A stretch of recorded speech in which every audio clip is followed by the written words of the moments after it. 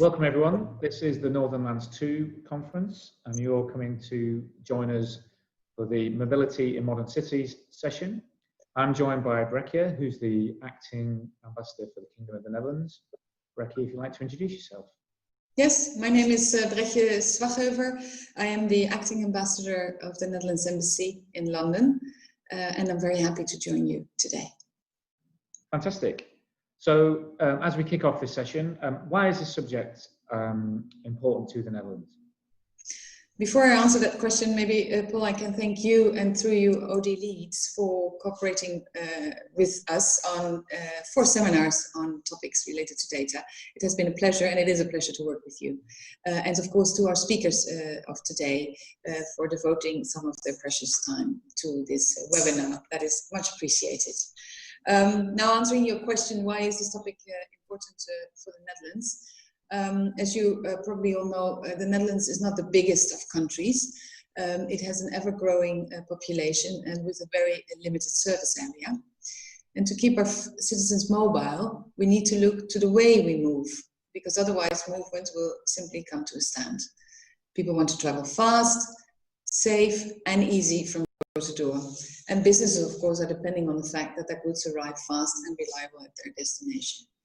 And this will not change in the future, but the way how we do it has to change. Yeah, absolutely. And I think those challenges are writ large for UK cities as well. So in terms of policy, what are your thoughts on the subject? Last year, the Netherlands government published a view on mobility in the future. In it, we say that we expect that travelers in 2040 are using a variety of means of transport that are complementary to each other and combined to complete one single journey. And businesses will choose the best way to transport their goods by road, water, rail, air, hyperloops, or a combination of the above. And we believe that by then road safety will have improved a lot and transport, especially in cities, will be emission neutral, hopefully. We will work hard to get our infrastructure energy neutral or ideally generating energy.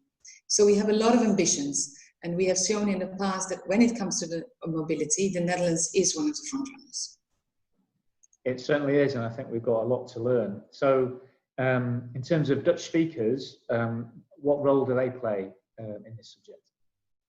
Well, we're happy that Mieke from the Smart Mobility Embassy will be later on explaining what exactly Smart Mobility Embassy is doing. But shortly, they're a public-private network within which national and local authorities, knowledge institutions and companies make their knowledge, experience and testing capabilities available. And they show that cooperation between public and private organizations on this subject is important. And maybe if you allow me, I can highlight very briefly 2 amazing innovations in the Netherlands on mobility. The first is Hart Hyperloop. They are working on, excuse my Dutch, they are working on solutions for heavily overpopulated cities, of which we have a few, by creating an on-demand, affordable transport system with which people can travel huge distances in short time. All completely emission-free, safe and accessible to everyone. And the second is Lightyear. They have developed an amazing solar car and have provided the newest Tesla with a solar roof. And hopefully we can have another talk in the future so that we can also discuss these kinds of innovations. Absolutely, and I think those sort of innovations are one of what we're going to need when we address the climate emergency, as well as how we get around our cities and places in the future. And I'm thinking about that as a friend of the UK and with a unique insight about how we work and maybe a little as a friend. And us as people who come from the north of England, what should we do next?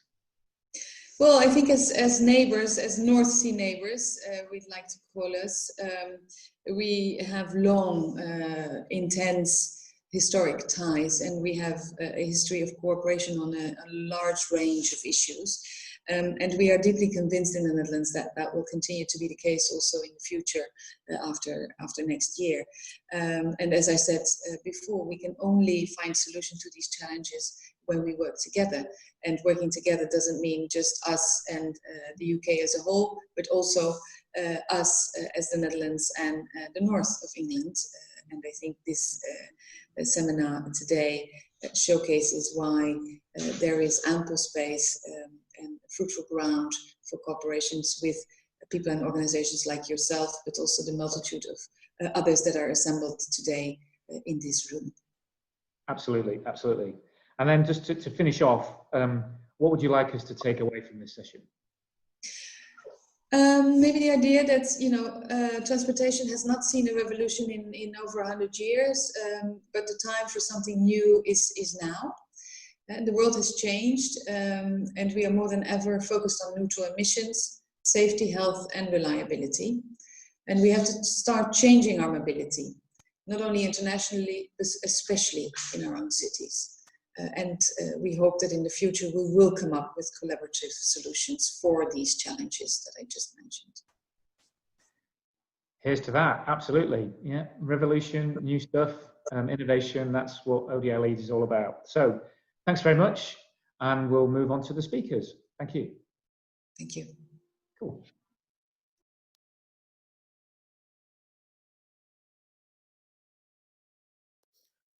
Hi, this is Mr. G. I want to give a big shout out to everyone in ODI Leads.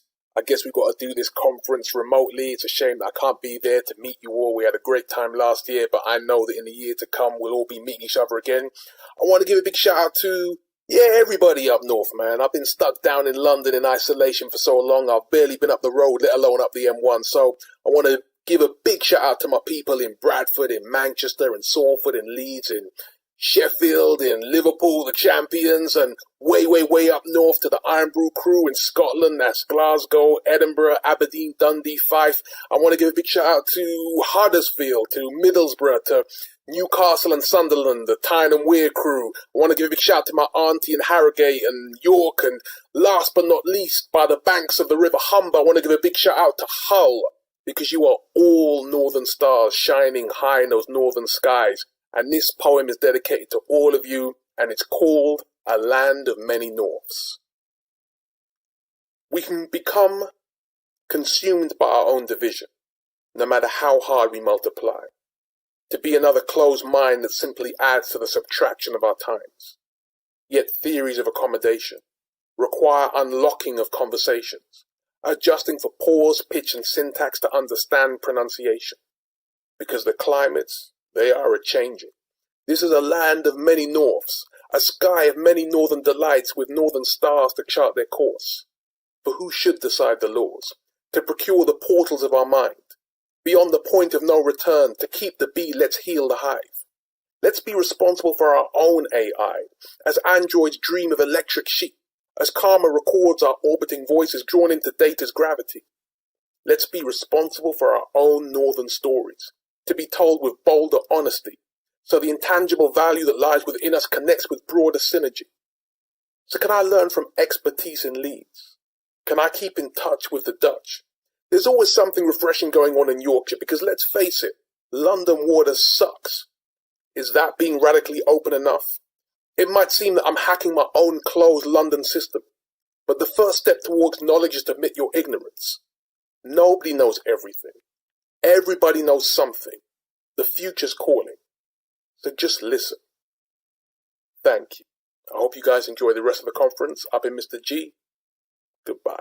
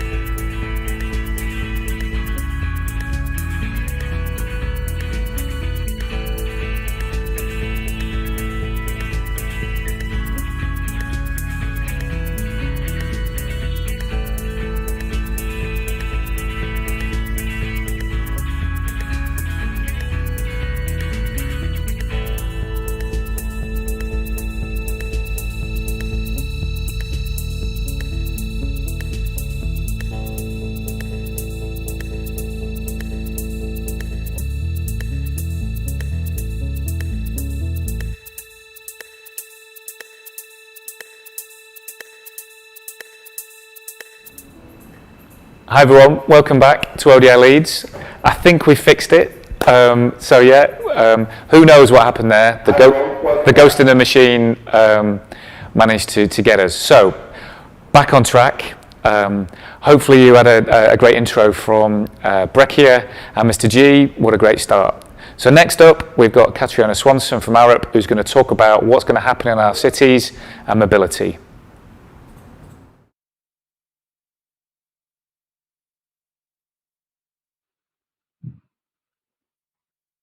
Hi everyone, my name is Catriona Swanson and I'm a transport planner at Arup, leading on walking cycling across the North West and Yorkshire region. Today I'm going to be giving a few thoughts about walking cycling infrastructure, particularly in light of COVID-19. For me, some of the silver linings of this awful situation are that many people have discovered or rediscovered cycling, and that people are shopping more locally and using their local high streets more.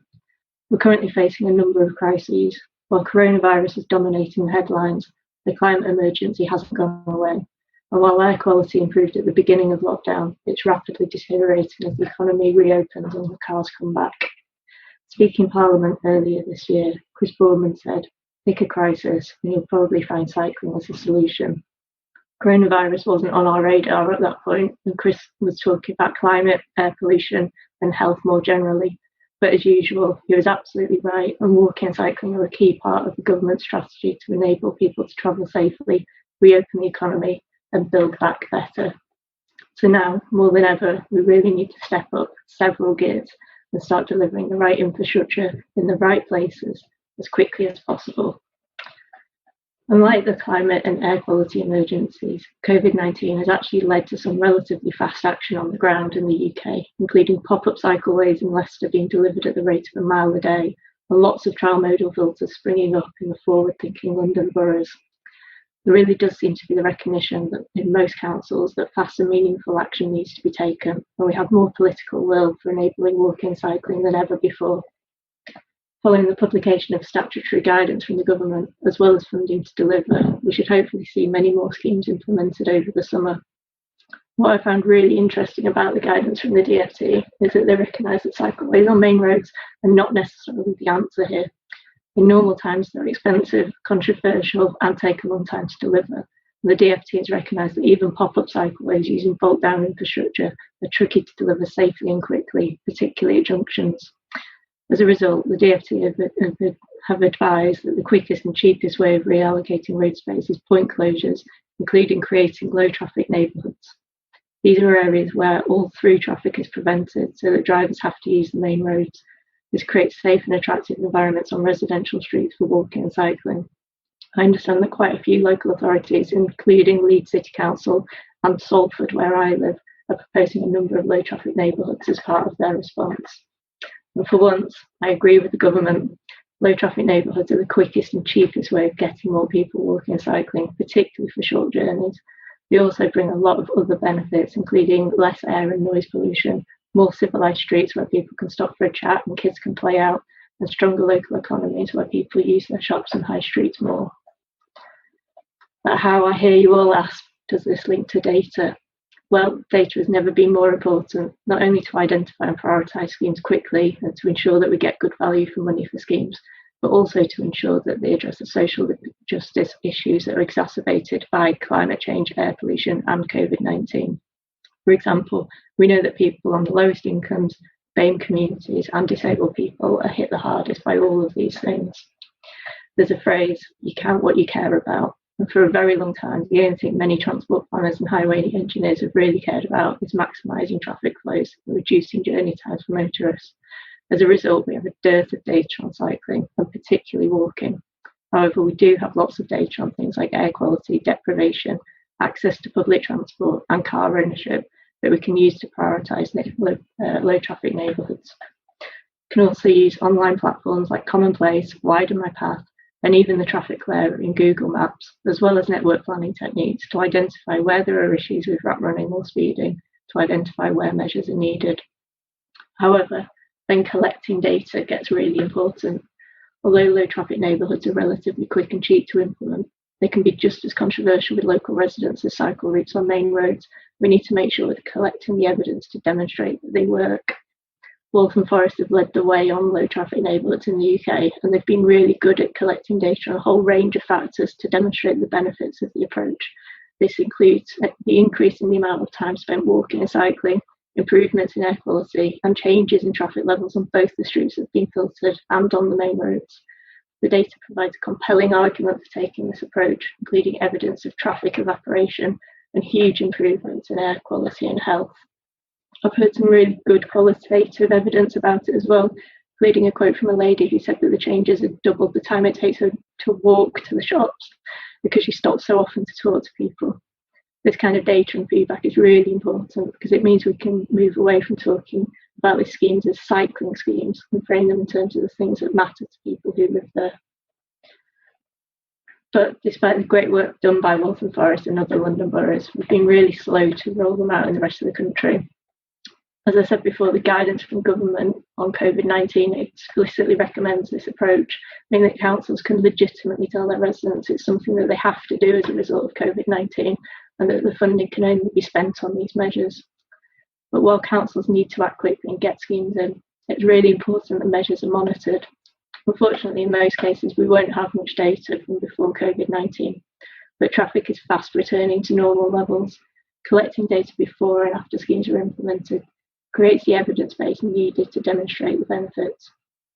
This evidence can then be used to make schemes permanent and roll them out across towns and cities. It also means councils can act quickly if something isn't working as planned.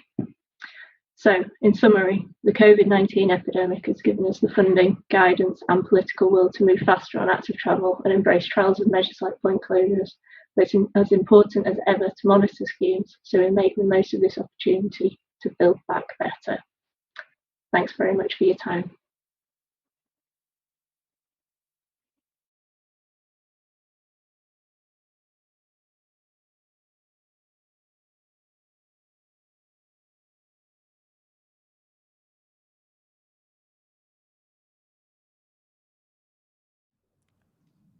Hi, Katrina. Thanks so much for joining us at Northernlands 2. I think we're over the hump of the technical difficulties. So yeah, welcome. We've got a couple of questions in the chat, and I've got some questions for you as well. So just let us know where you're joining us today. I'm in Salford, in Greater Manchester. Fantastic. Near the Theatre of Dreams, I hope.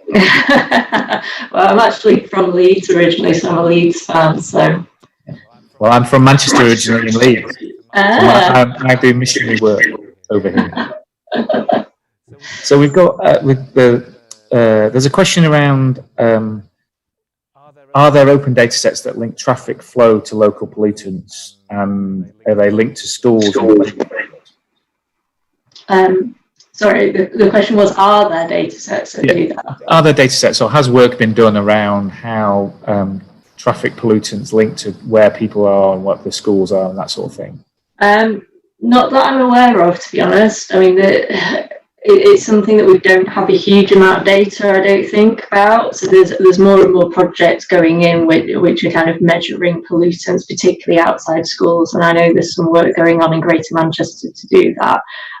But in terms of modelling to connect kind of traffic flows to emissions, I think I've seen some work where it's done at quite a basic level, but not I don't think open data, and I don't think in any detail.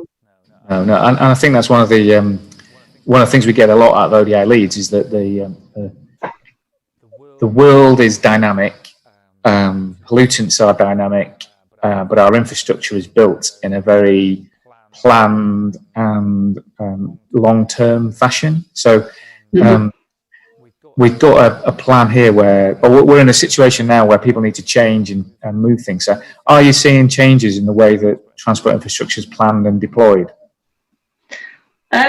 We're seeing much more of a focus on the kind of low traffic neighbourhoods and things like that, and the recognition that that is a way that you can reduce emissions and pollutants, particularly around schools. So it's something that's starting to happen, and people are kind of connecting that now with emissions and starting to measure it, and kind of holding trials of play streets and things, and taking you can get quite cheap pollutant kind of meters now that you can just walk around with you and start to record that information. And we've got groups like Mums for Lungs and things, which are much more interested in the impact of emissions on their children and thinking about walking to school. So there's definitely more interest in it. There's probably a lot more that we could be doing on it and more data that we could be collecting on it. I mean, as the UK, we spend millions and billions of pounds on transport infrastructure every year. How do we get that to be more responsive to data that's collected and also more responsive to change as it evolves? Mm-hmm. Is that a cultural thing with transport engineers?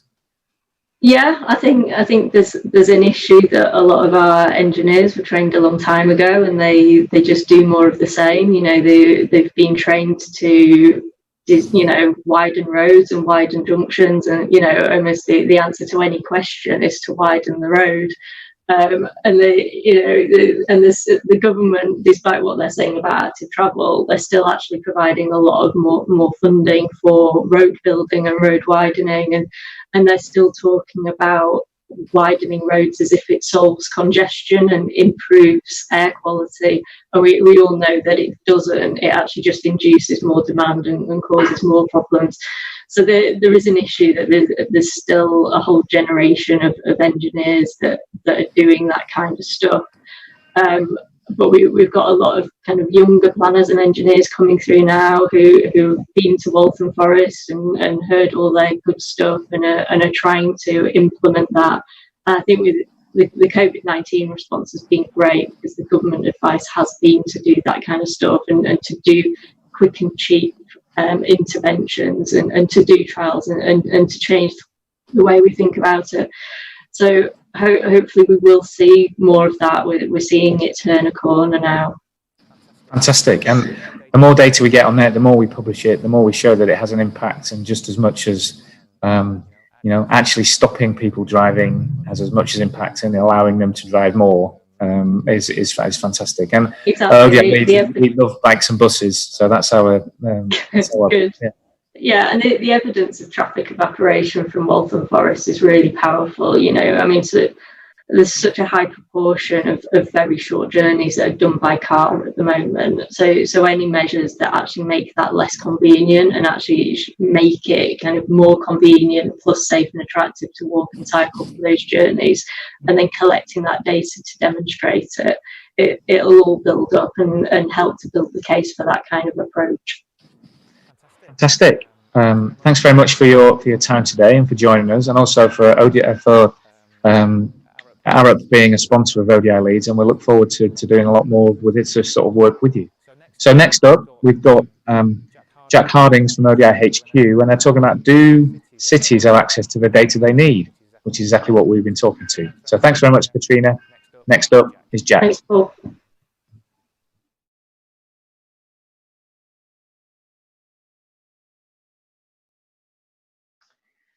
Hi everyone, my name's Jack Hardings and I'm Programme Lead at the Open Data Institute. Really pleased to be pre-recording this for Northern Lands 2020 and looking forward to joining lots of the other sessions around this one next week. In this session, I'm going to be setting out two arguments in response to the question of, do cities have access to the private sector data they need? In terms of an agenda, I'll first give a bit of context to the question, so where it's come from and some of the ODI's work on this so far. I'm then going to present the case for yes, cities do have access to the private sector data they need, which will feature Richard Emmett at Yorkshire Water. And then I'll follow up with some evidence in favour of no, they don't. So where we'll be hearing from Marius Jennings at Bristol City Council as well. And then I'll finish with some ideas about what might come next and open up for some live Q&A. I'll start by saying that cities have long built and maintained infrastructure. We depend on their roads and bridges, such as these nice ones belonging to Hong Kong. As well as things like their communications networks and utilities. And given that I'm speaking at a part ODI Leads event, I perhaps don't need to make the case, or much more of the case, that cities are an important lens to use to talk about infrastructure and responsibilities about building and maintaining it. At the ODI, we talk about data infrastructure. So to us, data infrastructure includes the data itself, so statistics, maps, sensor readings, as well as the people, processes, and technologies that enable it to be used. We think that data infrastructure will only become more important as our economies and our societies become ever more reliant on getting value from data, and from a city's context as more and more people end up living in urban environments. As is similar with physical infrastructure almost everywhere, a city's data infrastructure consists of data that's managed by public institutions, so housing authorities and transport authorities, as well as data that's collected and held by the private sector organisations that operate within them. So when we think about private sector city data, we talk about both data generated by businesses that work with cities to deliver public services, as well as those that provide services directly to their citizens, visitors, and others. I guess one of the underlying arguments for lots of our work on this and related topics is that we strategically plan, fund, and govern our physical infrastructure to varying degrees of success, but we're not necessarily treating or thinking about data in the same way right now. So last year, we set out a small research project as part of our R&D program to explore the current state of city access to private sector data. We set out to find out three things really, one of which was, do cities have access to data held by private sector organisations? How do they access that? So what types of processes, in what kinds of ways? And then also, what are the challenges to cities doing this? So what are the barriers, if we are right, that we're not necessarily thinking about city data infrastructure in the same way as physical infrastructure?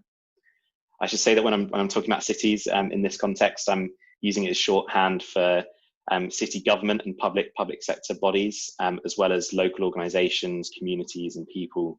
So it could be researchers, startups. So when I say cities, I'm meaning something quite broad deliberately here.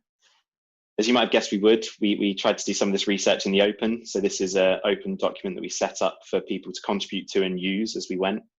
It includes some really interesting examples of cities accessing data held by the private sector. And what we've done is set up this matrix which kind of clusters them around the purpose of the use.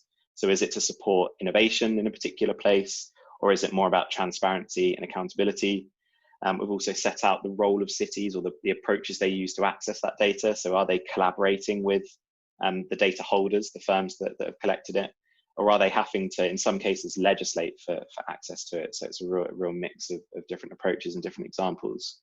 Been really pleased by the contributions from the community on this. So it's been quite a popular open document. So if you've added to it and are listening, thank you very much. So onto the question and the main body of the session today. So do cities have access to the private sector data they need? I'm going to be using examples from the open document I just shared to present a case for both yes and no in response to this question. And I'll say it now rather than leave it to the end, but obviously the answer is it depends. And in particular, it depends on what data you're talking about and what city. But bear with me while I present these binary polar options. It's deliberate, and I hope it's a useful way to surface some interesting and concrete examples of what's happening or not across different cities. So let's start with the yes. So firstly, we came across some really interesting examples of companies producing or commissioning research about their impact in particular places. So this is an extract from one of Airbnb's insight reports related to the West Midlands. So I think this is evidence of a recognition from some organisations that the data they've held and have collected about a particular place has value to and should be accessible to people and organisations other than just themselves. So this is my evidence point for that. Alternatively, cities can turn to some of the more specialist data providers for access to data about things like the movement of people. So this is a footfall graph from a company called SafeGraph, who generate these through access to cell phone activity data. This might be particularly useful to a city looking at the impacts of COVID-19 on movement and the local economy. Separately, there's some cool examples of cities working with the private sector to collaboratively maintain and produce data, and based on our research, in particular, lots of maps. So this is the Greater Manchester Open Data Infrastructure Map, which includes data from the private sector. So it has things like cycle network data, and the layer that I've got here is Zoopla property data. Another example is this one from Amsterdam. So this is an attempt by the city council to build a sensor registry that encourages both government departments and companies to upload the location of cameras and sensors in that particular city, mainly for transparency purposes, so people know when data about them is being collected and where. And lastly, on the case for yes, we came across some quite sophisticated attempts by companies, particularly in the transport sector, to develop services and tools that provide quite enriched access to data that their services have collected. So this is a screenshot of Strava's Metro service that enables city planners to access data to better understand trends in movement and to inform their planning and decisions about investment in transport infrastructure. I just chose this example from Louisiana as I like the name of the place. And just to say, this isn't always about static data and maps for policy making and planning. This is a picture of Transport for London's operations room. And the example that we came across was it now ingesting real-time data from the mapping service Waze, which it uses for operational traffic management. And now I'll cut to Richard for his view on this. My name is Richard Emmett. I'm Director of Corporate Affairs for Yorkshire Water, and I've been leading our open data policy since 2018. I think there is a lot of potential for more data sharing from the private sector within cities, although I think it's come on a long way, particularly in the fields of transport. From a Yorkshire Water perspective, the key areas of data that we've been looking to share with other public service providers have been things like information on flooding, how our street works are operating, and other issues around how we employ people, such as gender diversity and how the workforce of our organisation is constituted. The way we see that as a possibility is that it means that the data sharing process can enable us to develop really strong joint partnerships with our public service provider partners to kind of improve service within the cities and to provide a much more integrated data landscape for the city. So in the first stages, what we've done to share data at Yorkshire Water is participate in Data Mill North, and we've published a whole range of data sets on there in sort of fairly raw format, but obviously that's quite static data, albeit that it has made our information accessible alongside of some of the key public service partners. The next stage of that, which we're about to launch shortly, is to run a series of consumer customizable dashboards, so that what you can do is kind of take our raw data feeds from the website and drill down into really quite local granular level to understand and analyze our performance on some of the key issues within really quite small individual communities. We think that's a really exciting possibility, and it starts to kind of create a different relationship with the public in terms of accountability and transparency. So we're really keen to get that launched and see what sort of public response we get to it. There are three real benefits for Yorkshire Water ourselves, and that's transparency, accountability, and potentially innovation. In terms of transparency, we provide an essential public service, and the public have a genuine interest in finding out how we're performing. So it's important that we're completely open about both the good and the bad of our performance. That's why, for example, we've published 5 years data worth on our pollution performance, some of which doesn't make for great reading. It's important that people understand that. And that leads obviously to accountability. I think where we have to do more work is around how we can collaborate with other partners, potential service providers on how they can use our data to innovate and give us some different approaches to things like leakage or sewer flooding. In terms of partnership with local authorities, I've always been very conscious that taking on its own our data is useful, but it's much more useful when you put it alongside of data, say, from the Environment Agency. So if you've got some of our data on drainage planning and flooding, put that alongside some of the Environment Agency's data, say on river levels, then potentially you get a much more dynamic and rich data set that's a hell of a lot more use to potential data usage. I think most organizations see the barriers to data sharing as being, I suppose, in two sectors. One, there's a big concern about cybersecurity and data integrity. The whole GDPR regime has been a challenge, and certainly that came in at the very early days when we were starting down our open data journey. Likewise, cyber security. Clearly, there's also a commercial sensitivity around access to some data, and there's also a general nervousness, I think, about opening the inner workings of an organization up to the outside world. I think what we found when we've started doing things is that to some extent we've had to be fairly cavalier about some of the rules, except for GDPR, which we respected very carefully.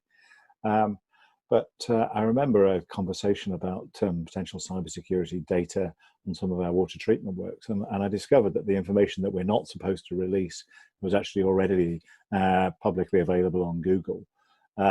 So it was particularly pointless to sort of maintain that restriction. So I think I'd recommend the approach that we took, which was to publish some data, see what happens. If the sky doesn't fall in and you find something interesting out as a result of it, publish some more, build your sort of risk tolerance as that happens and your skill and expertise in doing it, and also kind of build the richness of your engagement with potential data users along the way.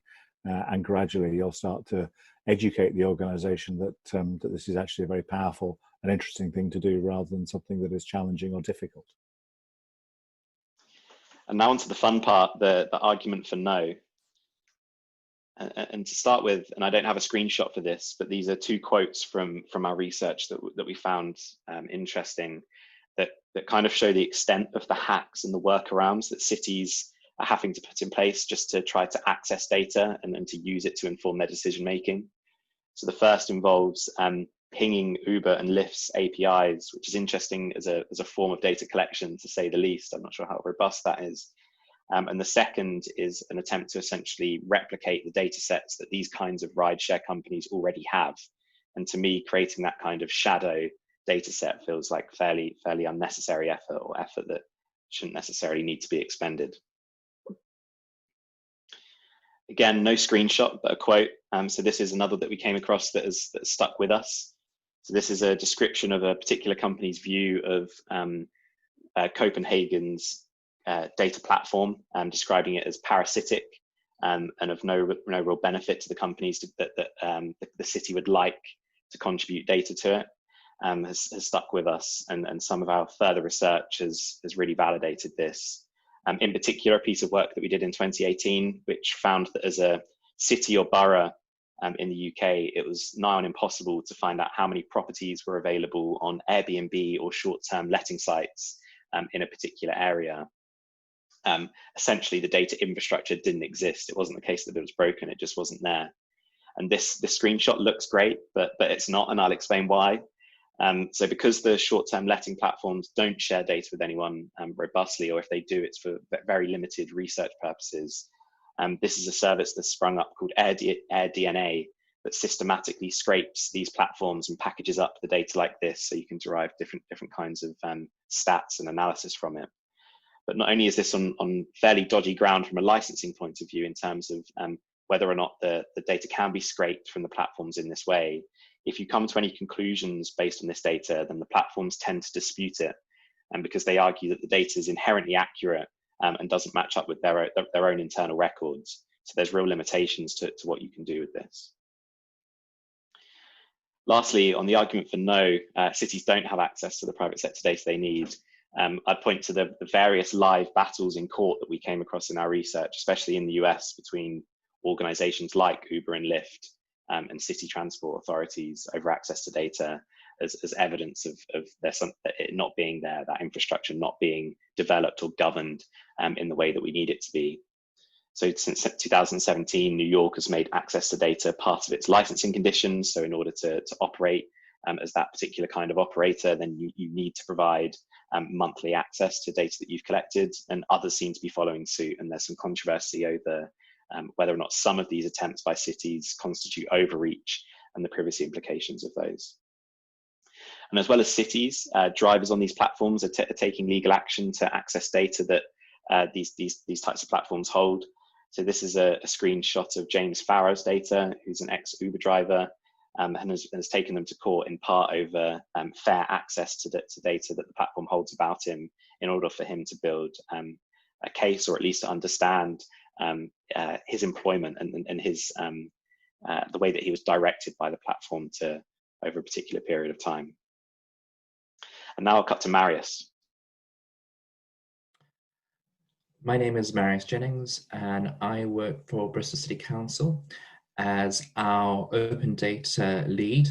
So my work is really seeing how we can work with internal partners and external partners to make open data available to support our understanding of city challenges and to promote open data in general.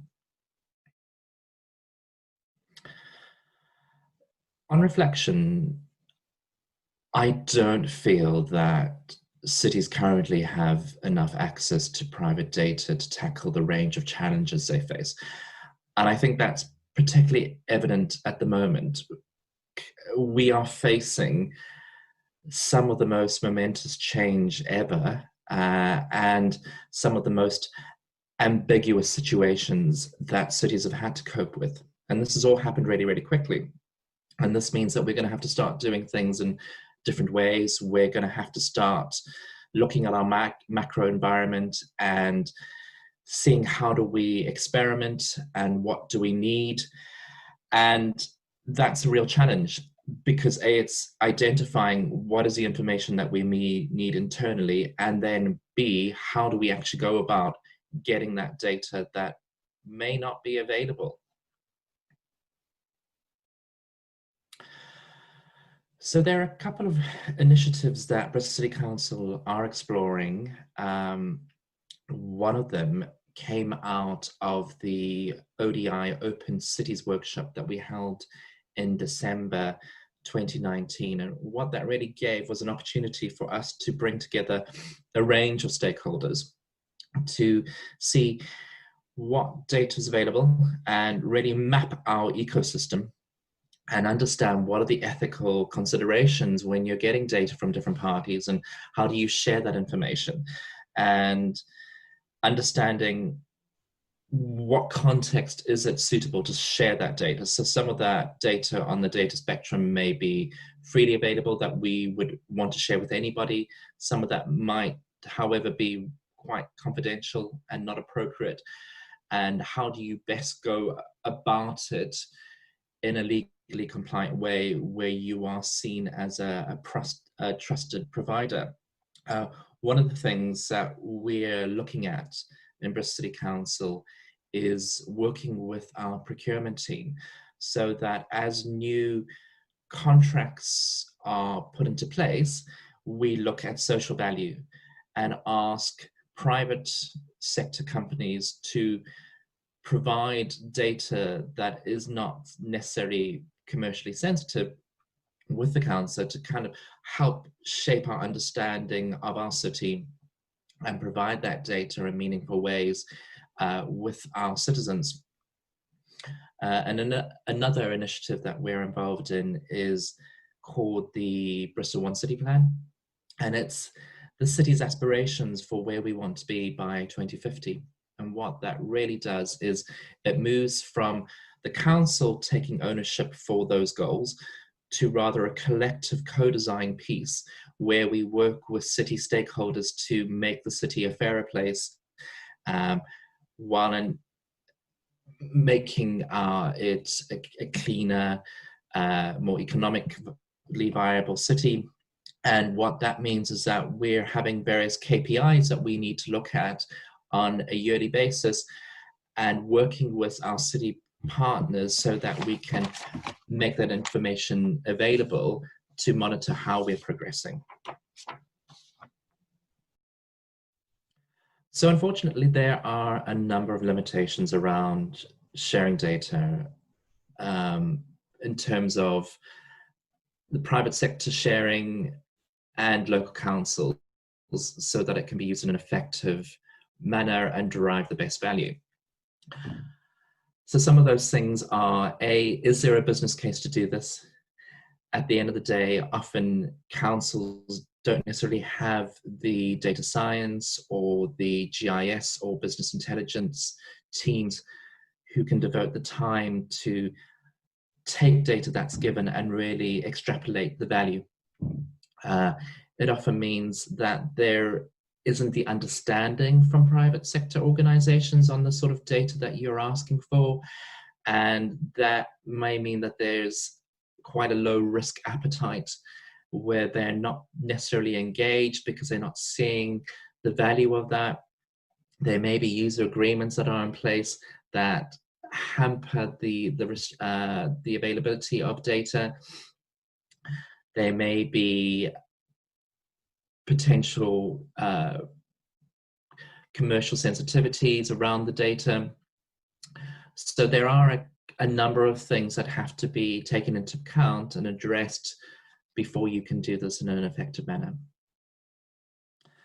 So I do have a number of recommendations for improving the situation, and particularly about how we get to work more effectively with private sector organizations. I think one of the main things is education. It's been going out there and really talking about the benefit of providing that data, trying easing the private sector organizations' concerns and showing that often customers are really interested in knowing how they're doing, and if they are having that interest in that honesty and transparency, that's often quite well received. And though they may not be performing as well on some of the issues, it doesn't mean that they're going to be criticized for that if they're doing it in quite a transparent way. I think there also needs to be a better understanding with organizations and also in councils around GDPR. Often that gets utilized as an excuse, and it doesn't necessarily need to be, particularly if you're looking at more open data or the data is being shared in a compliant way that is taking into account concerns. I think there are also circumstances where councils will automatically have powers to access certain data, like if there was a major incident. That often means that different organizations come together to enable the city's civil contingency plans. So some of this work does happen in the background, but people may not be aware of it.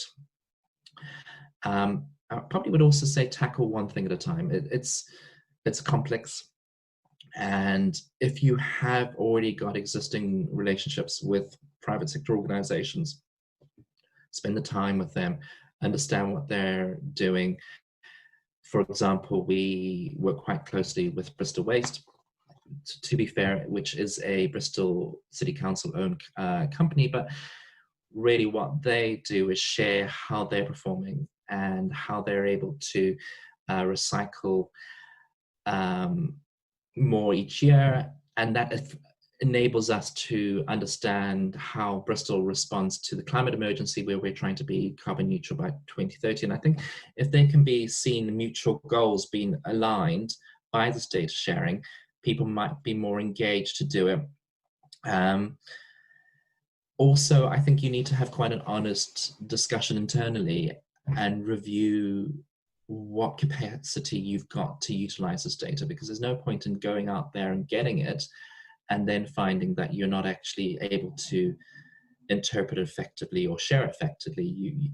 There needs to be support that the local council's giving to the external organization so that that data is used in the most effective way.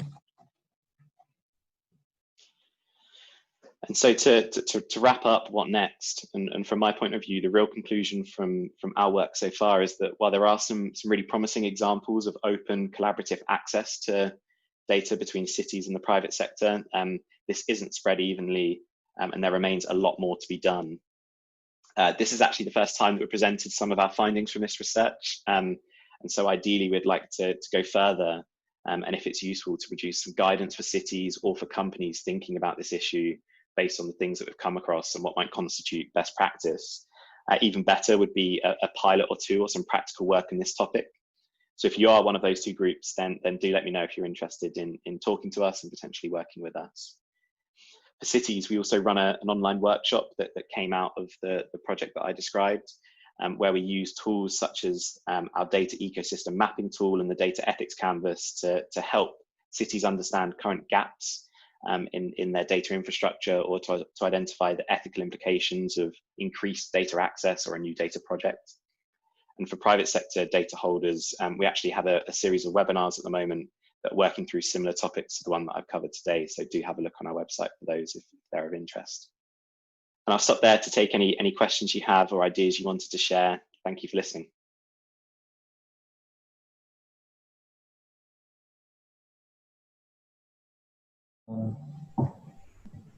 Thank you. Now I'm here joined by Marius Jennings from Bristol City Council, who's their open data lead. We've got some questions in the chat which we can go through, and we might be joined by Jack Hardings, who doesn't seem to have made it to the Zoom call. So we'll try and find out where he is. He might join us as we go. So in the chat we've got quite a few questions actually and suggestions. There's a question there about other water providers rolling out the work that Yorkshire Water have had. So it's not really a question for you, Marius, but as we work with Richard Emmett and his team at Yorkshire Water quite a lot, is we're aware of a number of similar processes and similar work that's going on, mainly Northumbria Water. But I think it's fair to say that Yorkshire Water are really ahead of the curve on this, and the way they've engaged with open data. And I think once they're similar to lots of other organisations, which is once you understand that in 5 years' time you'll be using more data, in 5 years' time you'll be sharing more data, and then actually at that point you realise that you actually need to collaborate with more people, and collaboration is sometimes really easy but usually very hard. And one of the ways that they do it here is to join in with the work that we're doing at ODI Leeds with the other 20 sponsors. And that way of sharing knowledge and sharing risk as well, because we're humans, we socialise risks. So we're actually just talking about it. And then we're really lucky up here that we've got Data Mill North. So Data Mill North allows people to experiment and start publishing data in a slow way, in an experimental way, and then get used to the fact that once they publish data, nobody dies. And the Daily Mail's not that interested. And actually sharing data to solve a problem is how do we improve the infrastructure of the water infrastructure in a place. Do you know that's really, really important, but not that interesting to the Daily Mail or whomever you might be worried about. And actually it streamlines things. But the big thing I think is that organisations don't understand is that by being more open, it makes your job easier. And for large organisations, sharing more data, more information allows them to be more efficient and allows a team to work on a project without maybe asking permission from another team. And that being open, we don't have any data on it, but we guess that 70% of the value to an organisation in being open is to itself. And that is a massive eye-opener for people, because they had originally come in and say, me talking here has allowed Jack to join.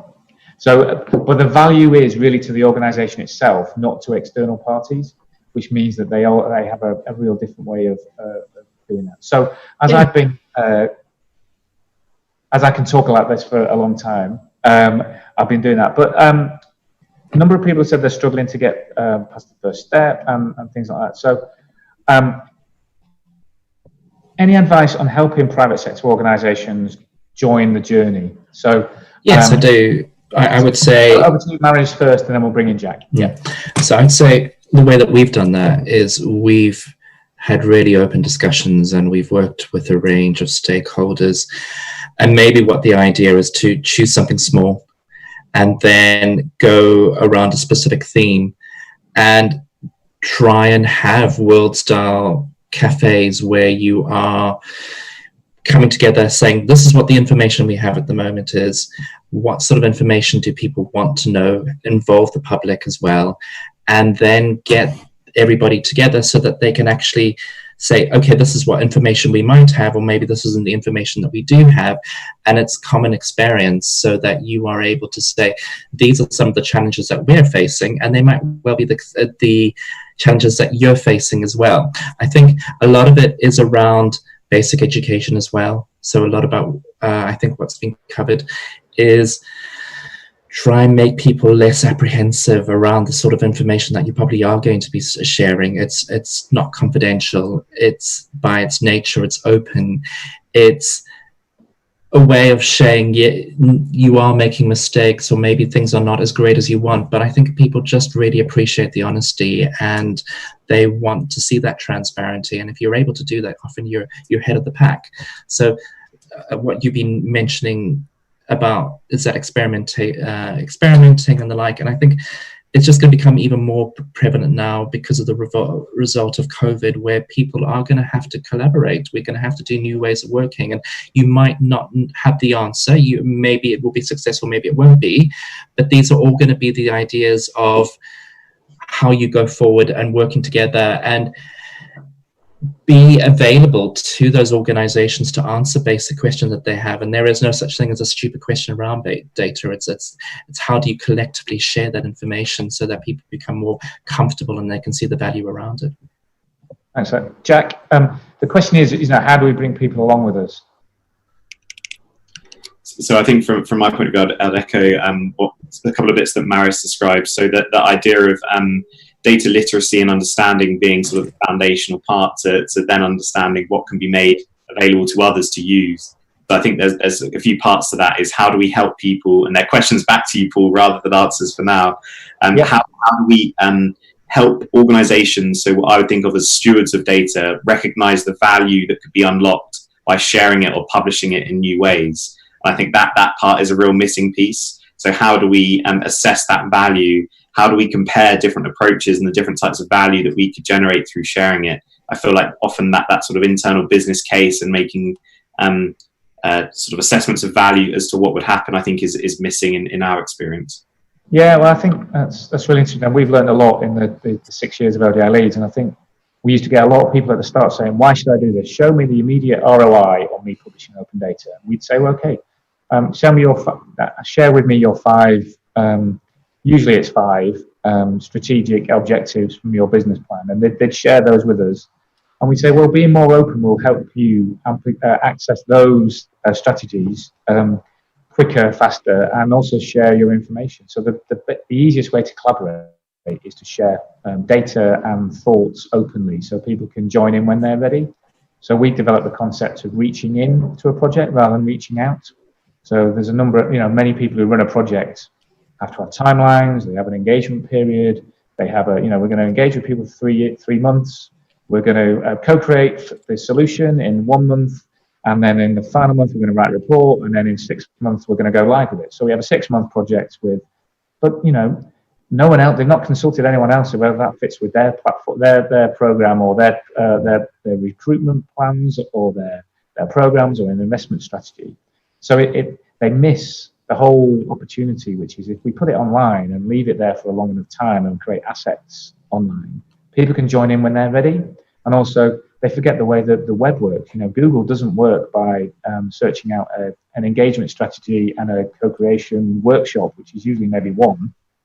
It works by people searching the web when they're ready, like humans do. I have a question, I'll find Google. Oh, crikey, that workshop was 6 months ago. So you have to create tools that work. And that also at ODI Leads is we have really found that building tools with data and showing people a thing that works massively changes the conversation. So there's that part of it as well. And I think that's part of all of our jobs to do that. And solve real questions, answer questions that matter to people.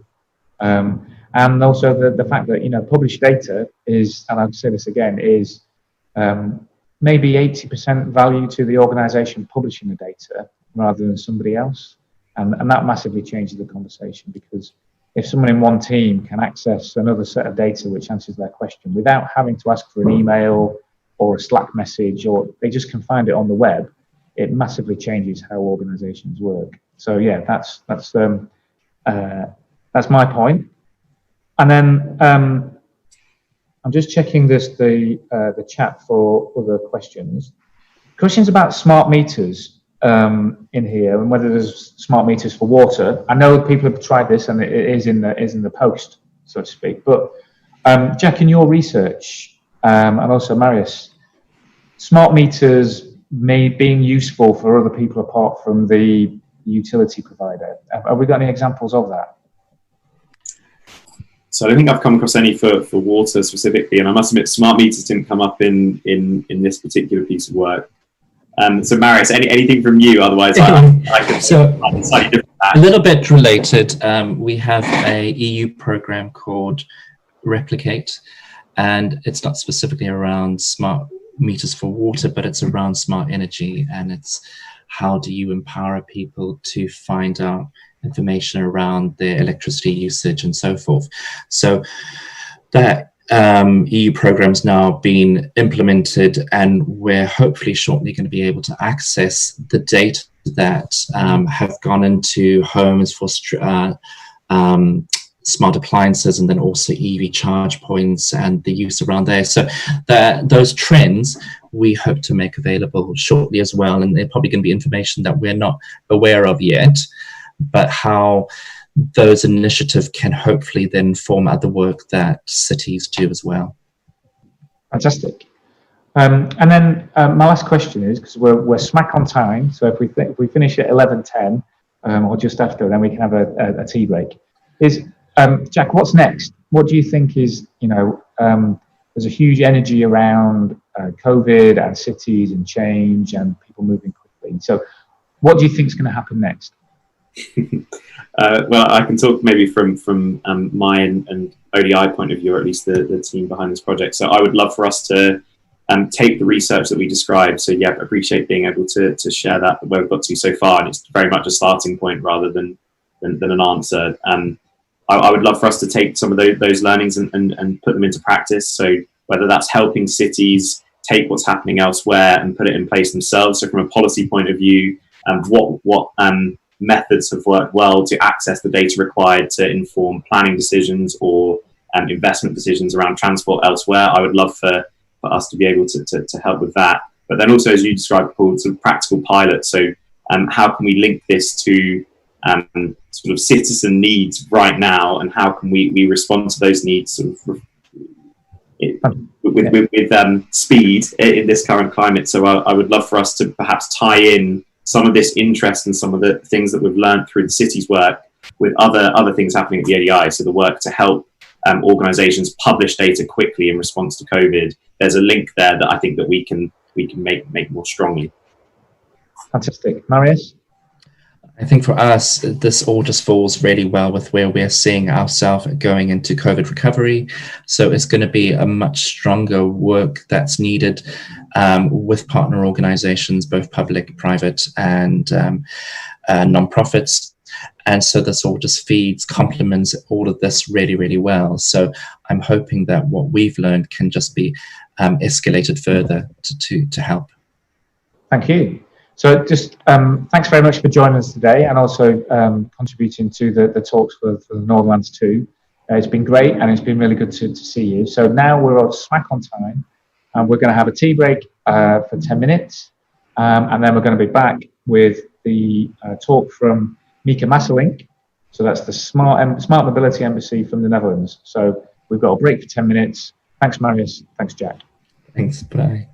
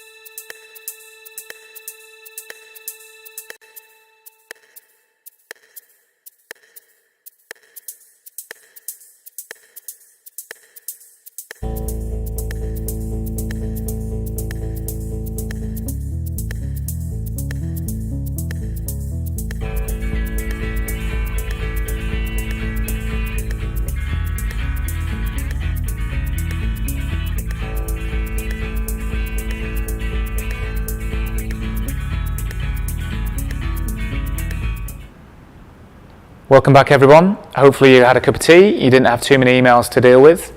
Next up at Northern Lands 2, we have Mika Masselink from the Smart Mobility Embassy in the Netherlands. They're going to tell us all about their fantastic work.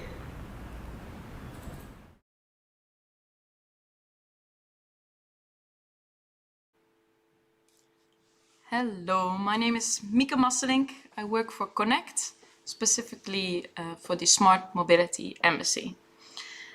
And today we're talking about mobility in modern cities. I would like to give you an idea of what is happening in the Netherlands when it comes to developing and deploying smart and green mobility. I work for Connect, and Connect is a public-private network organization for smart mobility and sustainable logistics in the Netherlands. Connect is, as the word says, connecting and aligning government agencies, universities, research organizations, and private companies. So we are a triple helix network, so to say, and we play an active role in initiating and accelerating innovation projects and developments for the logistics and mobility industry. And one of the initiatives of Connect is the Smart Mobility Embassy, where we mainly focus on the international collaboration. So where are the opportunities for Dutch organizations to expand their knowledge and expertise, learn from others, and who are the organizations that are interested in collaborating with the Dutch? That's what we try to connect. So the Smart Mobility Embassy is the ecosystem that organizes the Dutch proposition abroad and connects with other countries, regions, cities, institutes, and companies to really discover what we can learn from each other and how we can make our mobility system smarter and more sustainable. And why do we want to do that? Because there are quite some challenges. Nowadays, if you look at, when we're talking about modern cities, how do we keep our cities more livable? We are looking for less congestion on the roads. We want less emissions. We want more space for recreation, to spend time with our family in a green area. But at the same time, we order online and we want our package to be delivered as soon as possible. And we want our supermarkets to be filled with fresh food. And we want to be flexible and have access to mobility, to move from A to B wherever we want. And those are some conflicting goals. And I think that's the challenge for all of us now that we should be working on. And when we talk about modern cities today, I can't just skip the whole coronavirus and not talk about that. Because everyone is adapting and finding ways to deal with this crisis. Although the consequences are difficult for all of us, this period also presents us an opportunity. We have the opportunity to organize our mobility in a truly different manner. The urgency of the situation is pretty much clear to everyone now. And the Connect network is convinced that we can emerge stronger from this crisis. We are currently working on a smart restart plan, where we are looking at solutions that we should implement now, but that have a sustainable impact on the long term as well.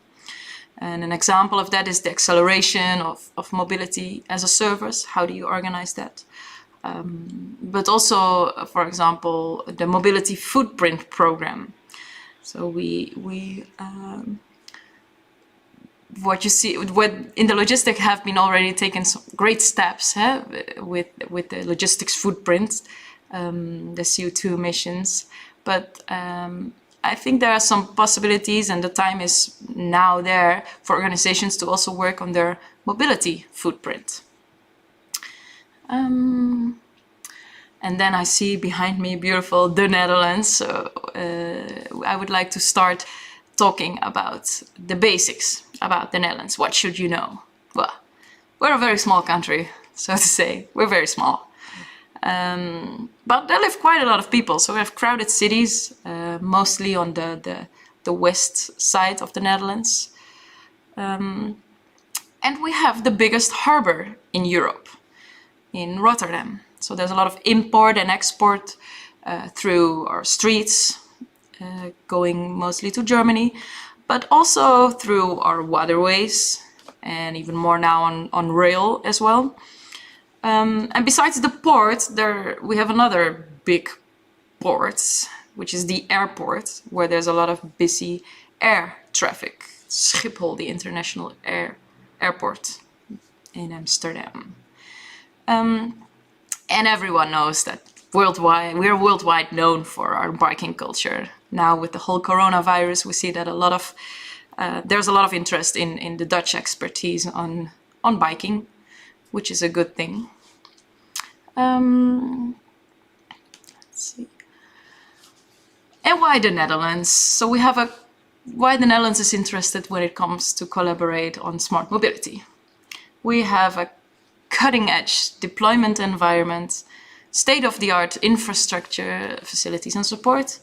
I'll tell you a bit more about our regulatory innovation and the proof of performance.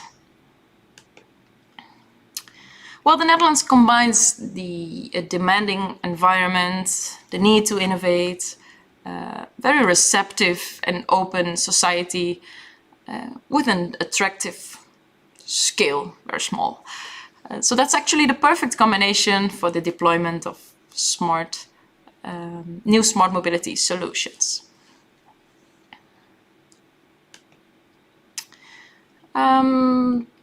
Then the infrastructure. Well, there's a strong physical infrastructure. Our logistics infrastructure is quite strong, as I said before. But also our EV infrastructure, for example, the electric vehicle charging infrastructure. And of course, there is the digital infrastructure, the 4G coverage in the Netherlands, looking now at 5G as well.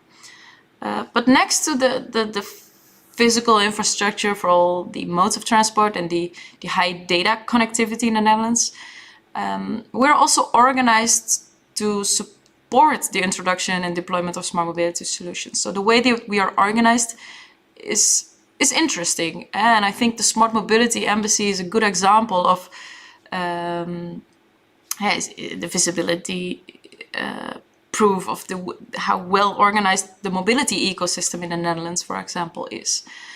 Public and private parties that are collaborating, getting together to work on certain developments really together. And I think the Smart Mobility Embassy tries to be that point of entry, that access point for also the international collaborations to link with what is happening in the Netherlands.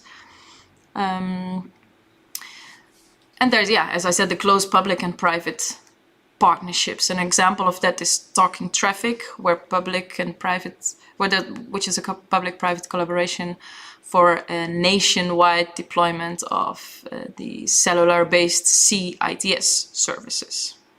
And also, for example, the mobility as a service approach in the Netherlands with a nationwide policy combined with 7 large scale-up pilot areas.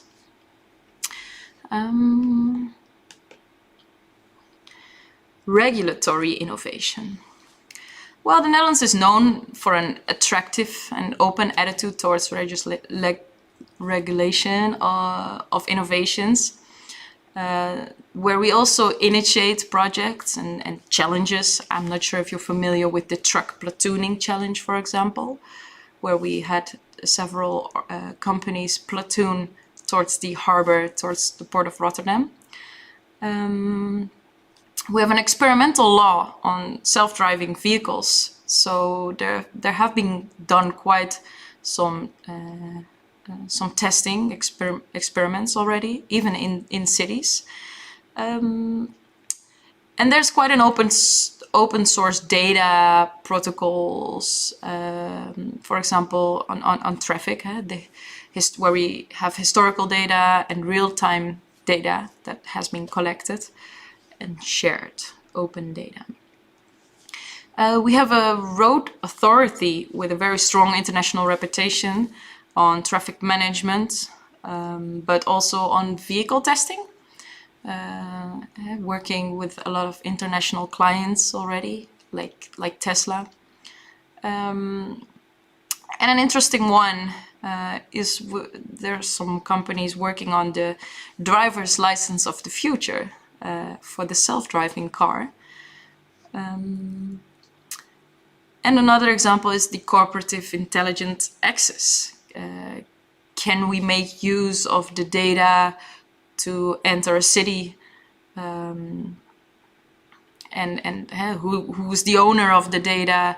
The provider should stay the owner. So we are also developing together with the cities and the companies how we can organize this access to cities that makes it beneficial for the cities, but also for the users that have to enter the city.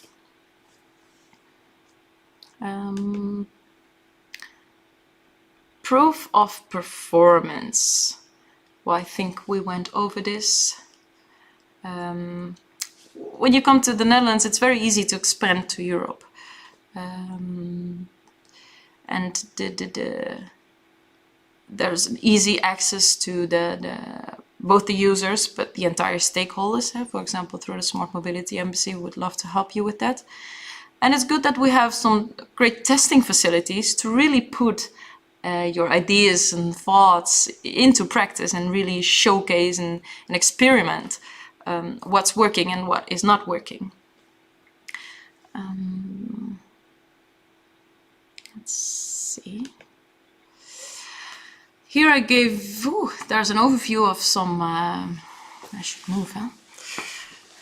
An overview of some of the examples in the Netherlands. Self-driving shuttles. These are all projects that are happening in the Netherlands, but for sure we missed some of them. These are not all of them. But it's interesting to see that a lot is happening.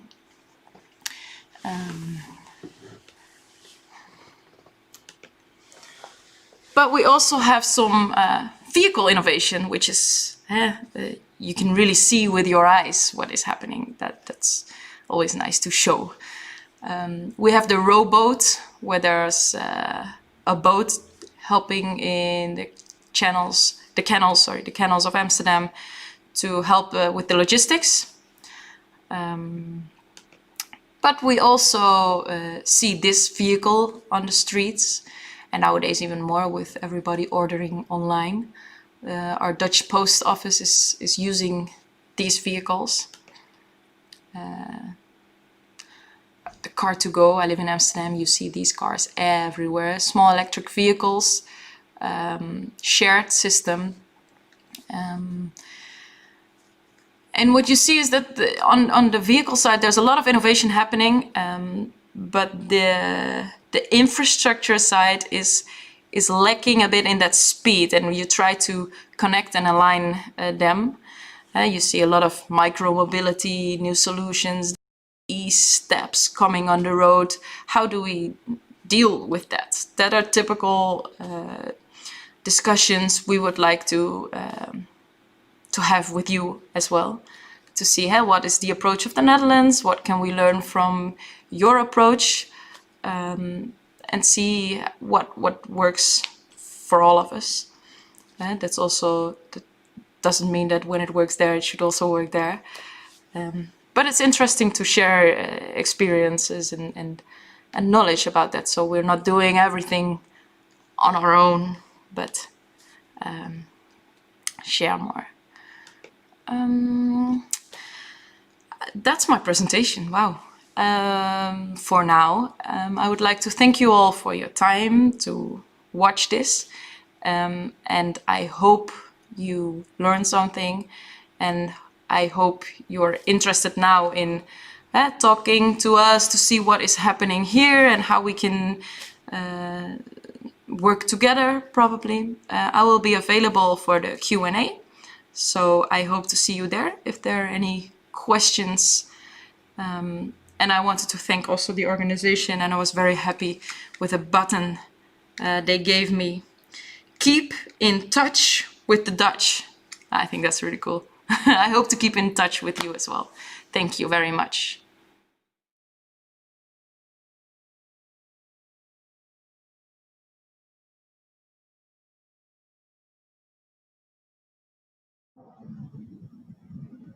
What a fantastic talk.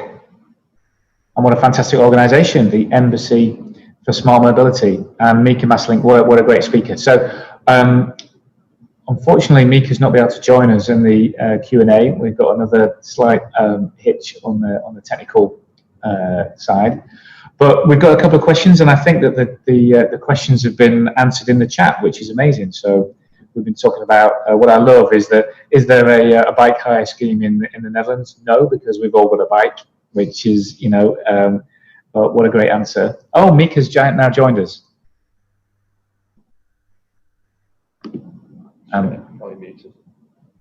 Mika, hi.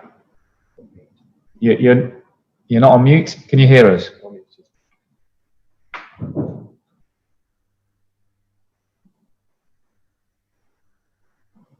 Mika, can we hear you? Okay, don't worry about it. Well, what we'll do is we'll pick up the questions in the chat, and the next session we're going to go to is something that, if you followed ODI Leeds for a while, you'll know that we're very, very big proponents of buses. So we're very, very pleased to have the DFT's Bus Open Data team talking next. Thank you.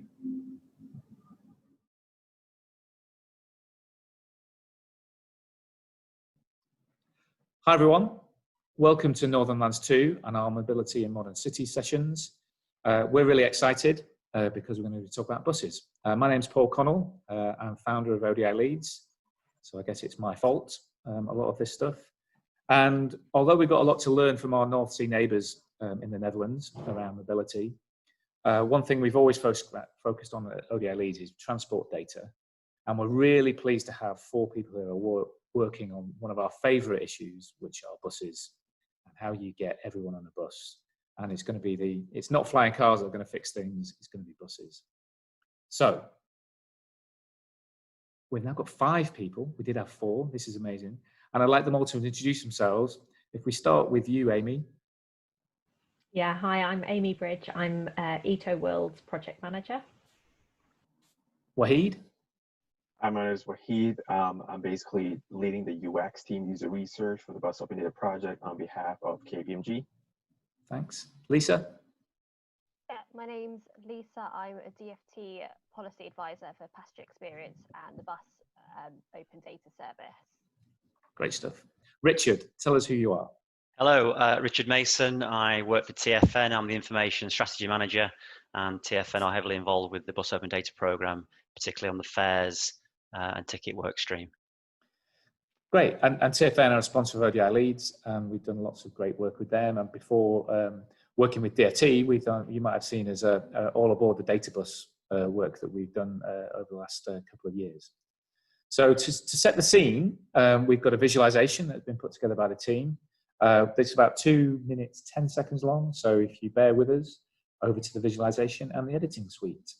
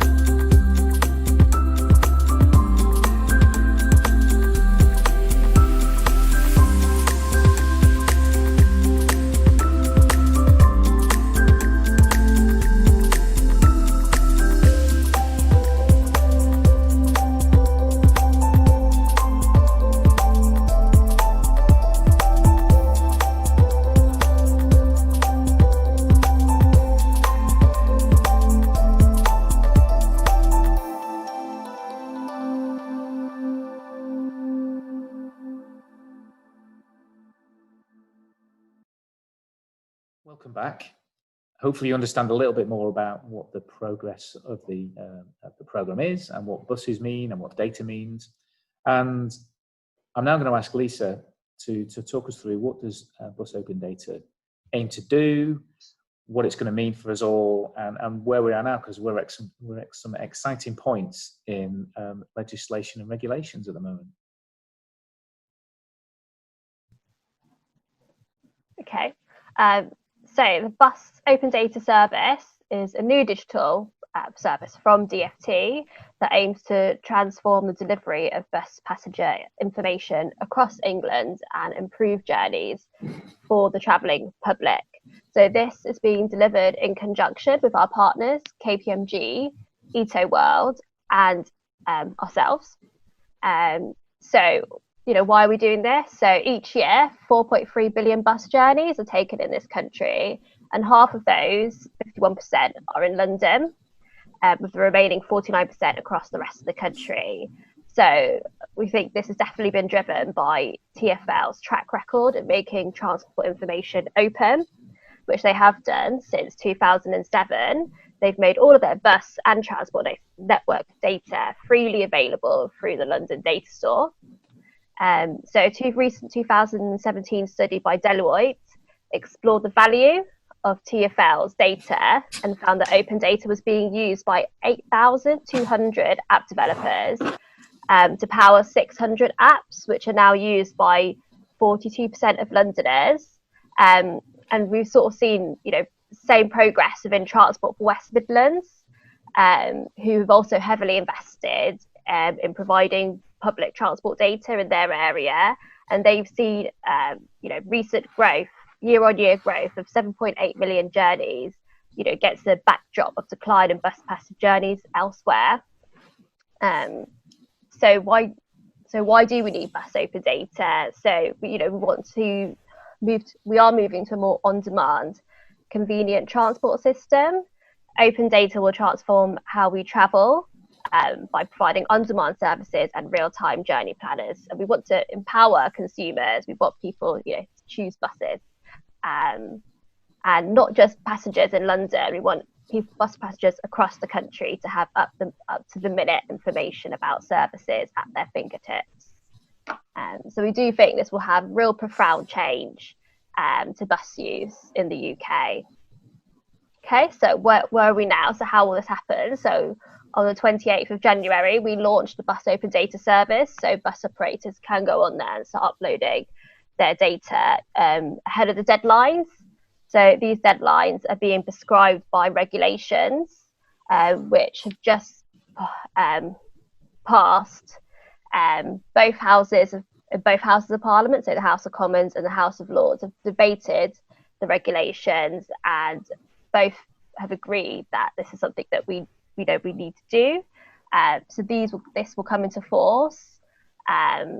So the scope of the regulation encompasses timetables, fares, vehicle location data, and historic punctuality data. This will be a phased approach with routes and timetables to come into effect from the 31st of December 2020, and further requirements to publish basic fares data and location data from effect on 7th of January 2021. And then following this, there will be complex fares data from the 7th of January 2023. This will be complemented as well by punctuality data. So as we know, the regulations only tell half the story about what's happening. This will mean that 100% of bus data will be collected across the country, but really the rest of the story is the programme itself. Fantastic. Okay, so we've also got Wahid from KPMG, who's working with Ito World and DfT on the project. So tell us how it works. Absolutely. Thanks a lot, Paul. So as Lisa mentioned, this year in the project itself, we're at a point where we've got the service of the timetables up and ready already. So from January onwards, this year, bus operators can actually go and actually start putting in the data itself. we're currently working on the AVL as well as the fairs. AVL is the location data itself. I've actually got some slides for you guys to actually show you how the user journeys. Of course you are. You're a consultant. Like. You've always got slides. Come on, Yeah, over to you. Absolutely. Yeah. Absolutely. Thanks a lot. Cool. Brilliant. So I hope you guys can see. So in terms of since the kind of starting of the project a couple of years and months ago, now we've conducted over 200 plus interviews across the industry. And this is from the upstream of people who provide open data, as well as people in the downstream who would kind of use the open data as well. And really what we're trying to do is obviously build a container, itself. So data goes in, someone puts it in, and data goes out, just like your bank account. You input money and you take it out. It's just that it's a different person in this instance itself. So we're really trying to refine the process of the upstream as well as the downstream and talk to users. So based on that, it's going to show you a couple of the basic user journeys, that we're going to expect to hit essentially whenever the legislation kicks in. So this is the upstream flow of exactly how a publisher would do what a publisher would do.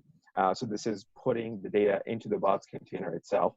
So as you can see, Cameron the Can-Do is a retail manager at a medium-sized bus operating company. So he basically has a bus operating company as an employee. So what he would do is basically when bots kicks in, he would receive the invitation of bots, obviously read the guidelines, read the implementation, read everything that's there. And then what he would do is basically create his timetable. And so this is only for timetables data, just for this instance. What he would do is essentially use a software, like in these scheduling softwares are already there across the industry. Any of these scheduling software, so he would use that to actually create that TransExchange data, which is the open data format that we'll use.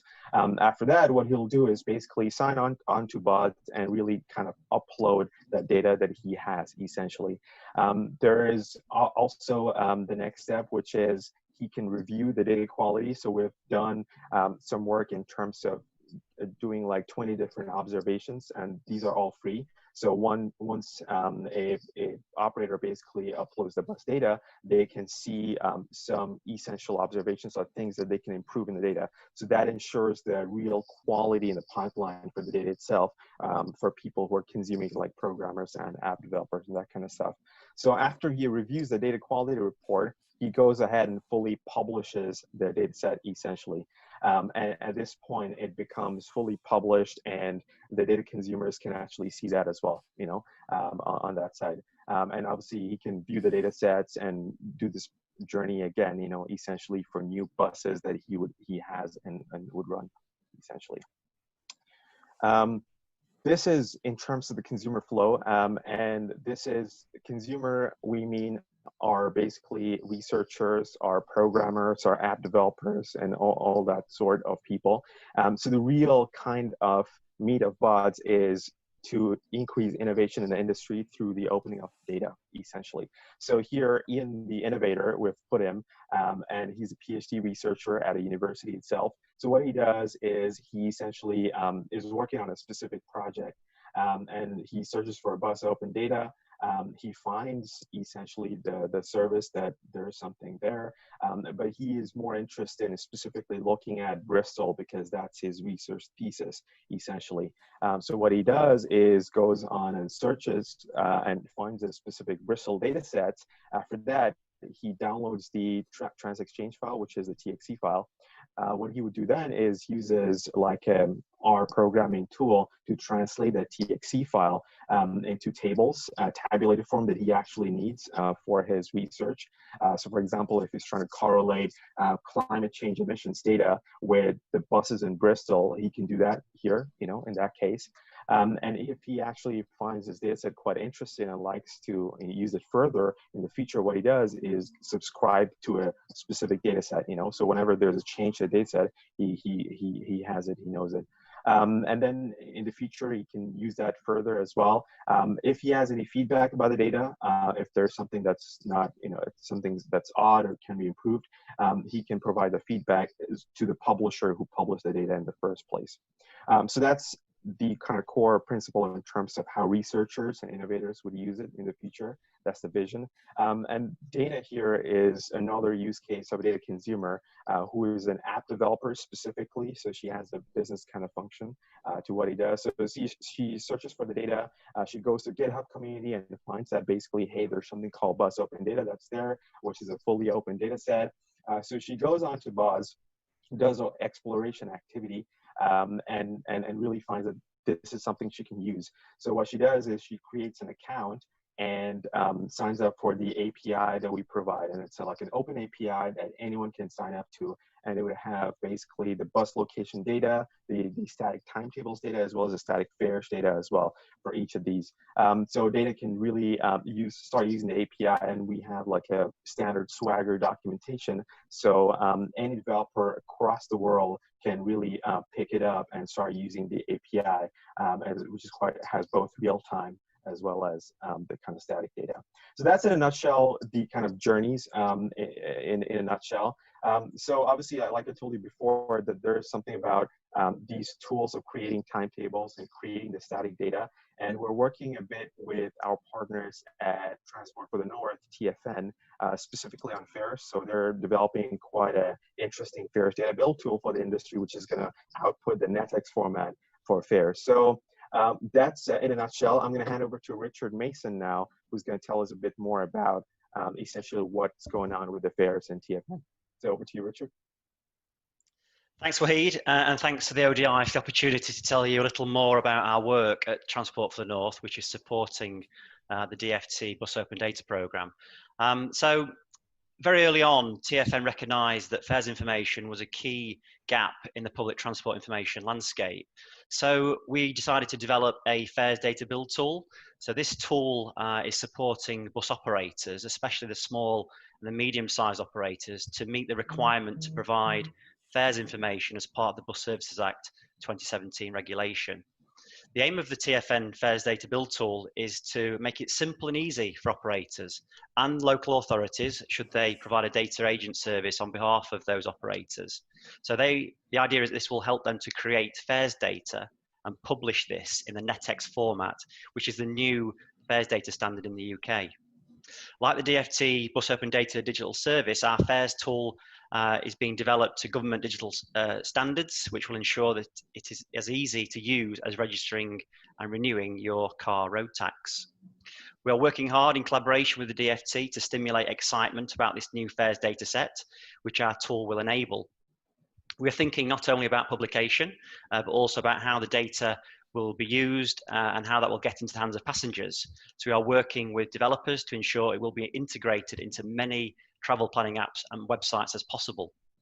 Once the fares information is out there, accelerated by the Bus Open Data Programme, we believe it will stimulate further digital and ticketing innovation, but ultimately providing information on how much it costs to travel by bus is giving passengers what they need to make an informed travel choice. It's certainly an exciting time. Brilliant. Thanks very much, Richard. And now I'd like to go over to Amy Bridge, who's going to talk to us about, how this is actually coming together, what it means, and also let's have a glimpse of the future, because we love buses at ODI Leeds. This is going to be transformational in terms of how people use and access buses, but it's also, I think, as a bigger piece around how the world of data and software is smashing into the maybe more established worlds of transport and infrastructure. Yeah, thanks very much, Paul.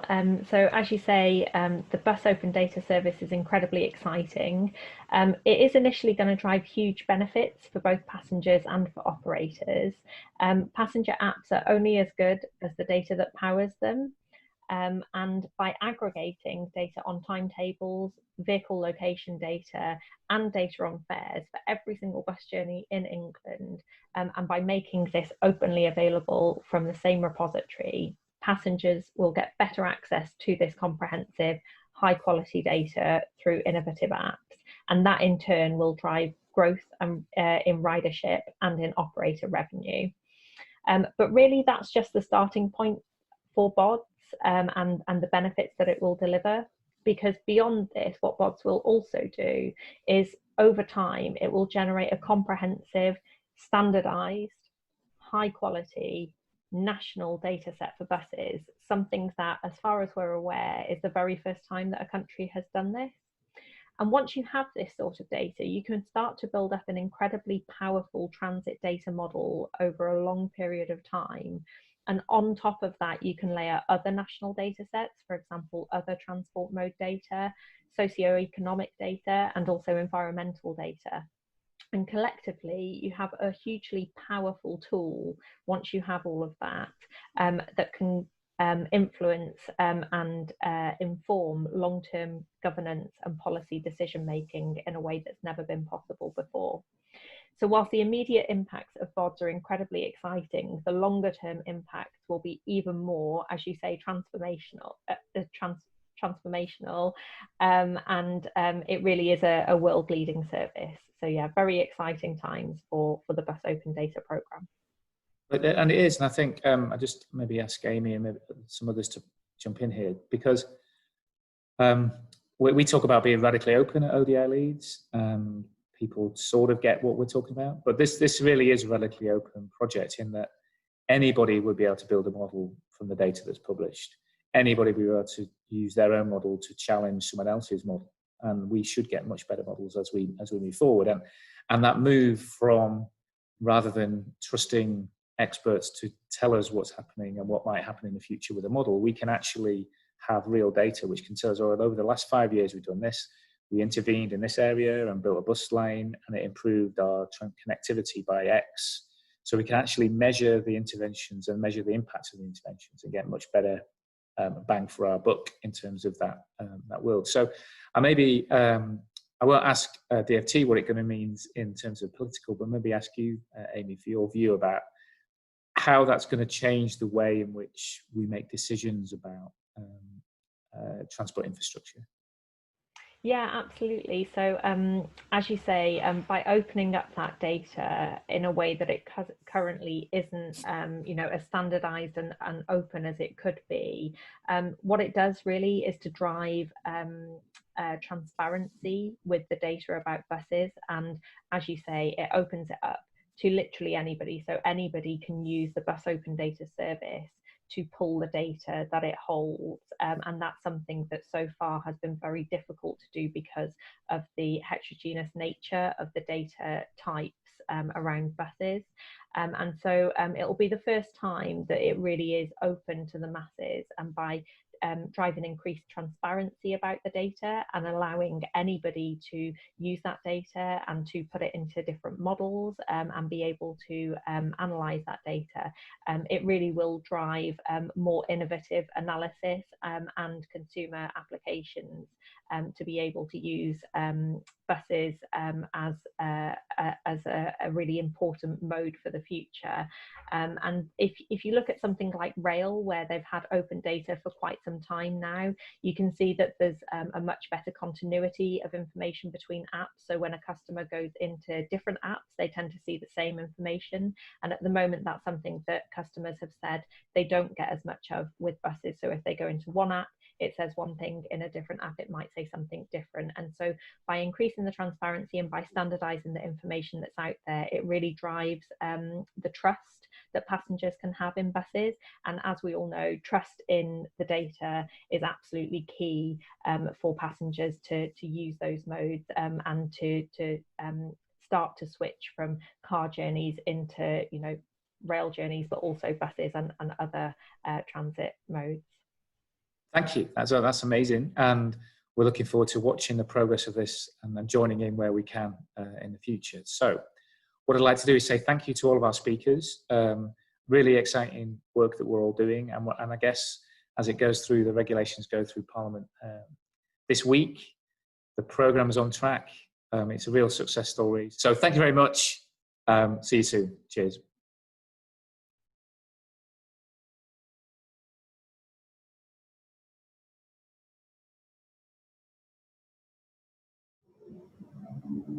Welcome back, everyone. What a fantastic chat, and we're really looking forward to how Bus Open Data is going to help people use the bus more. And it really is a transformational time in how people use that. There's a couple of questions in the chat about why this doesn't cover Wales and Scotland. It's because of the way in which the UK is organised. But I'm pretty sure that that data will start to be organised and start to be consistent across the whole of the UK, which is the objective of DFT. And also how that the data integrates with OpenStreetMap. So this is some of the data should be able to be presented on OpenStreetMap when it's static data, but when it becomes dynamic and live data, that then becomes a slightly different way of being presented in OpenStreetMap. And I think there's going to be some developments there, and hopefully we'll see some innovation and how that's presented, not just on the I guess the proprietary systems of Google, but also on OpenStreetMap for everyone to use. So next up, we've got an in conversation. We've got myself, Tom Forth, Giuseppe Salazzo, and Lily Dart talking about all things DFT and data.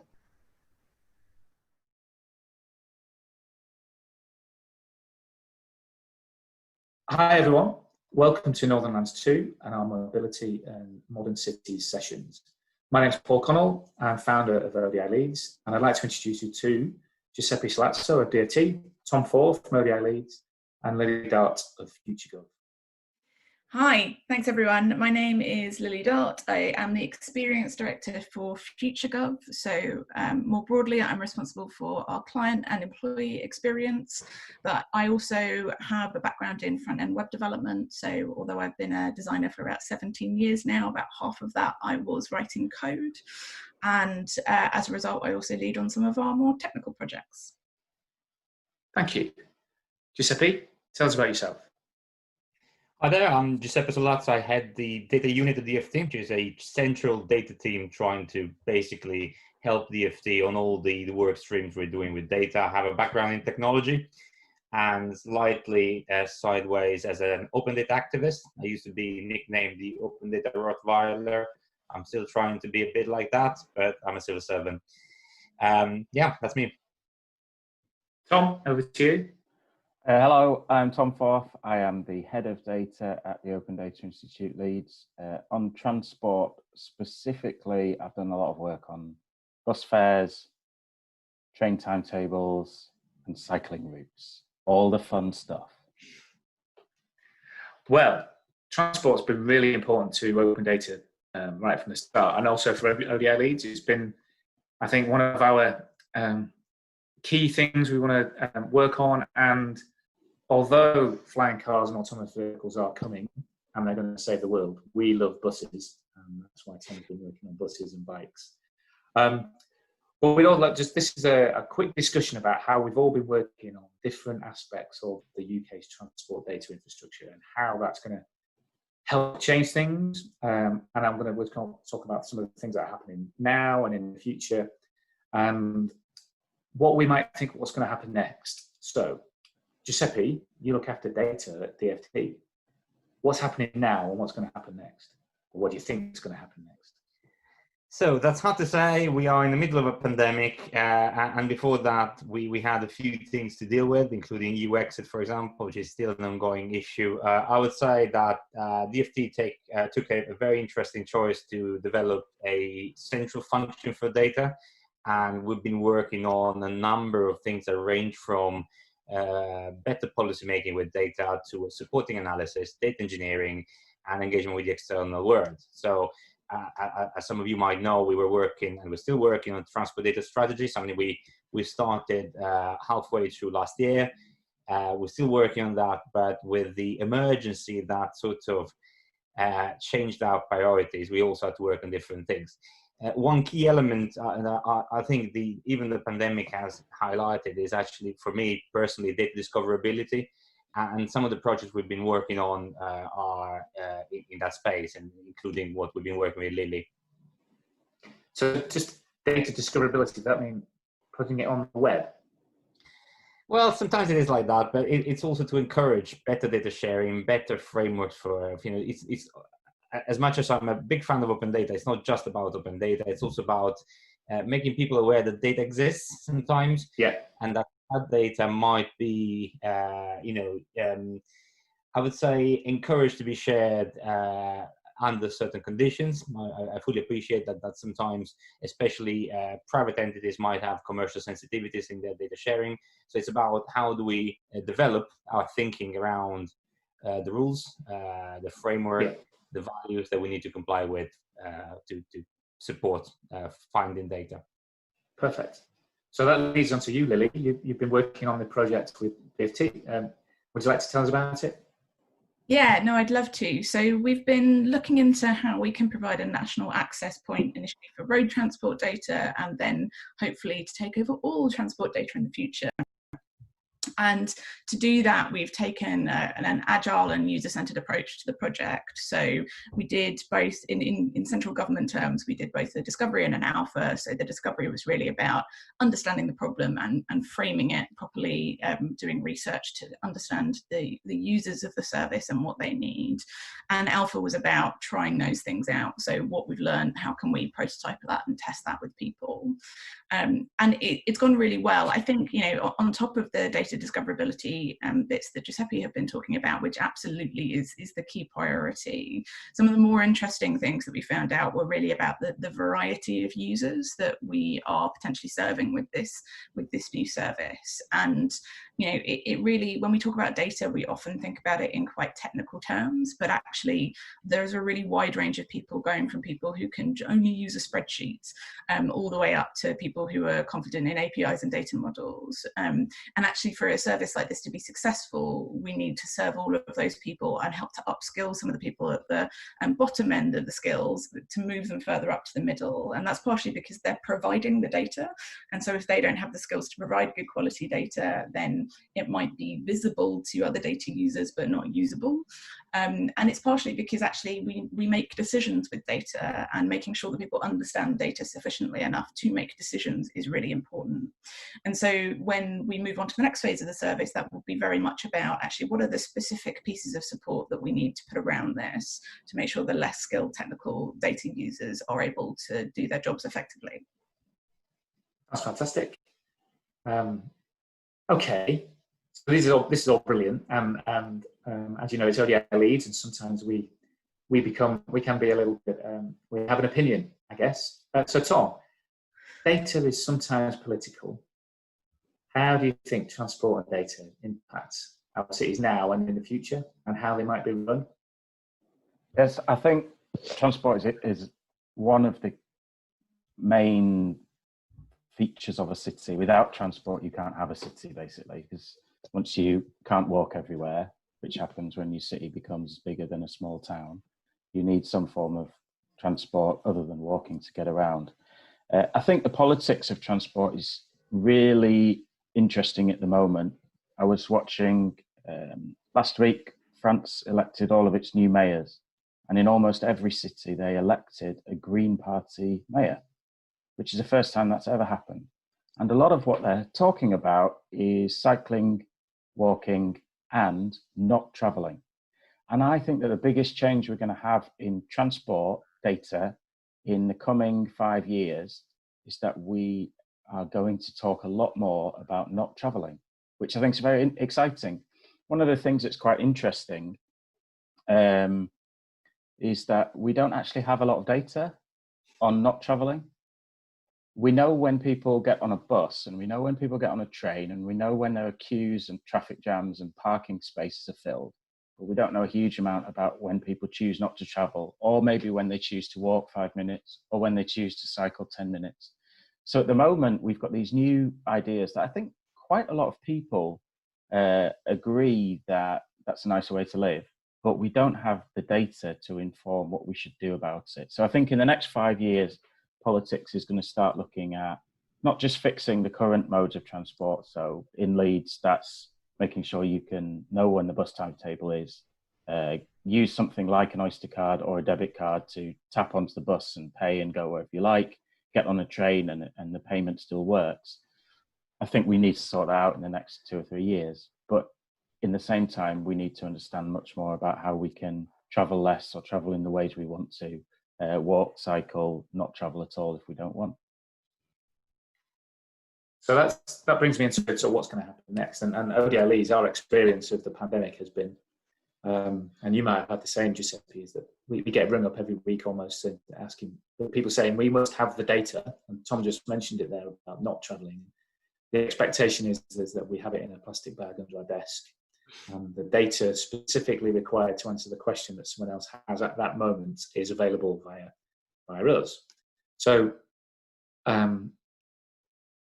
I think looking at the new normal, what sort of, we've got some ideas about how you access and make the data infrastructure available, which we would talk about being radically open. So sharing your thoughts on a blog, a story blog, or sharing a technical blog, and then understanding what data can be shared and what shouldn't be shared, and what can be open. And that what's really interesting for us at the moment is the shared data piece, because everyone wants to collaborate and fix the problem, whatever the problem might be. But then when you say, okay, great, have we got some data we can share? It's, oh, I'm not sure. And could you tell us which data you specifically want at this specific moment in time to answer the question that you have? And we said, well, we don't know, because we don't know what data you've got. So how can we know if it answers the question or not? So we end up in this mad merry-go-round. But if people were a little bit more open, we might be able to find a way forward. So I'm not going to. Who would like to jump in first there about the data infrastructure that we set up next? Well, if we can say one thing, the pandemic has made the people on both sides of this spectrum, maximum openness, maximum commercial, coalesce around. Okay, we have a problem. We need to address that problem. To address a problem, we need data, and we need curated data. We need to take care of data, because sometimes the data might be available, but might not be available in the right form. It might be not accurate enough, or it might be just partially available, or it might be just inferred data, and we need authoritative data to take certain decisions. So 2 examples I've come across recently were about cycling lanes and pavement data. So different problems, cycling lanes, councils were basically switching their cycling lanes from, I think, advisory to mandatory, and someone told me that you should be able to measure this. And why don't you use things like OpenStreetMap to measure this? Well, it turns out that there is an infrastructure there is a feature in OpenStreetMap that you can use for that, but that's not widely populated. And there's no mechanism to get that data either from an authoritative process. So the question is, what's the best way to get that data if we need it? Similar issue around pavement data. There's been a lot of talking around pavements in London are too narrow for social distancing. Can we actually measure that? Well, it turns out that we can't quite measure it, because there is no effective measure of the width of pavement. There's a variety of sources. So UCL has been using, I think, Ordnance Survey data to try and infer the width of pavement. But at the same time, can we be, how sure can we be? And there's never been like a benchmarking of the results of that. So I think the important aspect here is understanding which problems we want to solve, try and curate the data so that we know where to tap into. Yeah. And that's fascinating. We've got a resource like OpenStreetMap, which anyone can contribute to. And I know, because I used to work for an engineering consultancy, that there will be as-built drawings and data regarding all of that infrastructure that will be in a cupboard somewhere in someone's office. And if we'd had a clause in all of those contracts which says you must upload your as-built drawings to OpenStreetMap, we would all have that asset. And it would take no extra effort whatsoever. It would have taken just a move forward. And some of the other things we're talking about is funding teams to answer these questions rather than funding projects. Yeah. And that challenge, as soon as you get people from across the talking to each other, they say, of course, we should set up a team and the outputs get shared. But how do we do that is really, really hard, especially in the culture we have, which demands outputs and projects and procurement. But that's maybe a conversation for another day. Lily, you wanted to come in? Yeah, I think we have to think about the data infrastructure, but we also really importantly need to think about the organizations that are using the data. And I think one of the things that we've seen in our clients over this last few months, and we've been doing actually a lot of COVID response work as well with various pieces of government and local government and other public sector organizations, and everything to a degree has been coronavirus response. But I think the interesting thing is that actually you can talk about timely data and having the accurate data to make decisions with, but most organizations are not set up to responsive enough to do anything with that in the time frame that they need to, right? And I think that's one of the bigger challenges that we need to tackle. We can get the infrastructure in place, but if it still takes 2 months to make a decision and make a change within an organization to respond to that piece, then that's the trickiest thing. And at FutureGov, we have this concept of what a 21st century organization looks like, and responsive is like the top of the list, right? If you come across a problem, how quickly can you respond to that and serve the people you need to serve or make the change you need to make? And I think the technical kind of layer of this is important, but actually, the biggest problem is going to be, can we do anything with that data? Even if we had our perfect, infrastructure there, what can we actually do with that meaningfully? Can you work at pace? Yeah. Can you make decisions? And I remember standing up when we set up ODI Leads, is I would talk as I can for a long time about new institutions and how they need to be porous and move and how they develop. And that's really scary for the old institutions or the existing ones. So how do we make that a friendly change rather than a scary one?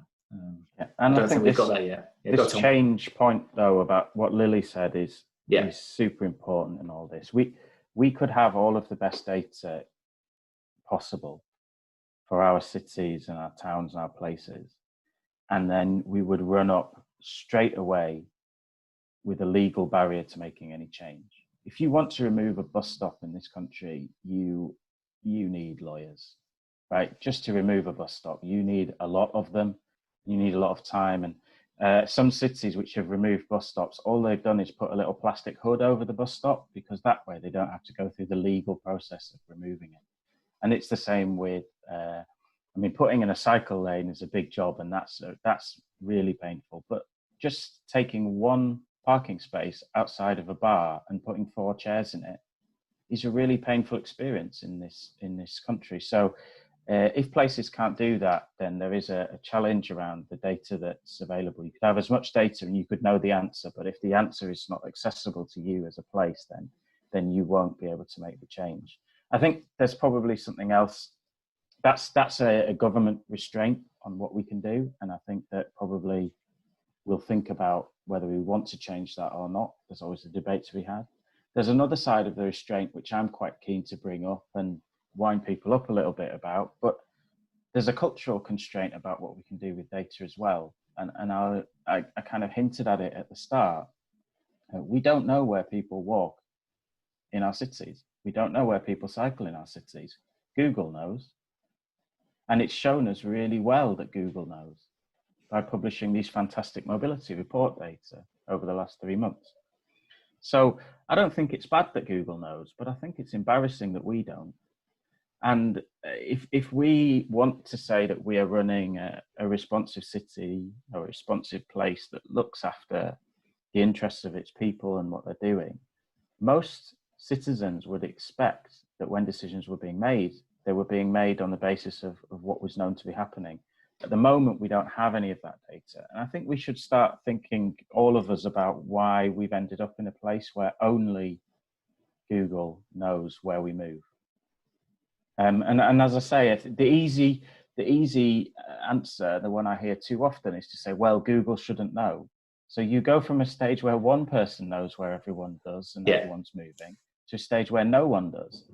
Surely the answer could be to have multiple people knowing where we are and where we move, and for us to contribute where we are and when we move in the hope of improving things. I think that's got to be something that we work on extra quickly in the next few years now. Tom, I think go on, Giuseppe, yeah, go on. Just very quickly, I think there are very interesting issues in there around ethics. Clearly, of course, we want to do the thing that is ethical, but also of trust. So, if we find, a situation in which people tend to trust downloading Facebook or Google apps, less controversial than having government have access to their data, clearly there is a question for us that needs to connect, the purpose for which we collect the data with the trust we instill in people. And you will remember the whole care.data debacle a few years ago, which was probably done and intended with all the good purposes in the world, but the lack of communication created the lack of trust, and the whole thing, just collapsed at one point. So I think there is a bit of worry in government to repeat situations like that that were seen as a massive failure. Yeah, and I agree. I said on a podcast recently, would you download a bin app written by Dominic Cummings? And the reason I asked the question was because 20% of people in Leeds download a bin app written by me. And I think the reason that they're willing to do that is because they know me and they know Paul and they know Amy. And if we do something wrong, they can find us and shout at us. And they probably, the only place to find Dominic Cummings is in small Durham towns, right? So it's quite hard to trust that level. So I agree. I think that the Department for Transport or the Cabinet Office doing a UK-wide national tracking app would probably not get the kind of engagement they want. But you might be able to do it at the scale of a city or a community. You might even be able to do it as an arm's length company. So in France, SNCF do have an app which understands quite a lot about French mobility. And in the Netherlands, the OV Chipkaart has quite a lot of data on mobility, and it's separate from government. So I think it probably does need to be quite a bit separate from the very centre of government. Okay, so we're coming to the end of our session. What I'd like to finish on is some examples of some positive issues, positive things we're finding. So Lily, if you could start and say what do you think is going to happen next, and what should we do next, and some positive examples, please. Yeah, so we've had a few really amazing examples that we've worked on in terms of coronavirus response, some of which haven't been in the transport sphere, but I think are really important to talk about. So we've helped different parts of the NHS to track where their PPE gear is, for example, which is creating a process that just didn't exist before. We have helped local councils to connect individuals up with support that the council can't offer, so charities and various other local support groups to help vulnerable individuals get there. I think the risk with all of this is that we don't carry on at pace, and what we've done is create amazing things at pace, which is unknown for the public sector for the most part. But I think there's also an amazing opportunity here where everyone is talking about data. They are talking about having the information they need to make successful decisions. And I think we've all got an opportunity there as the data community to really help reinforce that thinking and provide solutions and other opportunities where we can. So I think as individuals, we each need to look out for those opportunities and keep doing things. As organisations, though, I wouldn't start from data. My piece of advice would be to start from the question, how do we make decisions right now, and is it the right way? Fantastic. Giuseppe? Well, I can just repeat what Lily was saying about using data to take decisions. It actually starts from the user, and in transport we have a variety of users whose needs sometimes are incompatible in a way. The drivers, the people who use bicycles, people with accessibility issues, and to me clearly being a data person means trying to understand what are the infrastructural data sets first of all, and how do we form a view of that infrastructure so that then we can better analyze the needs of these people. So I think there's been a lot of energy recently and a lot of people now understand that requirement.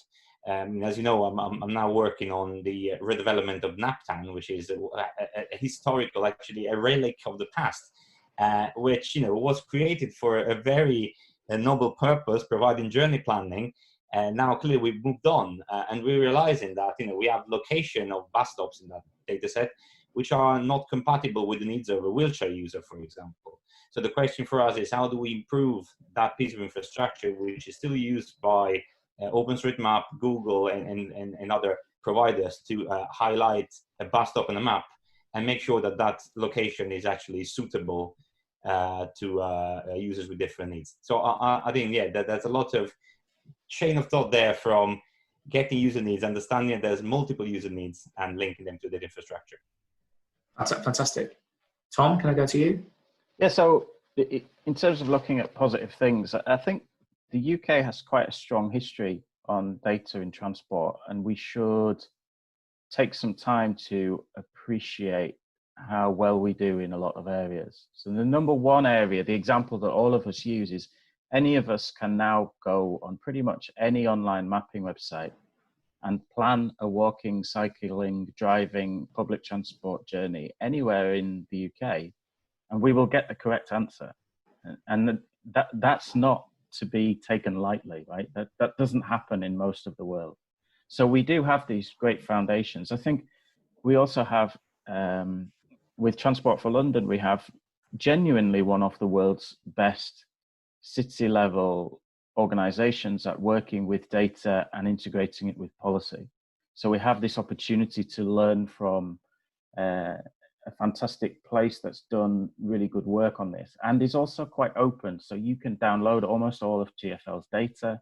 You can understand the processes. They write short blogs that explain what they're doing. So we have that opportunity. And I think probably the third opportunity that we have is in terms of active travel. The UK is not particularly good at active travel. We drive a lot, and if we don't drive, we tend to use a train, use a bus. We do have some places, though, that are very good at active travel. So as part of this event, we're obviously talking to one of the world leaders in active travel because we're working with the Netherlands on this event. But cities like Cambridge and Oxford, to a certain extent, Brighton with walking as well, you would look at them and the Dutch would feel at home. And I think there's this opportunity to learn from those places. So learn from our own history, but learn from our own places on what good looks like. And there's just lots of great things to copy and start with now. Fantastic. So just to finish off with that I don't think we've made more progress around sharing and being open with data in the last 3 to 4 months than we have in the last 5 years of ODI Leeds or 6 years it has been in place, and the number of different organisations that have been in touch with us that say, okay, look, we know we need to share. The only way we're going to fix this is to share. Can you help us? And I think that's what I take out of the last 3 to 4 months is that people have got it, and I don't think they're going to forget that. Okay, we do need to share more, and we do need to think about design, and we do need to think about how this works. But the most important thing, I think, is it's almost as if hard infrastructure has woken up to the web. And software and the way we develop, and the fact that if we share, doesn't that mean we just use the web? We don't create something new, or we don't create a new thing or pay for a portal. No, you publish it, and you could use a blog post to do that, couldn't you? Yeah, that's amazing. Well, people are starting to understand that, and that the way in which software and web development is smashing into hard infrastructure, I think, is a really positive thing, and people are looking for help to do that. So just to finish off, let me just say thank you to everybody. If you've got any less points, let me know. Otherwise, we'll finish off from Northern Lands 2. Thank you. Oh, thank you.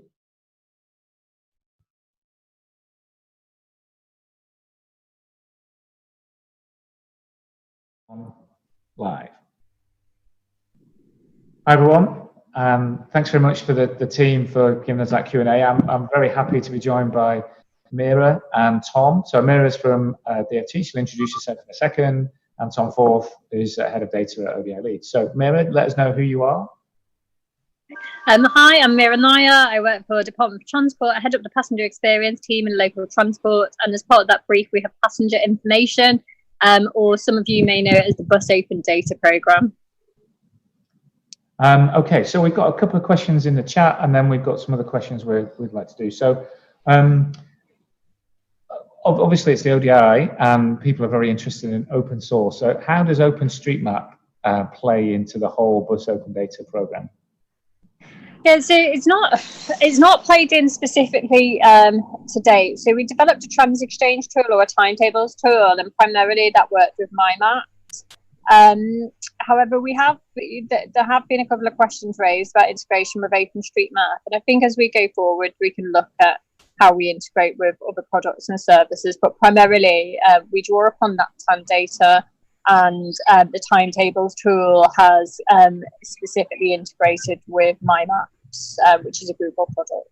Yeah, fantastic. And we know that NapTan is going to be updated soon, and I'm sure that OpenStreetMap will be part of that process, that design process. So we've got obviously you've been working on buses for 2-3 years now. What's been the favourite part of that? Oh, crikey. Well, it's been a long journey. Yeah, we started, so I took on this role in August 2017. We put I don't know if you remember, Paul, but we did our first set of events with you guys back in November 2017. And I'd definitely say the events are always a lot of fun. The data consumer community, a great group to work with. And actually, to be honest, I think bringing together such a broad range of stakeholders, having the quite traditional bus industry, which is really keen to evolve and progress, and then you've got the transport tech sector, and then you've got local authorities, and yeah, you've just got a really interesting and eclectic mix of people, and seeing them all come together and share their ideas and just genuinely want to help one another is really positive. Yeah, and you're making buses cool. I hope so. That's the plan. That's the plan. So, Tom, as well as just fares data and information about buses and timetables, what are the real big opportunities around data and transport on buses? So I think what we've already got in Great Britain is quite good. We've got NAPTAN, which is a list of every bus stop. I think we should appreciate how unusual that is. So France have been going through a process now to try and create the equivalent to NAPTAN. And what you'll see on OpenStreetMap is all of the bus stops are moving because they've never had good open data on where the bus stops are before. I think moving forward, especially in the last 3 months, we've seen some fantastic innovations. So if you look at what Cardiff Bus have done, and that's working with a small company called Passenger, they've been able to give live updates to people on how busy the bus is. We've seen in a lot of cities, I think First are now giving live updates through their app on whether the wheelchair space is available. You could easily imagine that extending to pushchairs and stuff to make buses more available. There's been a huge amount of new ideas. Kind of now that we've got bedded down some of the basic open data, timetable, bus stops, there's been some fantastic new ideas on what can come next. I think that's always the case with open data a little bit. Once you get the basics sorted, people immediately move on to the next thing. And I think accessibility is probably going to be a big thing. Yeah, Mira, do you have a few points on that as well? Yeah, I just want to say about accessibility. I think that's a great point that Tom's raised, actually, and it's something that we've been continuously asked about as part of Bus Open Data. It was never part of our core brief for Bus Open Data, but it's absolutely the right thing to do. And I think there's a shared viewpoint about that, both within the industry and within the Department for Transport as well. So we are looking at how we enable that currently through the existing Bus Open Data service and through the data standards. And then we'll evaluate it as we go forward. And if we think we need to legislate around accessibility data, then there's absolutely potential for us to do that. The primary legislation would enable it in the sense that we could require it as information about the operation of services. But I think there's just a question as to whether we do need to legally require it or whether the industry will just progress this independently. And just as we finish off, I guess public transport and buses have become really important to everyone now. So what do you think you'll be doing next, and how we're going to process what we do in terms of COVID and transport? Yeah, so I think there's a few things. So one of the big focus areas for us as a team has been to really work with the industry. I mean, I say work with the industry. We've played a convening role to understand how the industry plans to provide information to passengers about capacity and crowding on vehicles, which is really important to help passengers be able to effectively socially distance. And that effective social distancing extends beyond just making a decision as to whether you're too need to depart. It's actually about, is this the right way for me to travel? Is this the right time of day for me to travel? Should I think about taking another mode? Giving that capacity and crowding information is key to helping passengers make that decision. The industry stepped up really quickly, actually. Ticketer and First collaborated on a solution to modify the electronic ticket machines to capture additional data about boardings, as well as alighting data. And then that's then surfaced through apps as to the degree of crowdedness on the vehicle. For us, we'll look to help the industry surface that data to third-party app developers. That's absolutely key to us. And then going forward beyond COVID-19, the other key focus is just actually getting BODs up and running, making sure it's got complete national data set for timetables, location.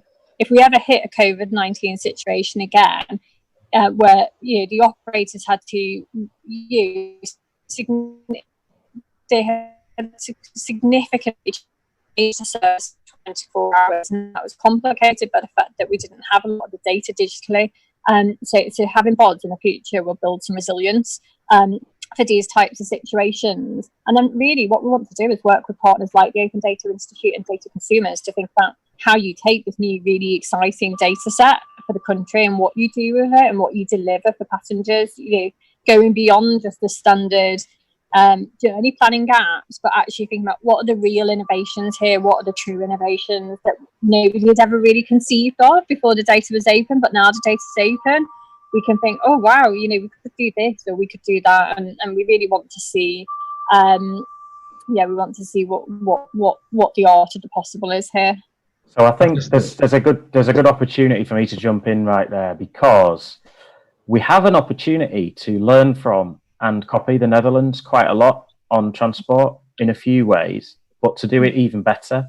So the things that we should be looking to copy are there's live fullness of trains data in the Netherlands. There has been for years, and that's fantastic because you know where on the train to get on, where you'll get a seat, but you also know which trains are full and which aren't full, and that's fantastic data to have. We also have really good data from a national smart card system on travel flows and what type of buses, trains, cycles, even people are using to get around. So we have fantastic data on that. So we obviously, I think in the UK, have this fantastic opportunity to copy these proven technologies to the UK, but to do them with open data. Because at the moment, they're like the live feed of how full Dutch trains are, as far as I'm aware, isn't open data. So we could really leapfrog that here. And the aggregated travel data in the Netherlands as well, as far as I'm aware, is not open data. So it's a huge opportunity for us. If we could in the UK start having aggregated travel data, it would inform us in a much better way. So there's fantastic opportunity to learn, but then from our own experience with open data over the last 3 years, probably with Department of Transport, we can not only learn but do it even better. Yeah, I think that. And we're looking forward to the next stage of what we do with DFT, isn't it, Mira? I think we've got quite a few things in the pipeline that we can really kick on with. Yeah, I think we'll be really looking to develop our innovation policies as we progress through this year. So at the moment, a lot of our work is focused on delivering the secondary legislation for bus open data, supporting the industry through the business change phase. But later in the year, as we have more data on BODs, particularly the location data, which is just going on at the moment, and that's the real game changer here. That's what makes BODs exciting. We'll really be then starting to think about our innovation policy later in the year, and wanting to work with organisations like yourselves, Paul, and the Open Data Institute, and delivering some really engaging but also impactful and useful events to think, okay, what can we do with the data? Fantastic. Well, that just leads me to say thank you for joining us. It's been really great, and you know that ODI Leeds loves buses, and that's part of the reason that we're here. But we're going to finish now from our sessions. We're going to take a lunch break. It's been a great session for what we've been doing, and then after lunch we've got our social interaction in a distance world, which is something that we've all had to get used to. We've all been managing. And we look forward to seeing you about 2 o'clock. So thanks, Mira. Thanks, Tom. We'll see everyone at 2 o'clock. Thank you. Okay, thanks, Paul. Cheers.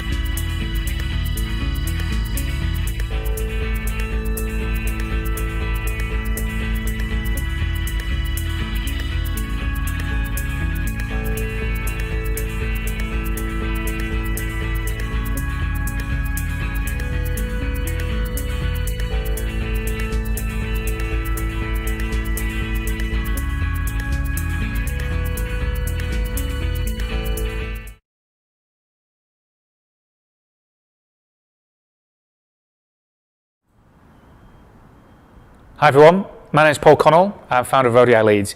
It's my great pleasure to welcome you to Northern Lands 2, brought to you by ODI Leads with the support of the Embassy of the Kingdom of the Netherlands. We've put together a pioneering event that brings together innovators from the UK, mostly in the north, which is a good thing, and the Netherlands as North Sea neighbours.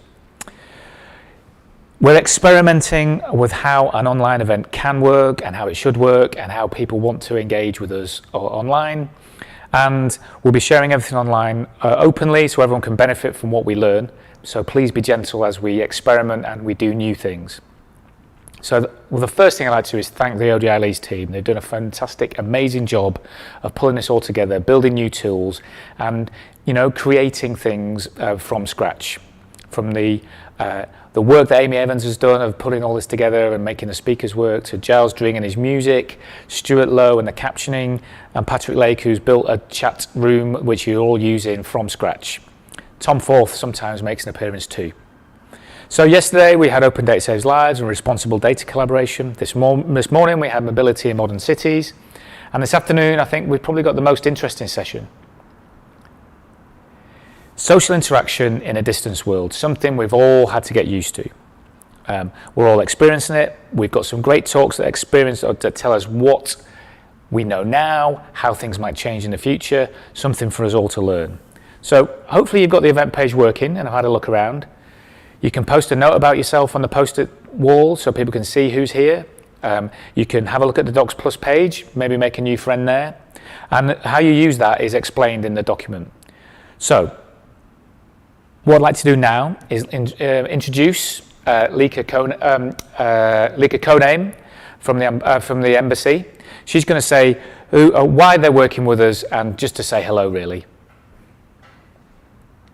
Thank you, Paul, and welcome back everybody for this last session already from Northern 2.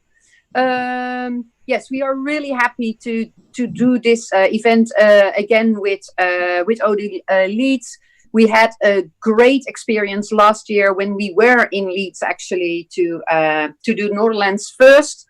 But we had to take the distancing world very seriously this time. So I'm here back in London and can't be in Leeds this time.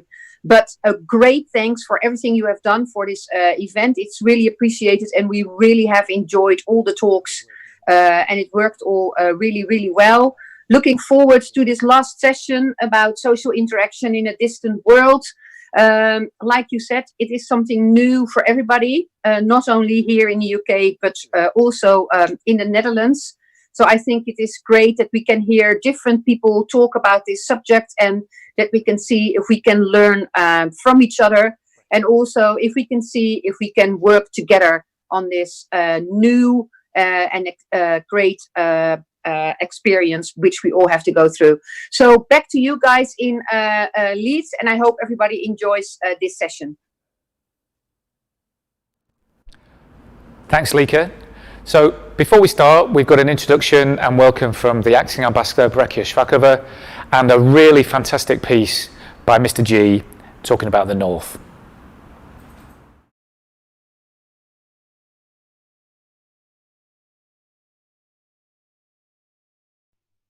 Hi there, my name is Paul Connell from ODI Leads. Welcome to Northern Lands 2.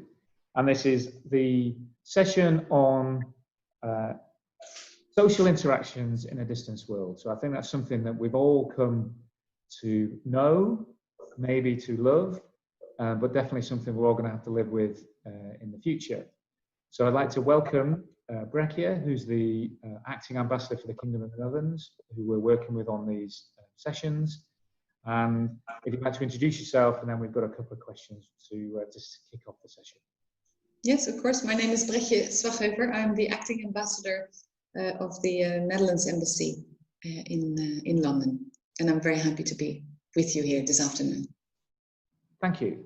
So why is the subject important to the Netherlands? Before I come to that, maybe I can start with thanking you, Paul, and through you, ODI Leads, for cooperating on 4 webinars around the themes of data. We're very happy to cooperate. I would also like to thank all the speakers of this afternoon who are devoting some of their time to contribute to this webinar. Then your question, why is this topic important for the Netherlands? Well, I think it's as important as it is for almost everybody in the whole world, actually, at this point in time. And we have suddenly to keep our distance from everyone, painfully so. I have also experienced myself not having seen my family for months now, from family and loved ones who don't live with us. To be sure, of course, not to spread the deadly disease. And it's one of the drastic measures that unfortunately we had to take. And it's something that we will have to learn to adapt to. And so we better start finding solutions around it, especially in the Netherlands. It's a very small country and it's very quickly very difficult to distance from other people. Thanks. Yeah, and it's something we're all having to learn as we go. So in terms of policy, what are the Netherlands' thoughts on that? Well, I think if you look at the crisis, we have not done things radically different from here in the UK. You know, we focused a lot on hygiene rules, social distancing, lockdown. It meant in our country that the virus was only slowly spreading. We did protect most of our vulnerable people, and we're now slowly going back to a new kind of normal. But social distancing, like in the UK, will stay with us. So we have less spaces in public transport, pubs and restaurants will be different. And of course, there will be more distance in shops between customers. So this is something that we will have to live with. And that's why it's great to see entrepreneurships and innovations coming up quickly, actually, with all kinds of very bright solutions and technology to help us with social distancing and to make our lives a little bit easier. Thank you. Thank you. And in particular, the role of Dutch speakers, you know, how do you think they're going to play in this subject? Yeah, I think our speaker will highlight one of the real, very clear downsides of distancing, social distancing, and that is the effect that it has on many elderly people in terms of loneliness. And not being able to see their family, not to have visitors in care homes has been really, really hard for a lot of people. And Tim will tell you his story about Elders Fair and how they try to fight the loneliness of elderly people. And of course, nothing works as good as personal contact, but together we can work on alternatives that give people the feeling, at least, that they're not alone. And we have seen many other initiatives apart from this initiative that we're going to highlight later on how to get on with social distancing. And it is important that we keep working on it because there is undoubtedly many, many more things that can still be invented to deal with this topic.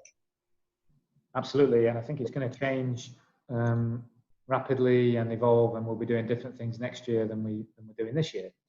So, as a friend of the UK, and with a unique insight, and also as our North Sea neighbours, what would you like us to do next?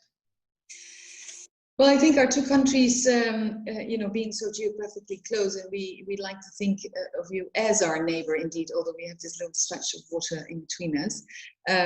We have historically a very good relationship in all kinds of fields. We have collaborated on numerous projects throughout the centuries, actually, and we are convinced that we will continue to do that also in the years to come, also as from next year. So I do hope that the cooperation between our two countries, but also between my country, the Netherlands, and your region, the north of England, where there is this abundance of ideas, creativity, innovative organizations such as OD Leads, and many others that are represented in this virtual room today, that we will collaborate and come up with solutions to these challenges that we all desperately need. Yeah, we couldn't have said it better ourselves. So that sounds perfect.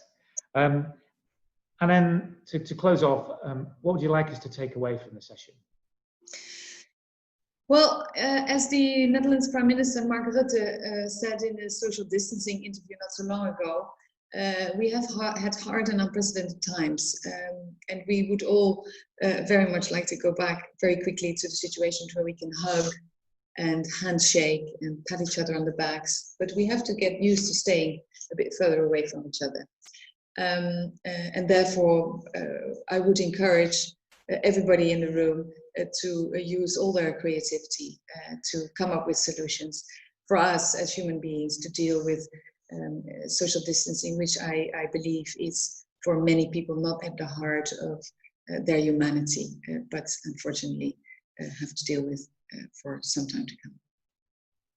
Thanks very much. And I'd like to say thank you to the Kingdom of the Netherlands and you and your team for working with us on these great sessions. And then we'll move on to, what are we calling this? You can cut this out. But yeah, and we can move on to, we're going to move on to the speakers. Thank you. Good idea. More than welcome. Yeah.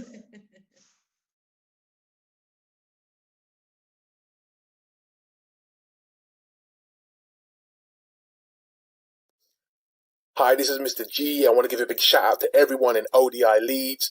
I guess we've got to do this conference remotely. It's a shame that I can't be there to meet you all. We had a great time last year, but I know that in the year to come, we'll all be meeting each other again.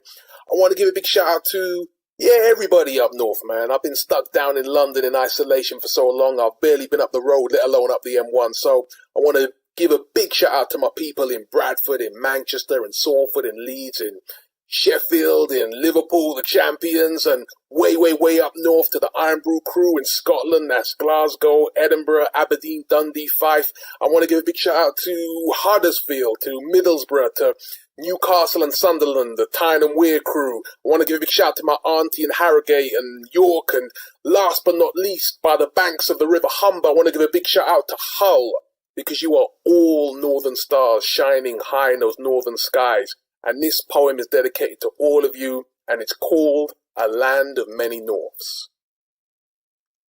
We can become consumed by our own division, no matter how hard we multiply, to be another closed mind that simply adds to the subtraction of our times.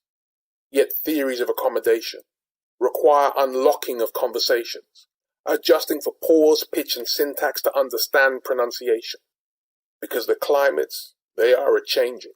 This is a land of many norths, a sky of many northern delights with northern stars to chart their course. For who should decide the laws, to procure the portals of our mind? Beyond the point of no return, to keep the bee, let's heal the hive. Let's be responsible for our own AI, as androids dream of electric sheep, as karma records our orbiting voices drawn into data's gravity. Let's be responsible for our own northern stories, to be told with bolder honesty, so the intangible value that lies within us connects with broader synergy. So can I learn from expertise in Leeds? Can I keep in touch with the Dutch? There's always something refreshing going on in Yorkshire, because let's face it, London water sucks. Is that being radically open enough? It might seem that I'm hacking my own closed London system, but the first step towards knowledge is to admit your ignorance. Nobody knows everything. Everybody knows something. The future's calling. So just listen. Thank you. I hope you guys enjoy the rest of the conference. I've been Mr. G. Goodbye.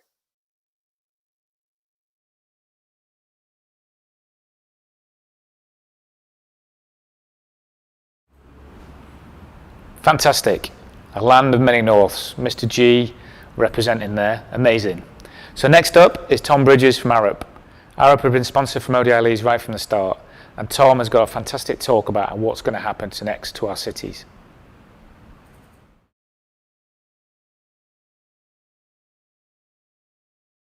The COVID-19 crisis poses huge questions for cities. Throughout history, people, businesses, knowledge-producing organisations such as universities, professional institutions, business and investors have been attracted to cities because of the concentrations, the densities, and the flows of knowledge, ideas, and opportunities that urban areas create. The close networks of face-to-face collaboration have enabled this.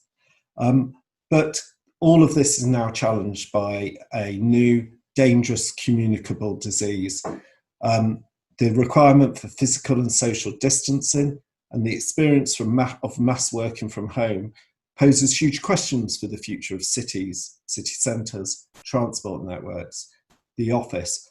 Why force people to locate and coalesce in dense urban centres? Why force them to use public transport to get there when there's a risk of disease and they can work from their own home? But I believe that cities can, will, and must bounce back.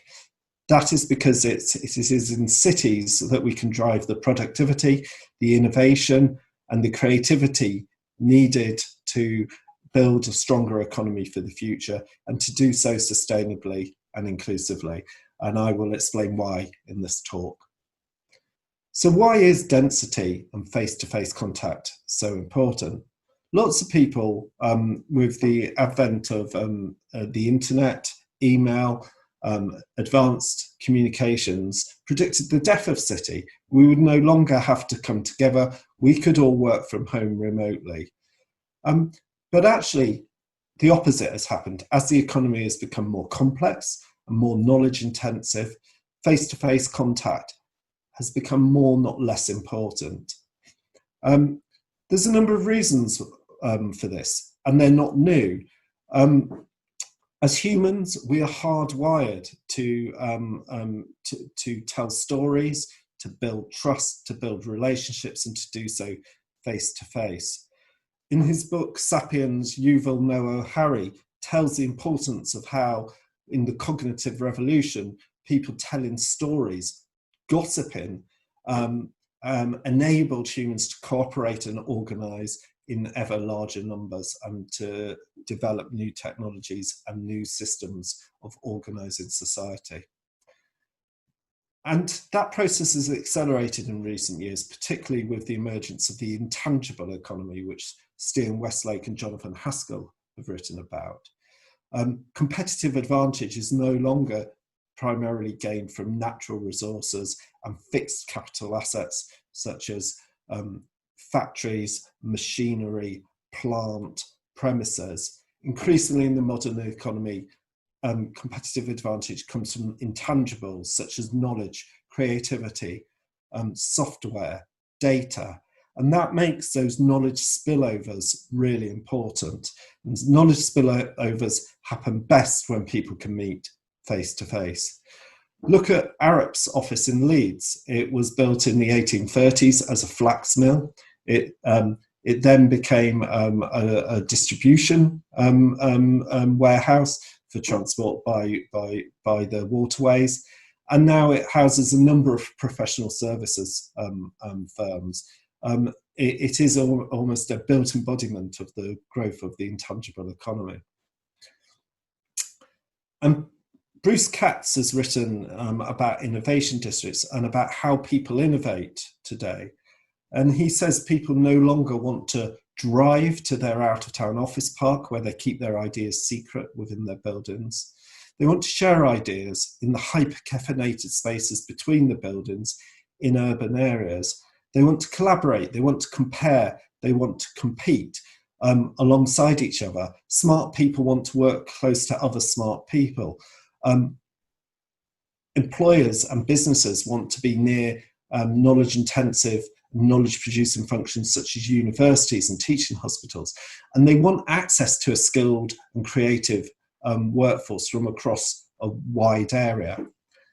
We see this in Leeds city centre, where the knowledge-intensive business services, KIBS for short, have grown rapidly, and over 50% of the jobs in Leeds city centre are in those KIBS functions, compared to only 25% across the Leeds city region as a whole. And Leeds city centre has experienced very rapid growth in those really important high productivity KIBS jobs over recent years, including compared to other core cities. The transport network has been critical around this. It enables, it supports those densities. It allows firms to access those skilled people from a wide hinterland, and it enables people to access more productive jobs, to be able to move job without moving house. That's why we've seen such huge increases in over the recent decades in rail use into Leeds Station. It's the busiest station in the north of England. It's now used by over 30 million people a year. And that has grown rapidly over recent years. And that growth continued through previous recessions. The nature of clustering has changed as well. We've moved on from the very specialist clustering that Alfred Marshall wrote about to a concept of related diversity, where actually what matters, particularly in cities, is not necessarily deep domain expertise and concentrations in one particular area, but it's about a mashup and integration of different areas of expertise. We see that increasingly in Leeds. The economic success of Leeds in recent years has been built on the back of financial and professional services, and those remain really important parts of the Leeds economy.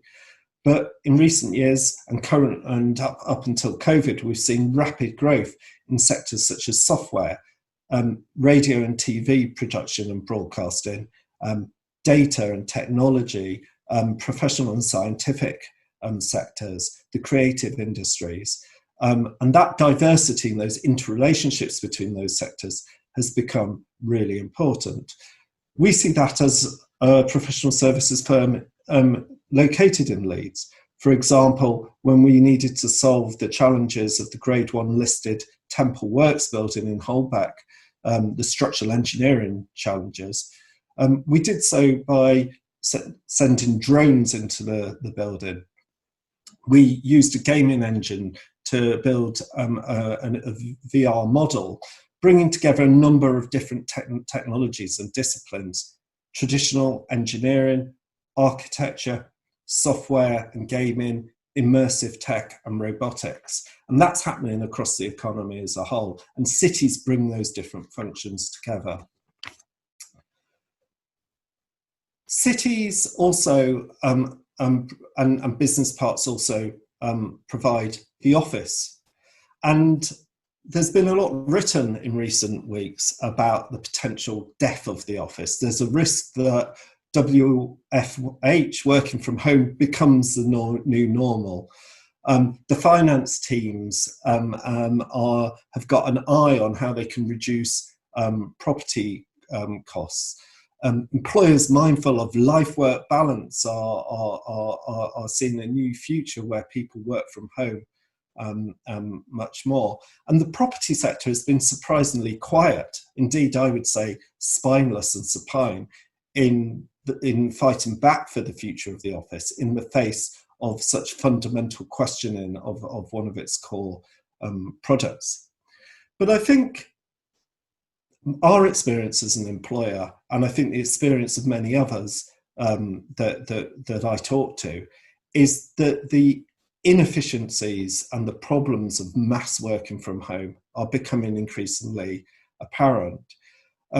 Lucy Kellaway has written about the importance of the office as a place to learn, as a place to collaborate, as a place to have a separate identity from your home life, as a place that's important for workers' mental health. And we are seeing, as indeed many others are seeing, that those things are really suffering in the context of mass working from home.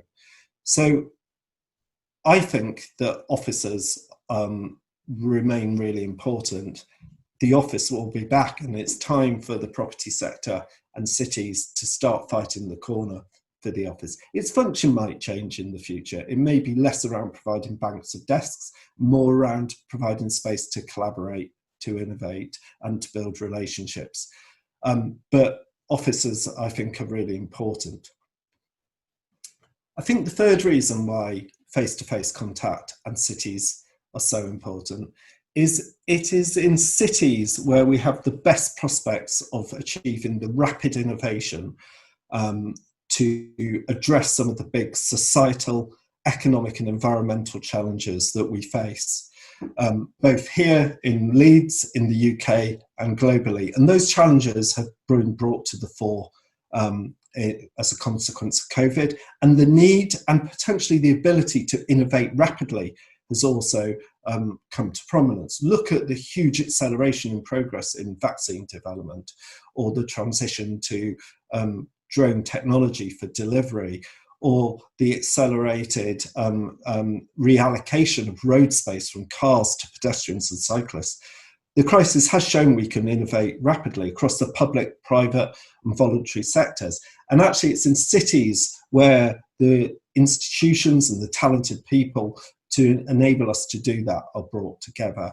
There's a real focus, and we saw this in the government's R&D roadmap published in the last few days, on a mission-focused approach to industrial strategy. What will be our equivalent of the Moonshoot to provide that call to arms, that guiding force, that catalyst for collaboration to drive innovation.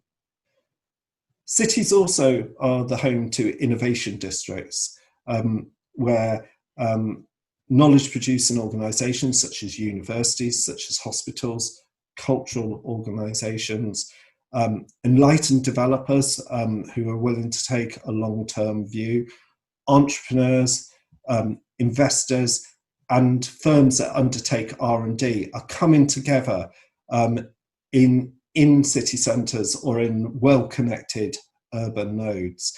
The outer town office park, the science park, also remains important, and many of them are also retrofitting themselves to become perhaps a bit more like city centres, with public transport connections and a more diverse mix of users.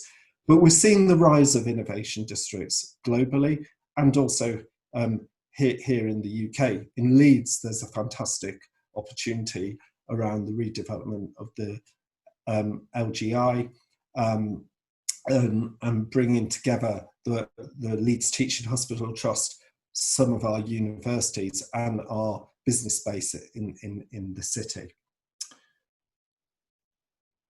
I think cities are also really crucial to our ability to not only kickstart the economy post-COVID and to create jobs, which will be really important, but in the perhaps overused phrase, build back better, to put in place the foundations for a more sustainable, more productive and more resilient economy for the future.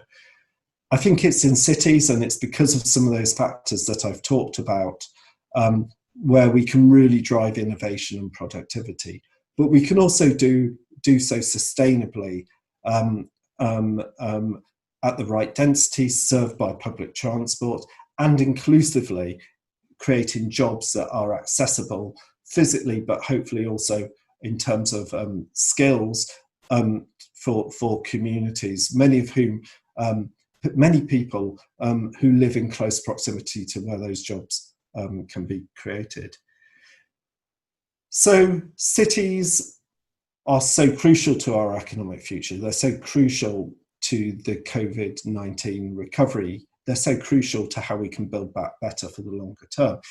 And I think the disadvantages of remote working are becoming so apparent that in the future we will see an increased focus on how we design cities to enable collaboration, to enable interaction, and to enable us to create and start up and scale up the high growth businesses, the new products and processes that we need to be competitive. The future of cities are not going to be about retail. It needs to be around knowledge intensive jobs and production.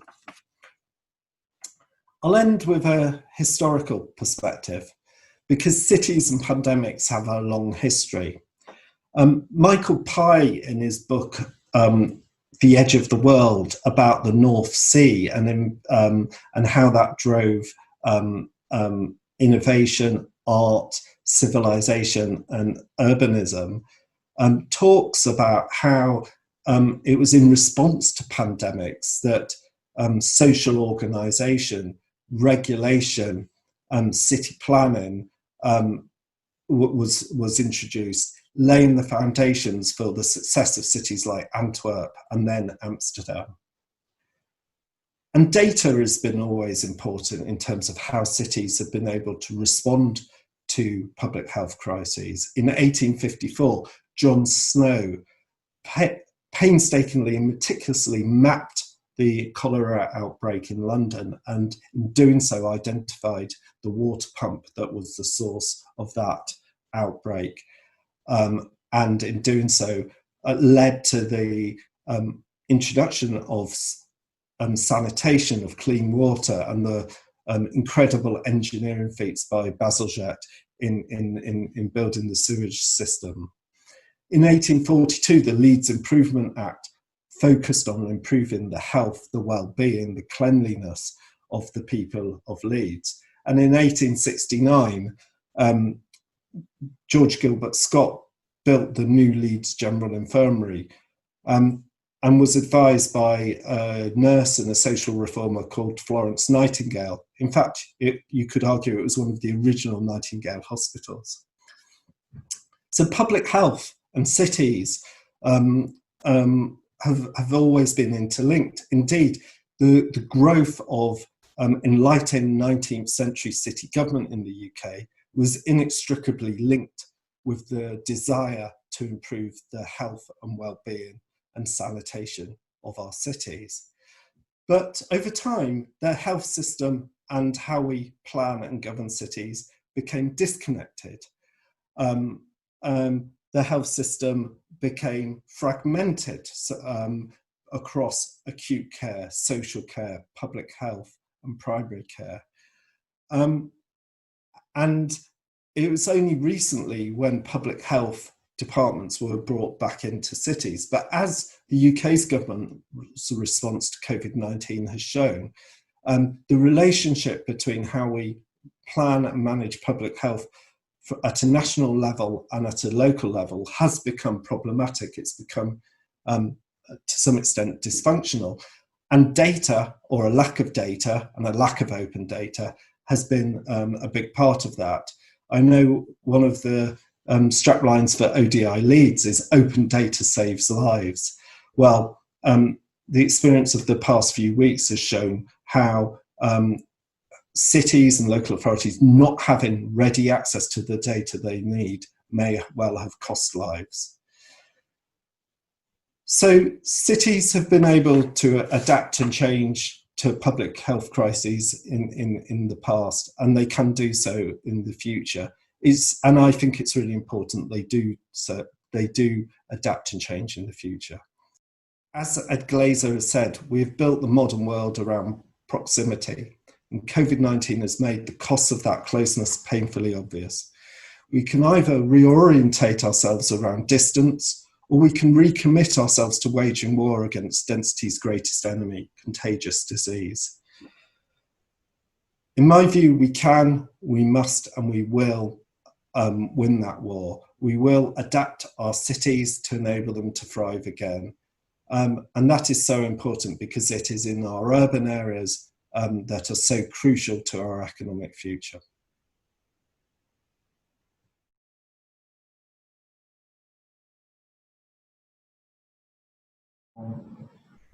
Thanks, Tom, and welcome, Tom. Thanks very much for that fantastic talk. We've got a couple of questions, and I've got some questions as well. So the first one is from Lika.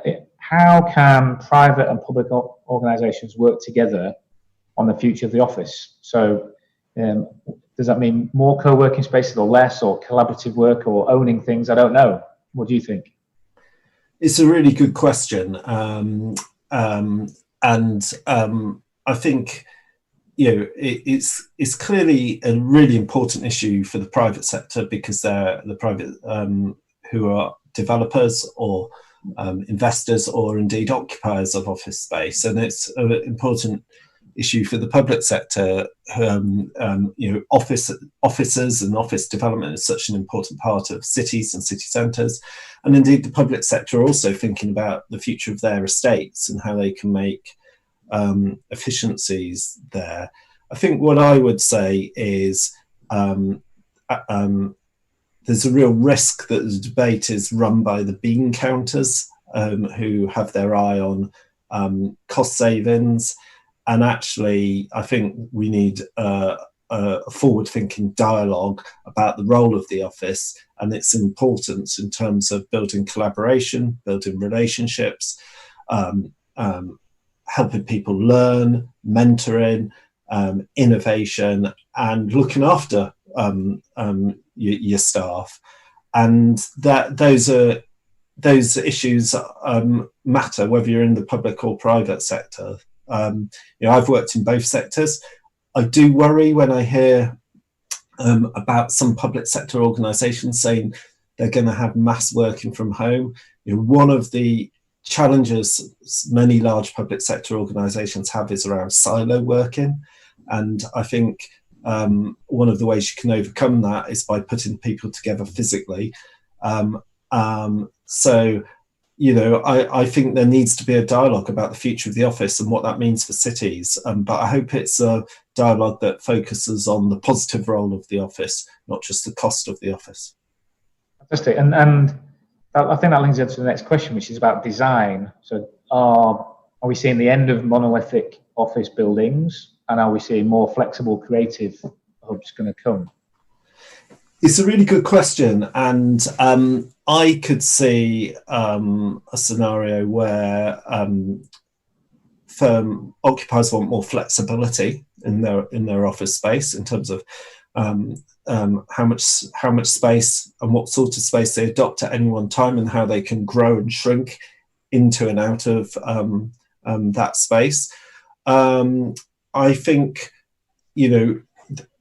the shortcomings of working from home are around collaboration and are around innovation. That's collaboration within your organisation, but also with others.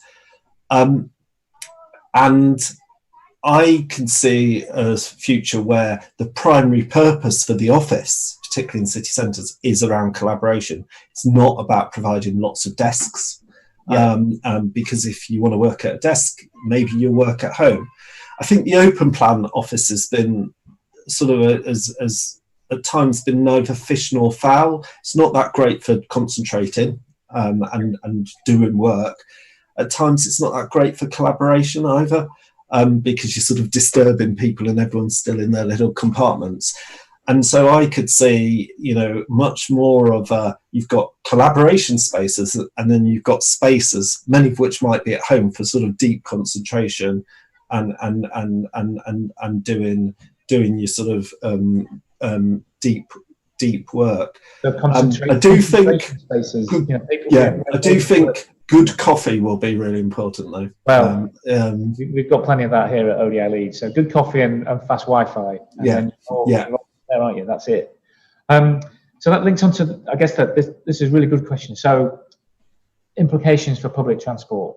Lots of implications. And there's a question here from Craig Johnson. So Cardiff and the Welsh Government are planning a new train metro. What should they do to adapt it for the future?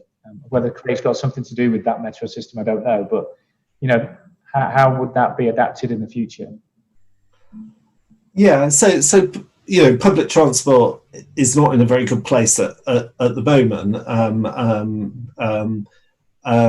But as I said in my talk, I think ultimately the benefits of density and the benefits of large concentrations of people in spaces, particularly in city centres, are so significant in terms of productivity, in terms of innovation, in terms of knowledge spillovers, that cities and city centres will be back. And the only way you can sustain and achieve those levels of density is through good public transport and active travel. So, I think, there's a really important role for public transport here. And, that's important for the economy. It's important for inclusive growth. It's important for the environment.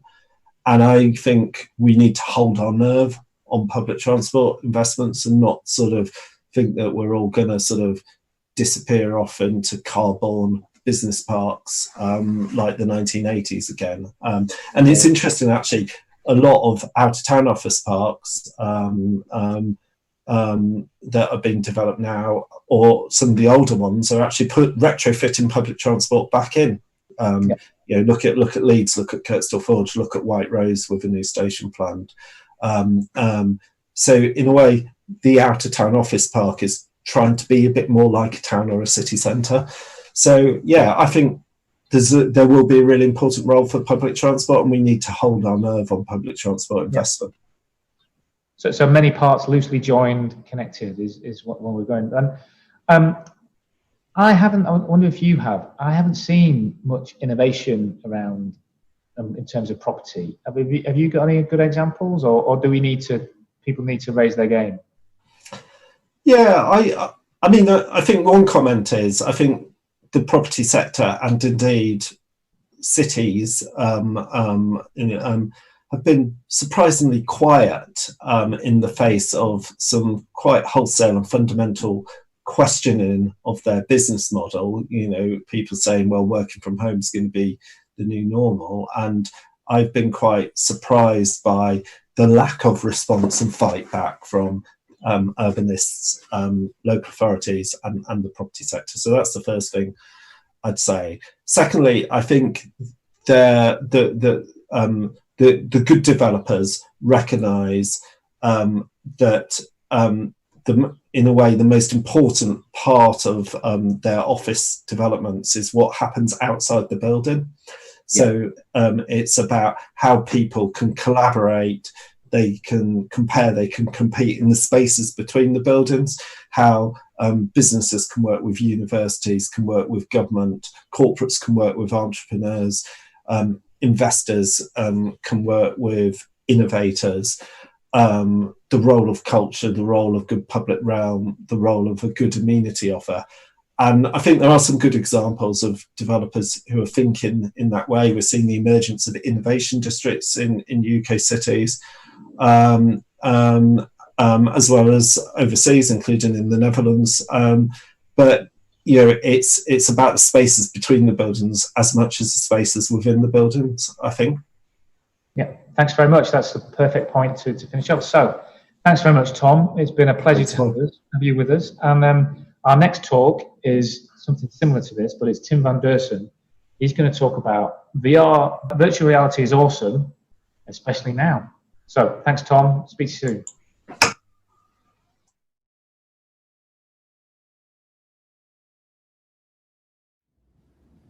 I will take you back to 1914. First World War was going on strong. It's December. It's snowing, it's very, very cold. The Allied forces and their rifles are in their trenches and they're fighting each other. And it's December and the phone rings. It's the general. And the general says, guys, it's time for Christmas truce. We're going on a short holiday, so do whatever you like. We're going home and, you know, have fun. You think that's crazy, right? But this is a true story. If you look it up, you can just find it on Wikipedia, search for Christmas truce 1914, and you will see what happened. This is what happened.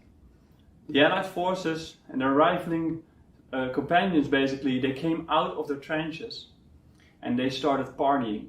They started eating with each other, exchanging letters they got, and they started starting some games, some footballing. You see the images online as well of the people that would be normally shooting at each other. They came out of the trenches and starting, you know, having fun together. This story really struck me when I heard it a couple of years ago. And not much later, I found myself filming a documentary basically based on this idea. The idea is, what happens if you take people from out of the conflict and you bring them together and they basically have no reference or framework of the conflict? What would happen if you put them together and they just simply chat about, you know, the things that they have on their minds, the things that they do with their children, their hobbies, etc. So I was there in Uganda and we were bringing together two rivaling soldiers, two rivaling tribe leaders basically. And what we did is, separate from each other, we made a sort of family portrait in virtual reality. So we were there with a professional filming team and we interviewed each of the warriors. And what we did is we showed that to each other. So they saw what the other person recorded for them. And what happened, that was the most bizarre thing that I've ever encountered. They saw that they were basically similar, and they really, started showing empathy for each other. And you can look at this documentary that we shot. It's a 20-minute documentary. You can look at it online. It's at meetthesoldier.com. And the result was a virtual reality documentary of 20 minutes that was sent all across the world on many film festivals. People were able to watch it. And the reason why I'm telling you this story about the soldiers that came out of the trench in 1914 and the project that I did in North Uganda is because what I saw is that many times, because of a certain distance between each other, there's no place to create empathy and understanding. And if you are able for a second, for a brief moment, to forget that distance, you can start building a new friendship. You can start building on new things. And this is what we did at a project in Uganda. We basically resetted the situation for a brief moment where they realized, wow, basically we are sort of like we are doing the same kinds of things. And that's, technology made that possible for us to do it. And again, I invite you to look at the documentary you have online. So now you might wonder, who is this guy? Is he like a filmmaker or a documentary maker or anything? But not like that. My name is Tim. I'm from the Netherlands, and I work at Q42, which is a software agency. So basically, we build applications, we build websites, we build the things that you probably use around your house if you turn on your lights automatically, etc., etc. So within Q42, some years ago, I started my own department called Hack the Planet. If you look at the news, you see all kinds of things, right? We're having lots of problems with many different kinds of things, with plastic, with climate change, etc., etc. So many things that needs improvement. And my take on this is that technology can be a great part in helping find solutions for these kind of global challenges that we have.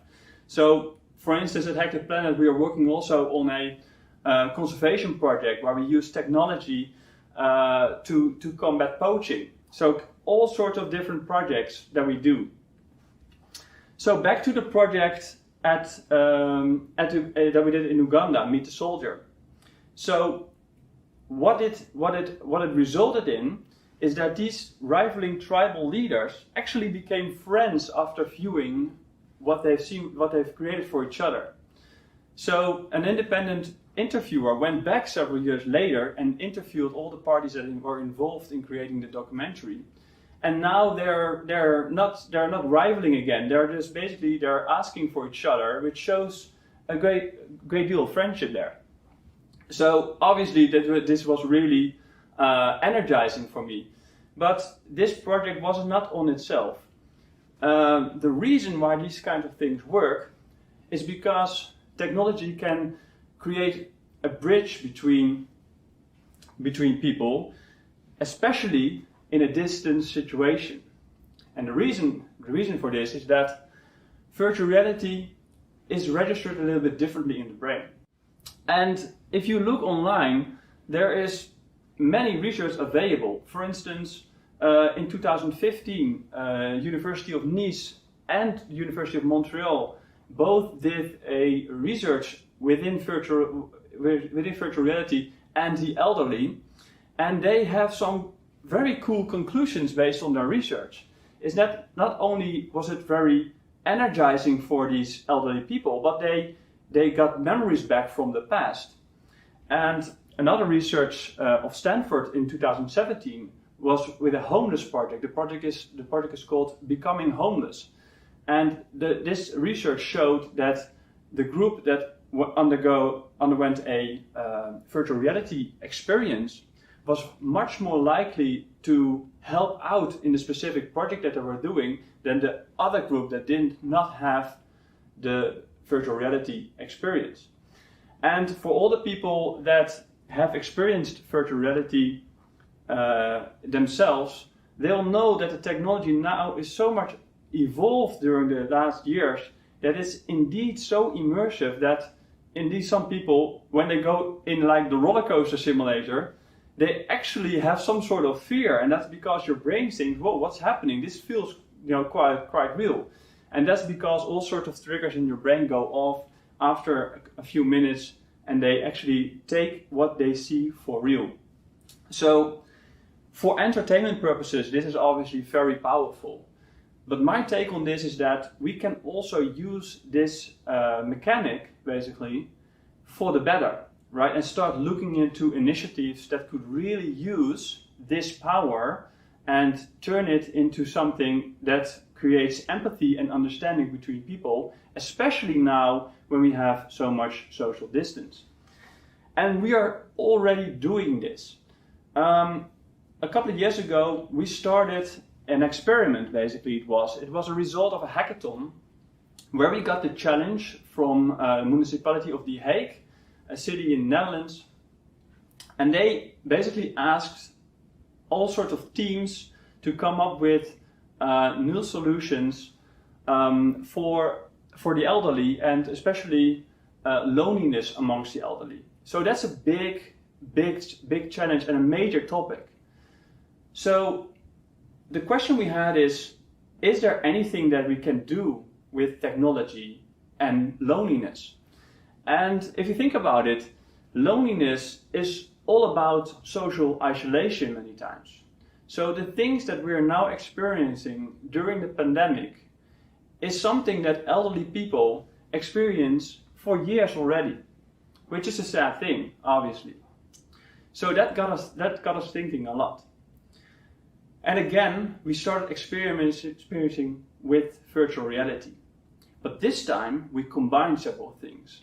We combined the experience with a form of entertainment, but probably not something you have in mind. It's really, it's a very quiet experience. You have to imagine that we recorded all sorts of experiences, like, you know, just being on the beach, or, you know, just going for a walk, or being in the city center, or all the things that young people nowadays can take for granted for doing, just the regular things that many times elderly people, especially in care homes, are not able to do anymore. So we took these experiences and we made a virtual reality experience out of that. And we started testing, actually started testing at care homes. And what happened? That really struck me. Because these elderly people that were viewing that experience, they came out with all sorts of new stories, energized and so enthusiastic about what they had done, as if we had taken them on a short holiday. So for me, and I have to be honest, I really did not believe that it would be working out that way. I figured, well, all the elderly people, how are they going to use the virtual reality goggles, and it might go wrong, and it's new technology, and etc., etc. But all these things went pretty okay, really good. And as of today, so fast forward many years later, we have this project rolled out into many care homes in the city center of The Hague, and we are looking now to expanding and to have more people use this product. And especially now during the pandemic, we have a lot of VR goggles that we are being deploying for free to care homes, and people are really enthusiastic about it. Why?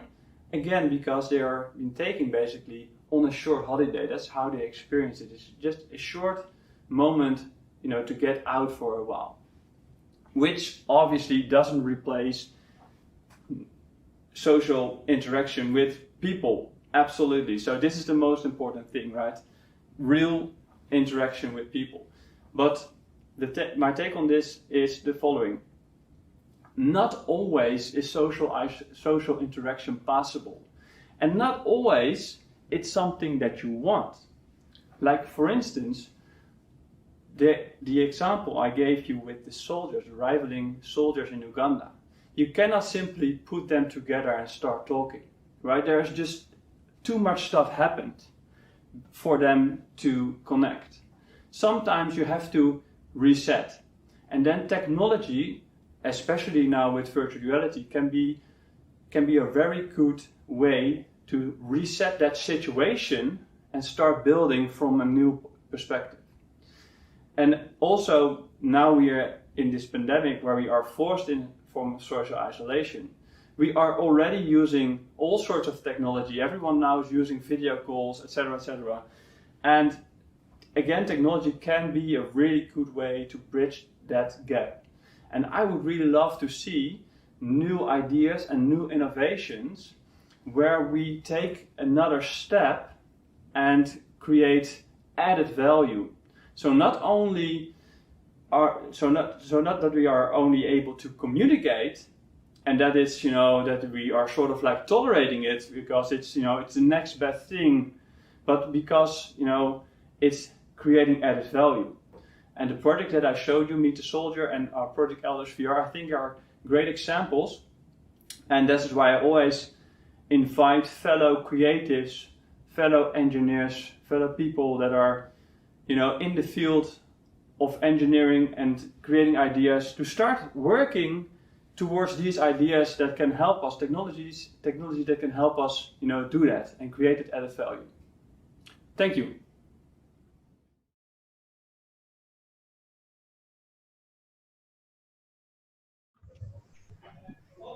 Thanks a lot, Tim. That was amazing. Thanks. It's really great to have you here with us. Where are you today? Yeah, so today I'm in the office actually in The Hague, Netherlands. So yeah, again at the office after a long time. Yeah, it's amazing. We're lucky, but there's only a few of us here at ODI Leeds here, as we all try and get back to normal. So we've got a couple of questions. So a couple of questions in the chat about applications, maybe in libraries or hospitals. What examples have you got there? Yeah. So examples are there's a lot of applications possible, obviously. So actually, a friend of mine is working with a VR concept in hospitals. So with the use of the relief of pain during operation, for instance, where they use VR goggles to basically distract the patients. Okay. So the applications are pretty big. Yeah. Okay, and that sounds amazing. And I guess as I, like a lot of people, encounter VR through gaming, are we starting to see some more practical applications or how things are moving on? Yeah, so obviously Elders VR, the project that I mentioned in the talk, is something that's something that's very recognizable. Probably it's something very different than the entertainment industry. I mean, it's something like we use for real problems. So I think you'll see more and more of these kinds of projects and initiatives coming up. Because it's a real power basically to transport a person from A to B, right? You can actually set them in a different situation. So yeah, so I think there will be more of these projects coming up. And do you think we might be having conferences in VR soon, or is that we'll be doing something like that? Yeah, well, actually, there already have been some of these initiatives going on. I can recall a session that I did in Austin in 2018 at South by Southwest, where you have an entire room of people watching the same thing. And the documentary that we created, Meet the Soldier, our first premiere in Amsterdam was with a lot of people in a virtual reality cinema. So where we had like 100 people watching the same movie. So it's already possible. And I think now that we see with the pandemic is that these kinds of things are becoming more relevant in these kinds of situations. So yeah, definitely. Well, I'm old enough to remember Second Life. So maybe that's going to come back, Oh yeah, for sure. Yeah, you can count on that. So I've got two more questions. So what do you looking forward? You're right in the middle of things, and maybe a little bit ahead of other people. But what can we expect to see around hardware, around software, about applications?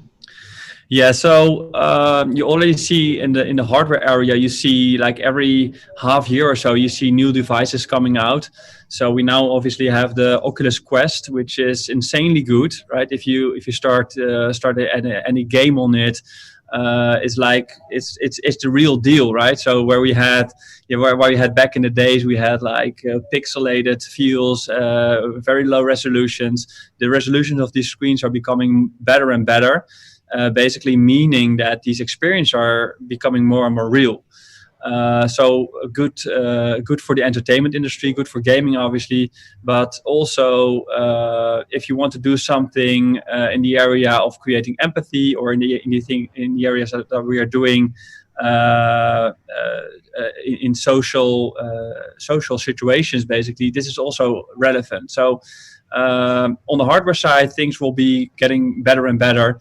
And as more and more people will buy these things, obviously because they want to, watch movies with it or start gaming with it, then if more and more people will have it, then you see more and more projects in the area of social interaction, in the area of global challenge that we do come, right? Fantastic. And so my last question is, you've got a very bright T-shirt on, and you're showing out. Tell us about that. Yeah, so that's a totally different project. That's because of that we do many projects at Hack the Planet. So the one you see over here is also on the poster in the back of me. It's called Hack the Poacher, and it's a project that we do with several conservation agencies, like World Wildlife Foundation, for instance, where we develop technology to help rangers in national parks to catch poachers. So the guys and people that are shooting endangered animals like elephants, rhinos, etc. So totally different from the VR project, but it's something that we at Hack the Planet and Q42 do. Yeah. Amazing. Well, keep up the good work. Thanks so much for joining us, and we'll look forward to doing what we're going to do next with yourself and the Kingdom of the Netherlands. Super. Thank you very much for having me. Cheers. Ciao. Bye-bye. Okay.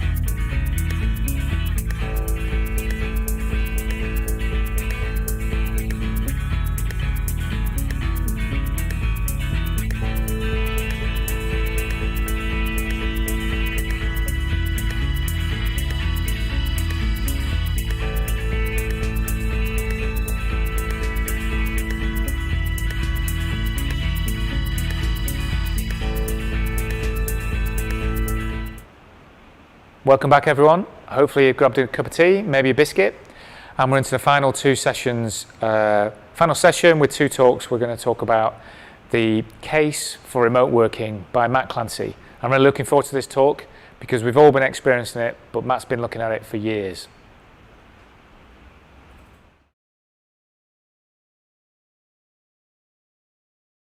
In the aftermath of the COVID-19 global pandemic, a slew of companies have announced that they're going to make the full-time switch to being remote.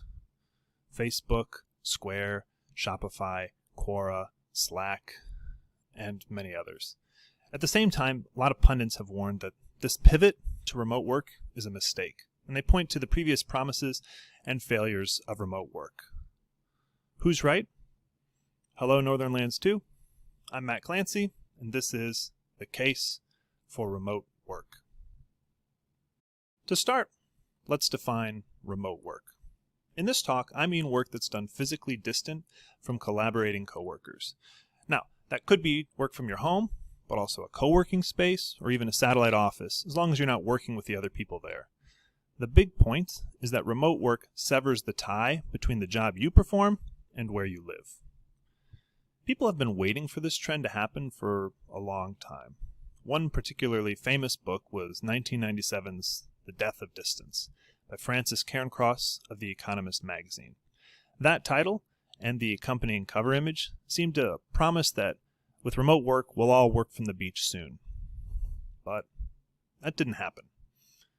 And in seeking to understand why there was this disappointment, I think we've accepted an argument that remote work doesn't work that's too strong. A lot of remote work skeptics focus on their experience of remote work or their imagined experience of it for other people. They point out the various ways in which remote work falls short of being co-located, so physically next to your other coworkers. It's harder to manage workers who don't have sort of simple performance metrics. It might be harder to sustain relationships and culture. It might be harder to get spontaneous encounters, serendipity, creativity.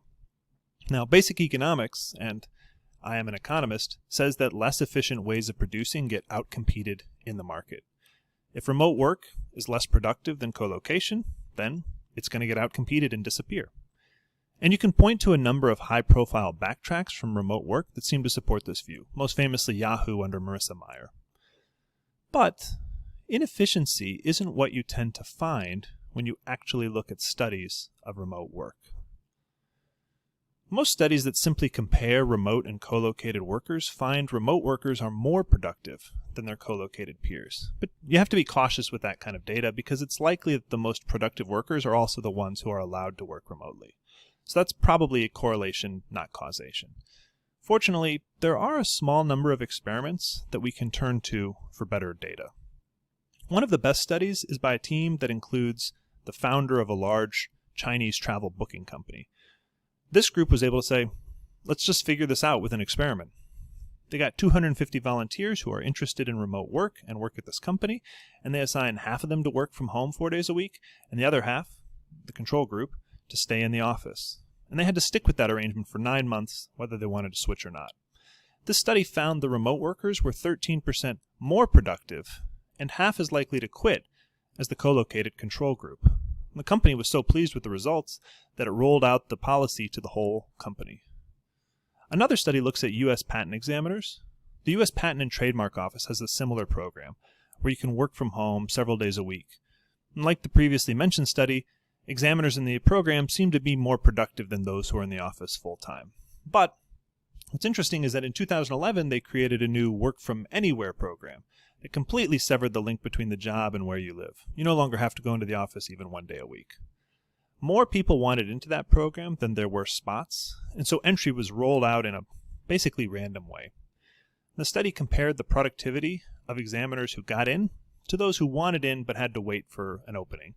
And they find the Work From Anywhere program increased productivity relative to the Work From Home group by another 4%. Now, if you're a remote work skeptic, this evidence might not move you very much. Travel booking, patent examining, these might be sort of jobs that are unusually suited to remote work, and the results won't generalize. And I agree. We need more studies of similar quality on more collaborative kinds of work. But we do have some studies, and what they are suggest remote work works there too. For example, Google has this really distributed workforce, but in an internal study of their own workers, they found no difference in performance or promotion for employees that have to collaborate remotely and those that don't. Or last May, Stripe announced its 5th engineering hub would be 100% remote. A year later, their remote workers are performing great, and Stripe is expanding the program. Similarly, we can just look at the companies at the beginning of this talk that have decided to go full remote, and we assume that they probably had an idea about the performance of the remote workers during the COVID-19 forced migration to remote work, and they must have decided things were going okay. Looking beyond tech, turning back to studies, there's one study on the effect of remote work in Portugal for a broad range of companies that suggests more mixed results than what I've said so far. So this paper has data on about 400 firms that switched from not offering remote work to offering it, or vice versa, over the period 2011 to 2016. And on average, this study finds going remote is actually bad for worker productivity. Now, that's the kind of finding a remote work skeptic is not going to be surprised to hear. But it turns out that this average effect hides a lot of variation. For some firms, going remote is good. For others, it doesn't make any difference at all. And for others, going remote is bad. The firms that tend to experience a productivity decline after going remote are concentrated in what you might call lower performing firms. They're smaller, they employ lower skilled workers, they don't export, they don't do R&D. When you look at something like firms that do R&D only, they actually see a 9% increase in productivity when they enable remote work.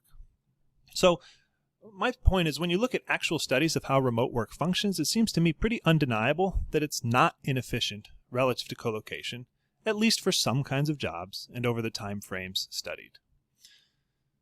Now, there's a bit of a caveat in that last sentence. Over the time frame studied. A remote work skeptic might believe that remote work is like this insidious poison. It seems innocuous or even good at first, but destroys the long-term health of a company. Remote work skeptics often argue it's harder to be innovative and creative remotely. And I think the critics do have a point here. Economists have a technical term for this phenomena: local knowledge spillovers. And the existence of local knowledge spillovers is one reason why innovative companies locate in expensive cities. They want to be close to other knowledge workers. By being physically close, you enable serendipitous encounters and the exchange of ideas. You help your workers build dense social networks with other experts in their field, and they can get advice from these people later. And if you need to have a face-to-face meeting with another expert, it's really easy to go just do that. And for all these reasons, economists have long believed R&D effort by one firm spills over and benefits nearby firms that work along similar lines. But while I'll concede local knowledge spillovers are real, I do think they exist, I want to argue that their importance has been shrinking as technology makes it easier to get knowledge from far away. So as an example, suppose you live in a medium-sized town and you have an inventive personality. There was a time when most of your opportunity for learning came from locally available resources, people in the local library, for example. In that era, local knowledge spillovers were really important. But now suppose a new rail or airline opens up and you can travel into the nearest big city more often. Now you can benefit a bit more from the knowledge in that larger city, even though you don't reside there. And this is the kind of thing economists find when they look at the impact of new low-cost airline routes between cities in the USA or new high-speed rail lines between Chinese cities. In both cases, studies find that academics in those cities collaborate more with people in the newly connected cities once they get the opportunity to do so. Now, it's not as good as living there, but it's better than the situation before. And that's one example of how technology can weaken the importance of local knowledge spillovers.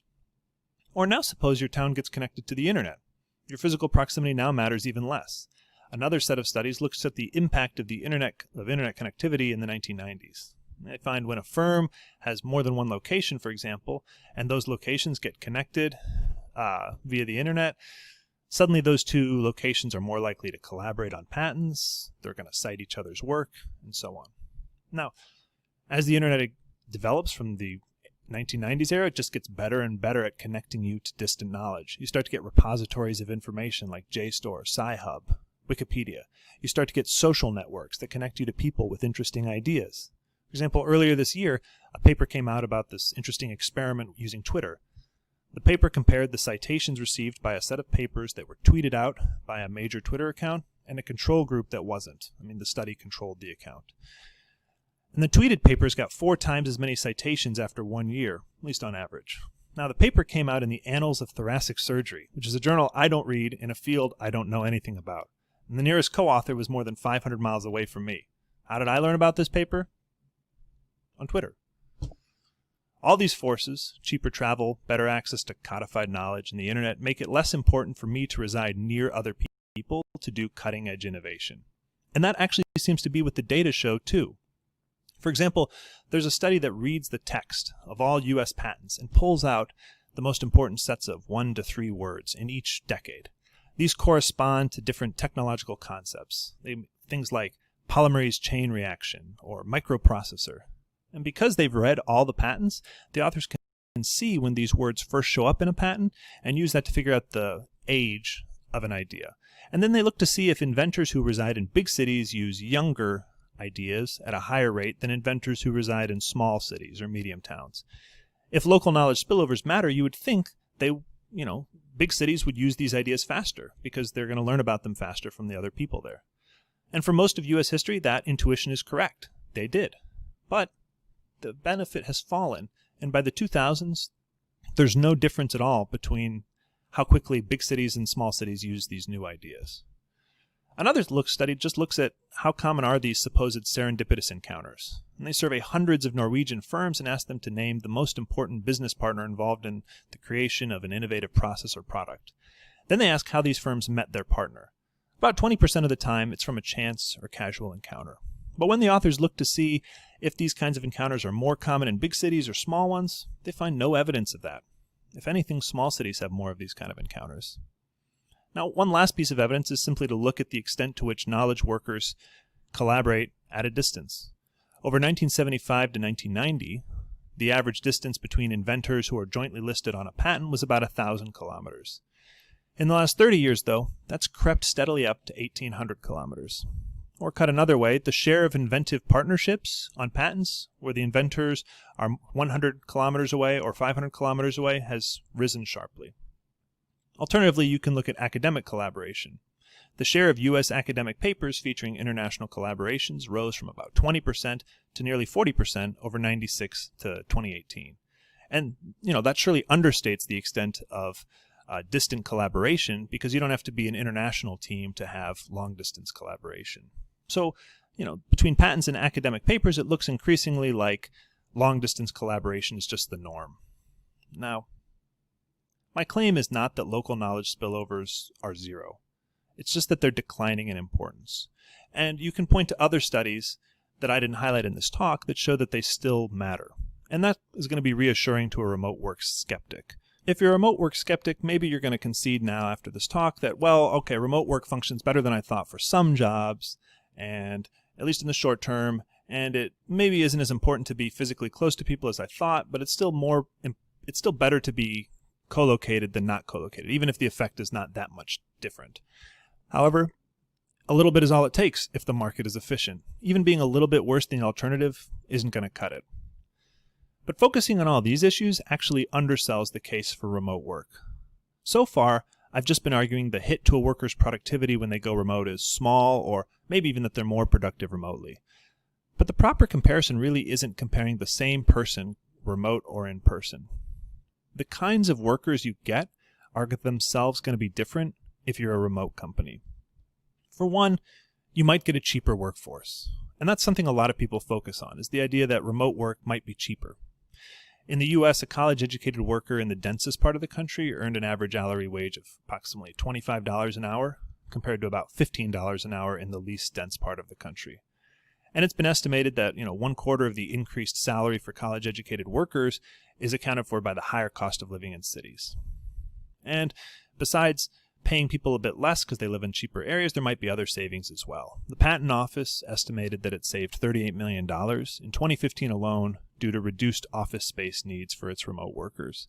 And that Chinese travel booking study estimated that it saved $1,250 per worker per year on remote workers. And it also had less attrition, which saved money on recruiting and onboarding.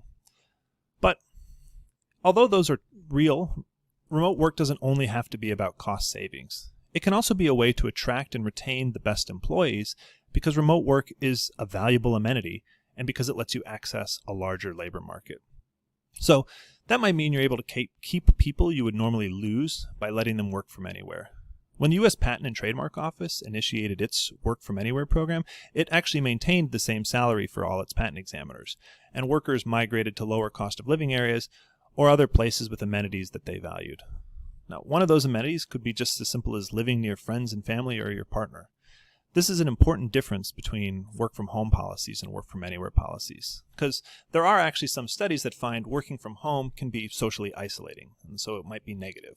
But if workers have the opportunity to relocate, for example, by moving back to their hometown, maybe that will compensate for the decline in the ability to socialize in the office. I mean, who would you rather be physically close to anyway? Your coworkers or your non-work friends and family? A set of studies on Danish workers tries to estimate the actual dollar value of living near home. They looked at the moving decisions of Danish workers who were forced to find new jobs after their place of business closed. By comparing the typical salary of the place they eventually moved to the salary of the places that these guys rejected, the authors try to infer the dollar value workers put on proximity to friends and family. And it turns out this is really large, at least that's what they find. Doubling the distance to the hometown is associated with a salary that's about $10,000 higher, and that's compared to an average blue-collar salary of $32,000. So, the option to work remotely is a valuable amenity, and it can be used to retain existing workers. But these same amenities can also be used to attract new workers, the kind you wouldn't normally be able to get. Not just because those workers like the option to work anywhere, but also because you can hire from a much larger labor pool. A remote-first company might end up having the same wage bill as a co-located one, but it might be able to assemble a much better team by tapping into a much bigger pool of candidates. And those advantages might more than offset any decline in productivity due to remote work being inherently inferior. But to realize that advantage, firms and workers do have to be able to find each other. For example, suppose there's a firm looking for just my set of skills, but it's 1,000 miles away. How do they find me? And how do I find them? Fortunately, there are 3 positive trends that suggest this is a lot easier than it was even a decade ago. First is just that a lot more firms and workers are now using the internet to find and advertise for jobs. In the year 2000, just 26% of people used the internet to look for jobs. By the year 2011, that was 76%.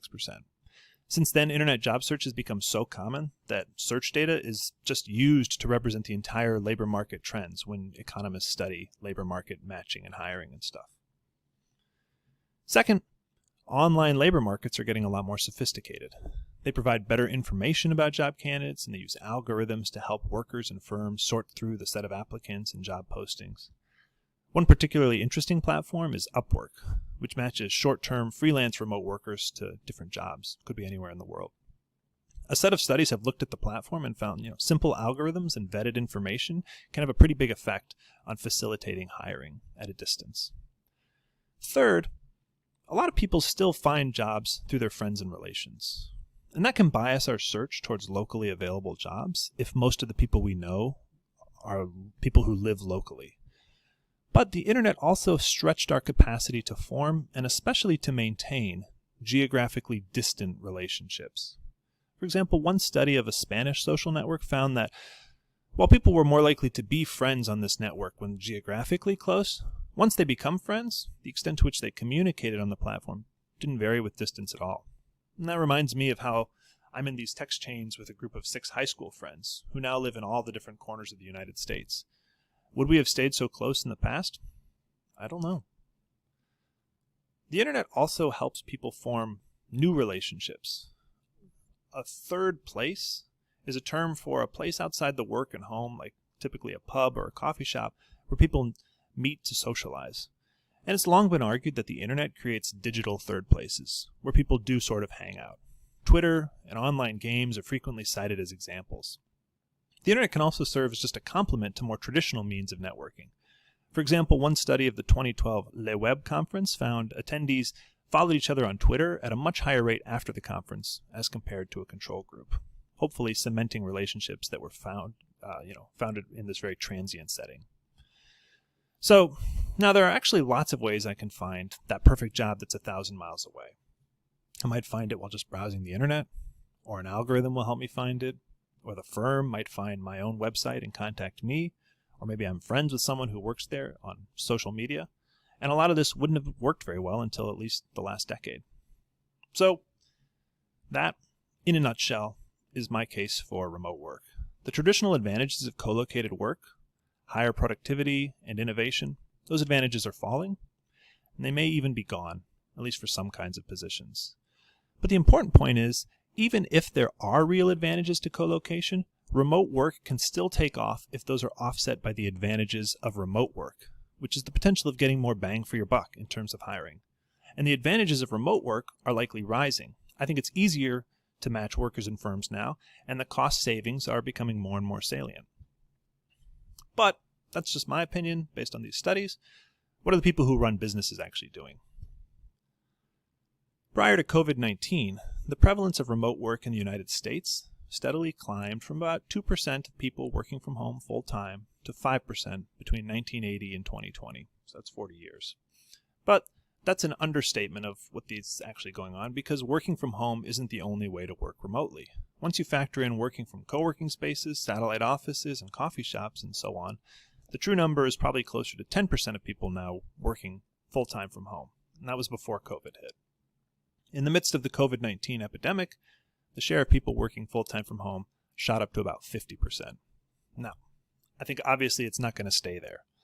But lots of companies have been forced to try remote work and have been pleasantly surprised. In a survey of hiring managers, 56% said remote work was going better than expected, and less than 10% said that it was going worse than expected.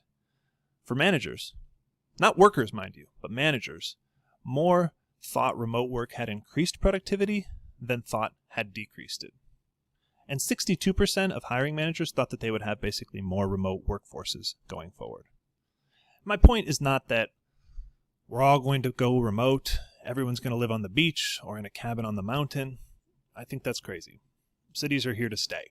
But I do think we're not going to go back to just 10% of people working remotely. It's not for everyone, it's not for every job, but I think it does work more often than has been appreciated. And lastly, in my view, this transition, if managed well, has a lot of potential upside. It might reduce carbon emissions due to commuting. Maybe we'll end up accelerating national economic growth, since it enables this population of people who are too big to fit in any one city to collaborate, innovate, and find each other, as if they did, or at least something close to that. And lastly, I see remote work as one of the best possible solutions to the rise in geographic inequality. For the last several decades, economic growth has been increasingly concentrated in big cities, leaving behind rural economies and their inhabitants, like the U.S. state of Iowa, where I live and where I'm talking to you from now. Remote work offers a way to tether those left-behind regions to the cities, spreading economic activity more equitably. Thanks, everyone.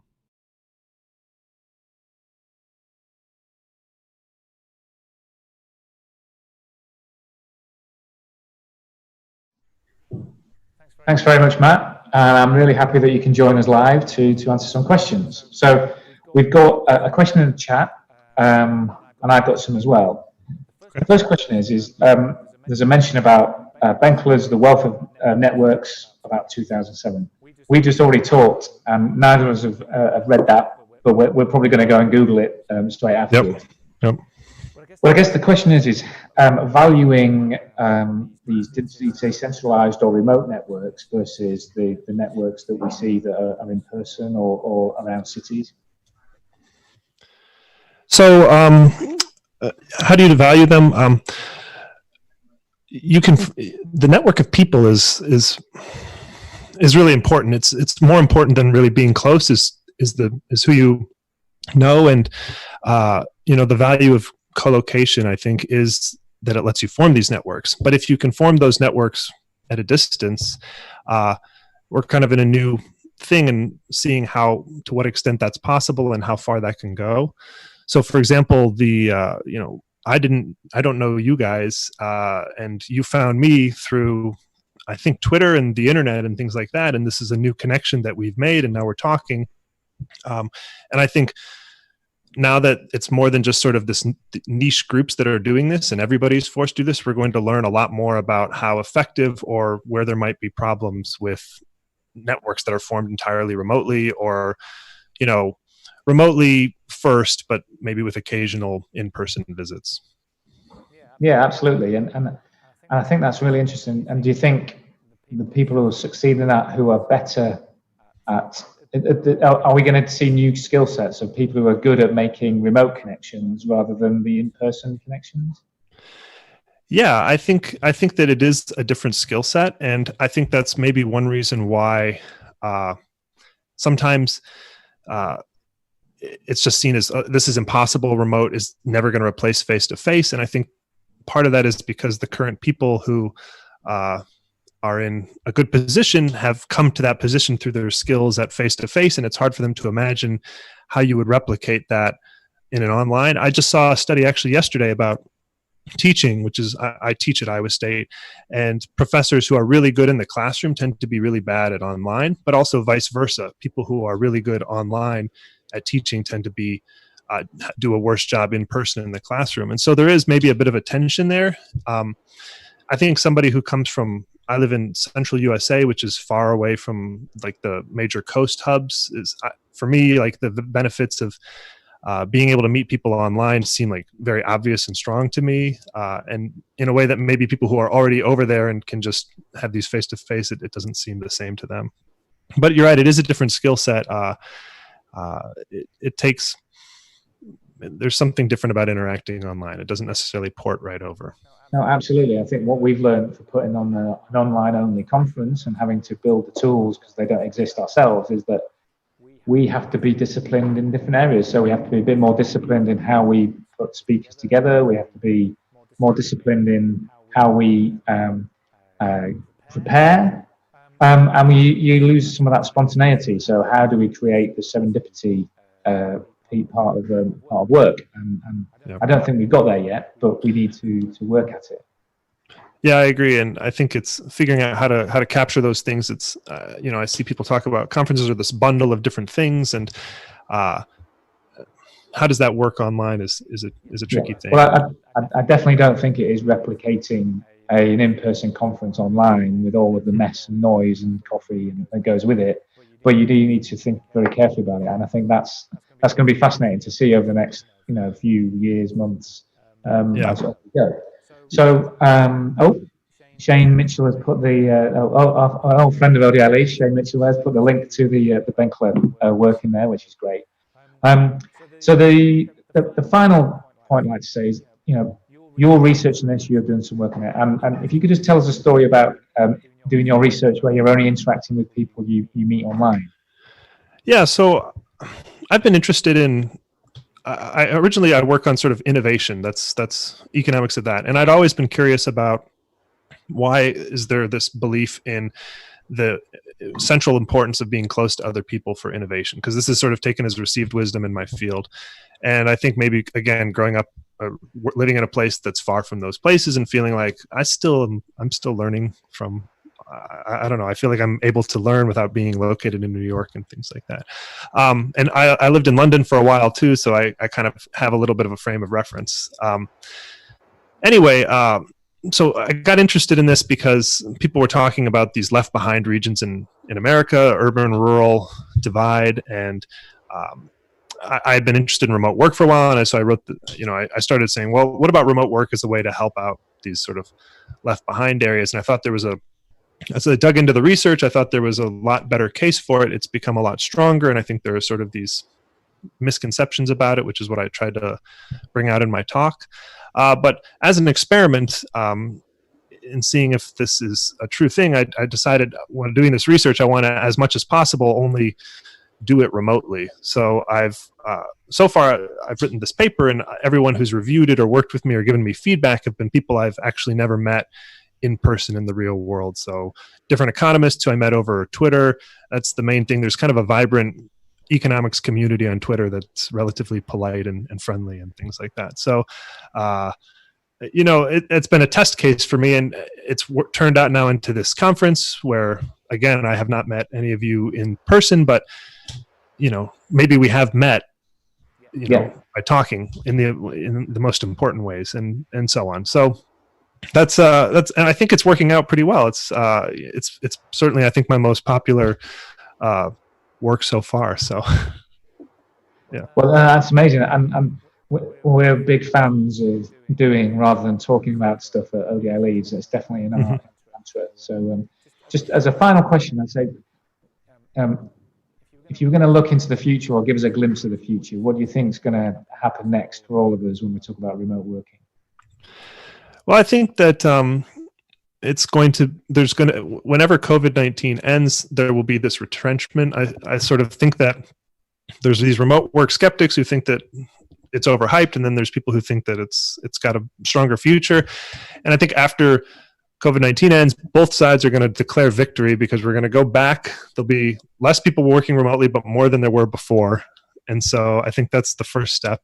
But, I think, so there's like a study in the US, something like 40% of people said they thought their job could be done from home. So we're at now 50% of people working remotely. We were at 5 to 10% before, so we'll go back to somewhere in the middle.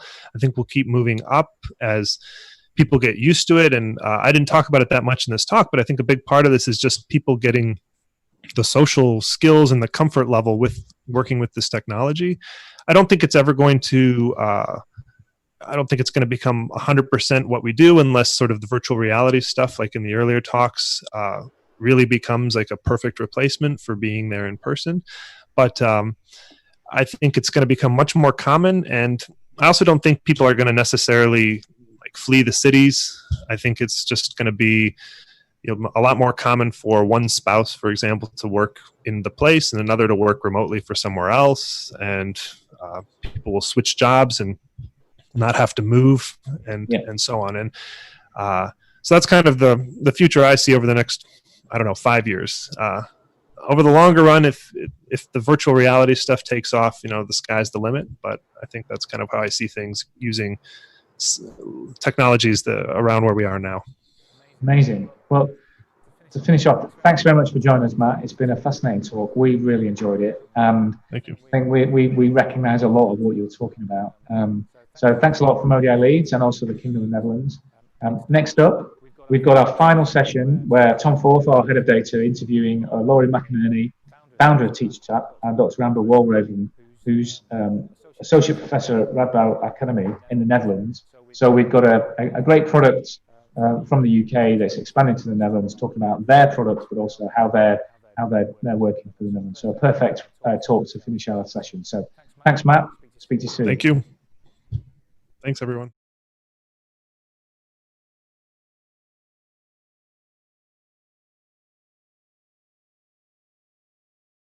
So I think to start off, the best thing is if you could tell me who you are. My name is Laura McInerney and I'm the CEO of TeacherTapp. Fantastic. And I suppose the question everyone will have is, what is TeacherTapp? Oh, are you sure everyone will? Because I think some people will know, but if you don't, then TeacherTapp is a survey app that surveys teachers every day.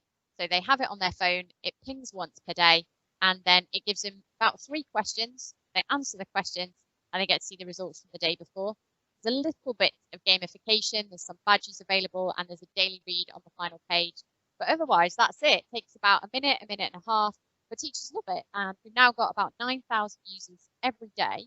And the things they say they love about it is that they enjoy answering the questions. It makes them think. They love seeing the answers because they're often spending lots of their day on their own, so they don't get to see what happens in other classrooms. And also, they really appreciate having one thing to read a day, 2 to 3 minutes, that helps them get better at their job, but isn't, you're not going to have to scroll through loads and loads of social media to make it happen. Yeah, so at the end of the day, you show the teachers who've answered questions all of the results, and you include a link to some learning or blogs. Is that right? Yeah, that's right. So there's one blog every day. It's just one, curated and picked for you. Fantastic. In the time that you've been running TeacherTapp, which is a few years now in the UK, which has been your favourite result? What's the output that you've had from it that's been most exciting or surprising or interesting? So there's a difference there. There's my favourite result, and then there's the one that's had the most surprising and interesting output. So I'll give you my most favourite question is the one we asked on New Year's Day, or we asked on New Year's Day a couple of years ago, which was, imagine you're walking down the street and a genie appears. You can have one of 3 wishes. Would you like to have, number 1, total well-being for you and your colleagues? Number 2, top exam results for every child in your school? Or number 3, £1 million in your bank? And if you ask a room full of teachers this, very few people put their hands up for the £1 million. Yet when you ask on an app, what you find is around 75% of teachers will pick the £1 million. And my co-founder, Professor Becky Allen, she comes from an economics background, and her question was, who were the 25% who didn't take the £1 million in their bank? But it was seen as quite a shocking result. So that was my favourite result. And then in terms of the impact, we've actually had lots of different ones, been things that government ministers have talked about, big policy changes. But my favourite was a teacher who ran up to me at conference. She said, "Thank you so much for TeachTap." We took the finding that over half of schools don't have to pay for their hot drinks to our head teacher, because we had to pay tea and coffee in our staff room. And we thought it was completely unfair. And when we showed them that actually loads of other schools got it for free, they gave us free tea and coffee. So somewhere out there's someone having a brew on TeachTap. I'm amazed that you would make teachers pay for tea and coffee. You started this 2 or 3 years ago. You're up to something like 10,000 teachers. Is that about right? Yeah, so we're about 9,000 teachers now. And I have to say that I've just noticed the date. And this time 3 years ago, I was actually lying in hospital with sepsis, nearly dying. We just about 4 days earlier set up what was going to become TeachTap. And then, my body decided to try and off me. And then when it didn't manage, the nice thing was I had a whole summer in which I was recuperating, and we were able to plan and develop the app. So in some ways it was great. And what's next for the app? So 10,000 teachers in UK is fantastic. Where are you going next? And what are the challenges with that expansion? One of the things that people have said all along is, well, can we go to other countries? And that would be amazing, because there's a lot of questions that we get answers to, and we think, well, that's just how teaching is. But what if actually it turns out that maths teachers answer these questions completely differently in another country? You can't just say then, oh, that's how maths teachers are.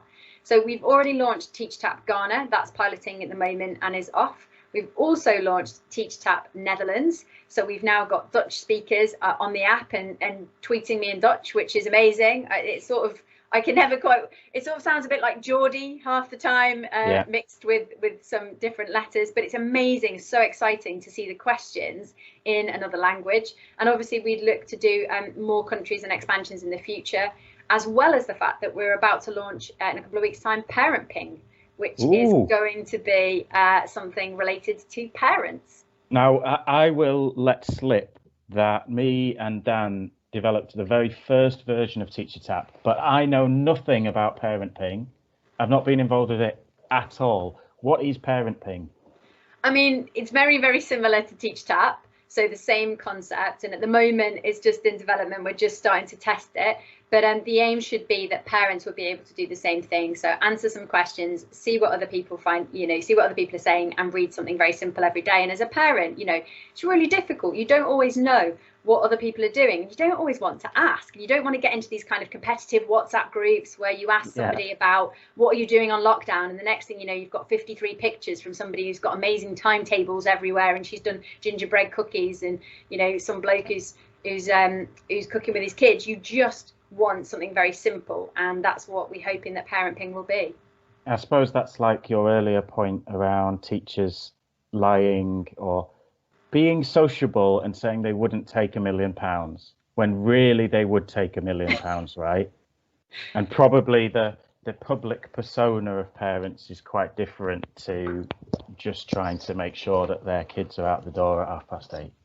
Well, exactly. And then there's really tricky questions like, how much money is the tooth fairy? And I know that sounds really simple, Yeah. but you don't want to overshoot the first time and then find out that everybody in the other class, wasn't giving away pound coins. But you also don't want to be too stingy. If you start asking people, then everyone's got to look as if they're giving lots of money away. So I think there's some really interesting tiny little things that we can work on, and they don't sound important to begin with, but like with the tea and coffee, that can make quite a big difference to teacher morale and well-being, and that's one of the things we were focused on.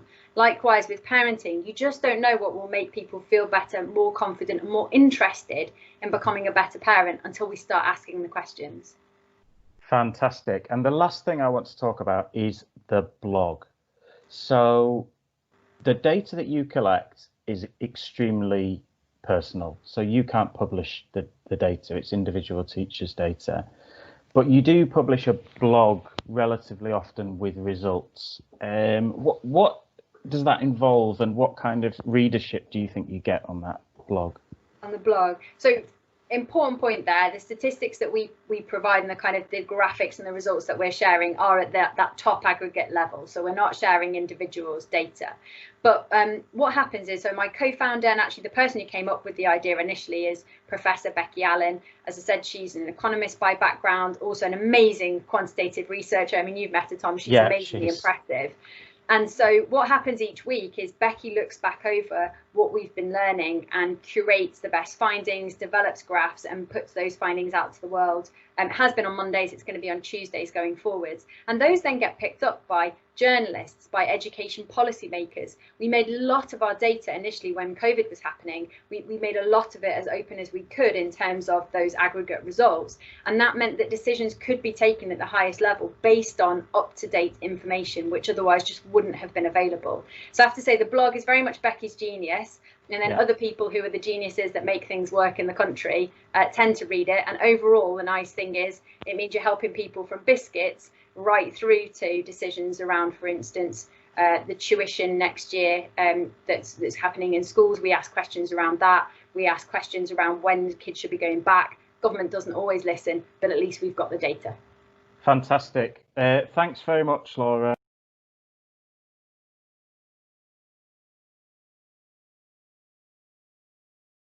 So my first question for you, Amber, is can you introduce yourself so that our audience at Northern Lands 2 know who you are?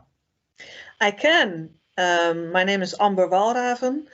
I am an assistant professor at the Radboud University, at the ITE of the Radboud University, called the Radboud Docenten Academy or the Radboud Teachers Academy.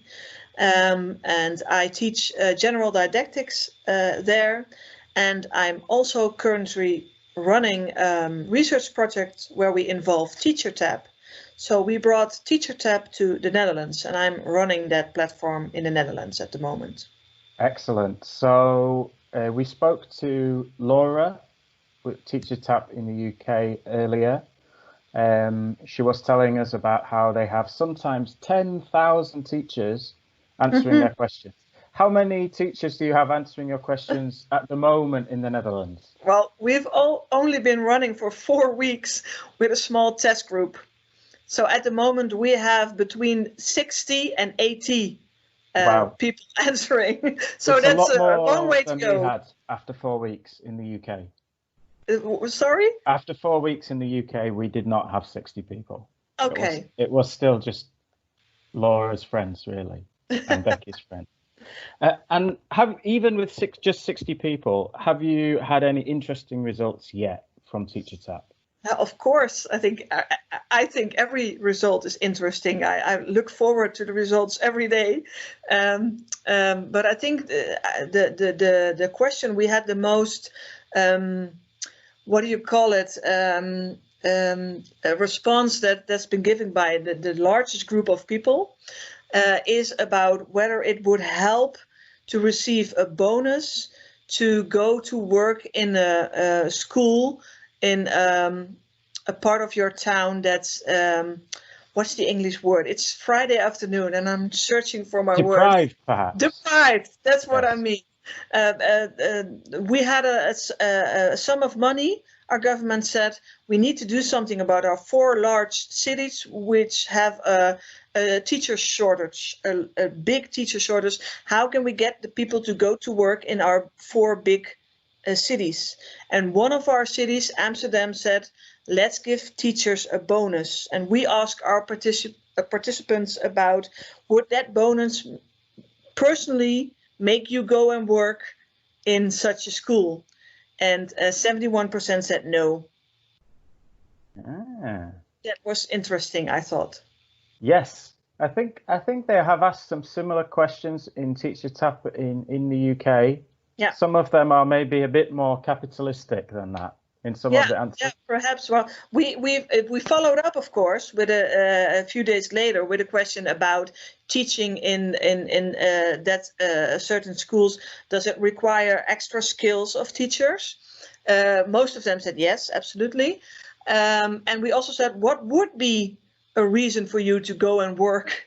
And some said, I need to feel that I can make a difference over there. Plus, I need smaller class size. Excellent. Yeah, I think these are the kind of results that I love from the app. So the government would be better to improve the quality of the job, not to pay teachers more. Yep. Excellent. Can I ask how you found out about TeacherTapp in the first place? How did you learn about it? On Twitter, I think.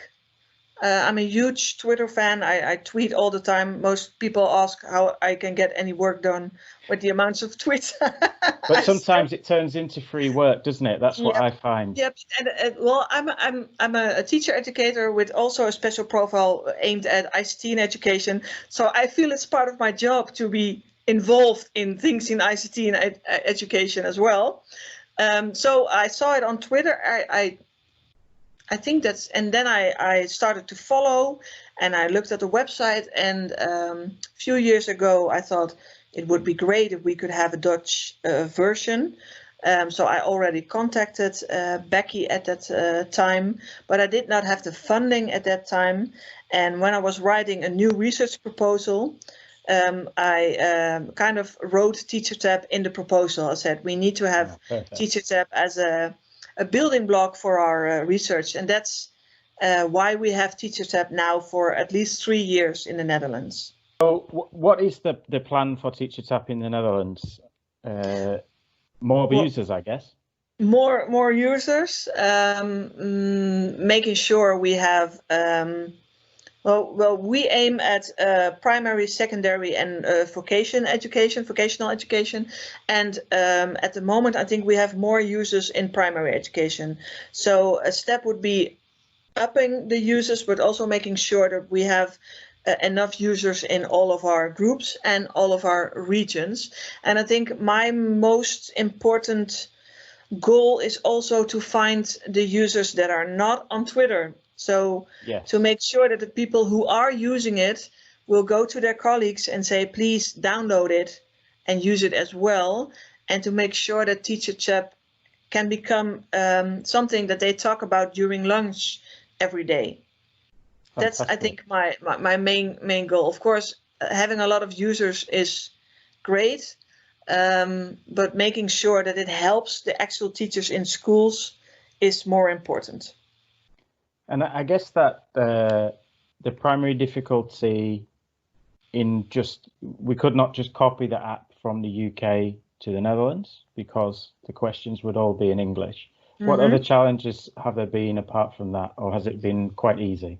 No, translating is one, but you have things like head teachers, and we don't have things like head teachers. So it's trying to use the right concepts, and then so it's not just about translating. It's also a different structure in education as well. Yes, and I know that in TeacherTapp, even within the UK, they have some fun feedback because Scotland has a different education system to England. So they ask a lot of questions, and the language is obviously understandable, but the question is meaningless. Yes. So can I ask a bit more widely about technology in education? as part of this conference, we are talking to a lot of people in the Netherlands and in the UK and in the USA about how they think technology will change work, how it will change socializing. We have not heard anything about how people think technology will change education. Mm-hmm. In this conference, you mean, or in general? In this conference, just in this conference. We are mostly technology users and developers, not education specialists. Yeah, well, there are a lot of people that say technology will change education in a huge way, but they've been saying that for I think about 10 years, and indeed you haven't seen a lot of big changes in actual teaching or education. Yes, people use apps, but a lot of time it's what we call substitution. So you do on your computer what you could also do using a paper and a pencil, and I think that's not the way we should look at technology in education. We should use technology to do things we can't do without technology, or to make it perhaps easier for some teachers to provide things like feedback or formative assessment. I think what we saw now in the last period, I think TeacherTap in the UK asked a question a few days ago about what would you keep from all this distant education the upcoming year when you go back to school. And I think the flexibility and the individual feedback is something that will stay. And I think because all the teachers were forced to use technology, they couldn't say no anymore. I think we will start using technology for purposes that go beyond what we already did in the classroom, and for really what's the English word, including everyone in our classrooms. So I think that's the biggest option right now, and upcoming option for technology. And it's not about making it fun, it's about helping the learning. And I think we have seen now what the difference is between making it fun and using technology to help people learn. Excellent. Yeah, I think we have all learned a lot the last 3 months about technology. And also, I think we have learned how many of the things don't work. Things that we had built because we thought they might work don't work. And some things work that we didn't think would work. Yeah, but it's often built from a designer's perspective and not from a teaching or learning perspective. What often happens is we have a designer that comes up with a great tool and then say, well, I've designed this, now go and use it. And then every teacher says, I'm not going to use it. If we involve teachers before you start designing and talk to teachers about their classroom activities and about learning, then you can design together with the teachers, and that would really upgrade EdTech, I think. Fantastic. So last of all, Amber, if anybody is watching in the Netherlands, how can they download TeacherTap and start using it? They can go to the App Store or the Google Play and just download there is only one TeacherTap app. So it's the same app as in the UK. But if they are in Rotterdam, they will get Dutch questions, and if they are in London, they will get English questions. Yes, after the update, and we're waiting for the update, and it should be in a few days next week, and then from that moment on, if you say I'm in the Netherlands, then you get the Dutch questions.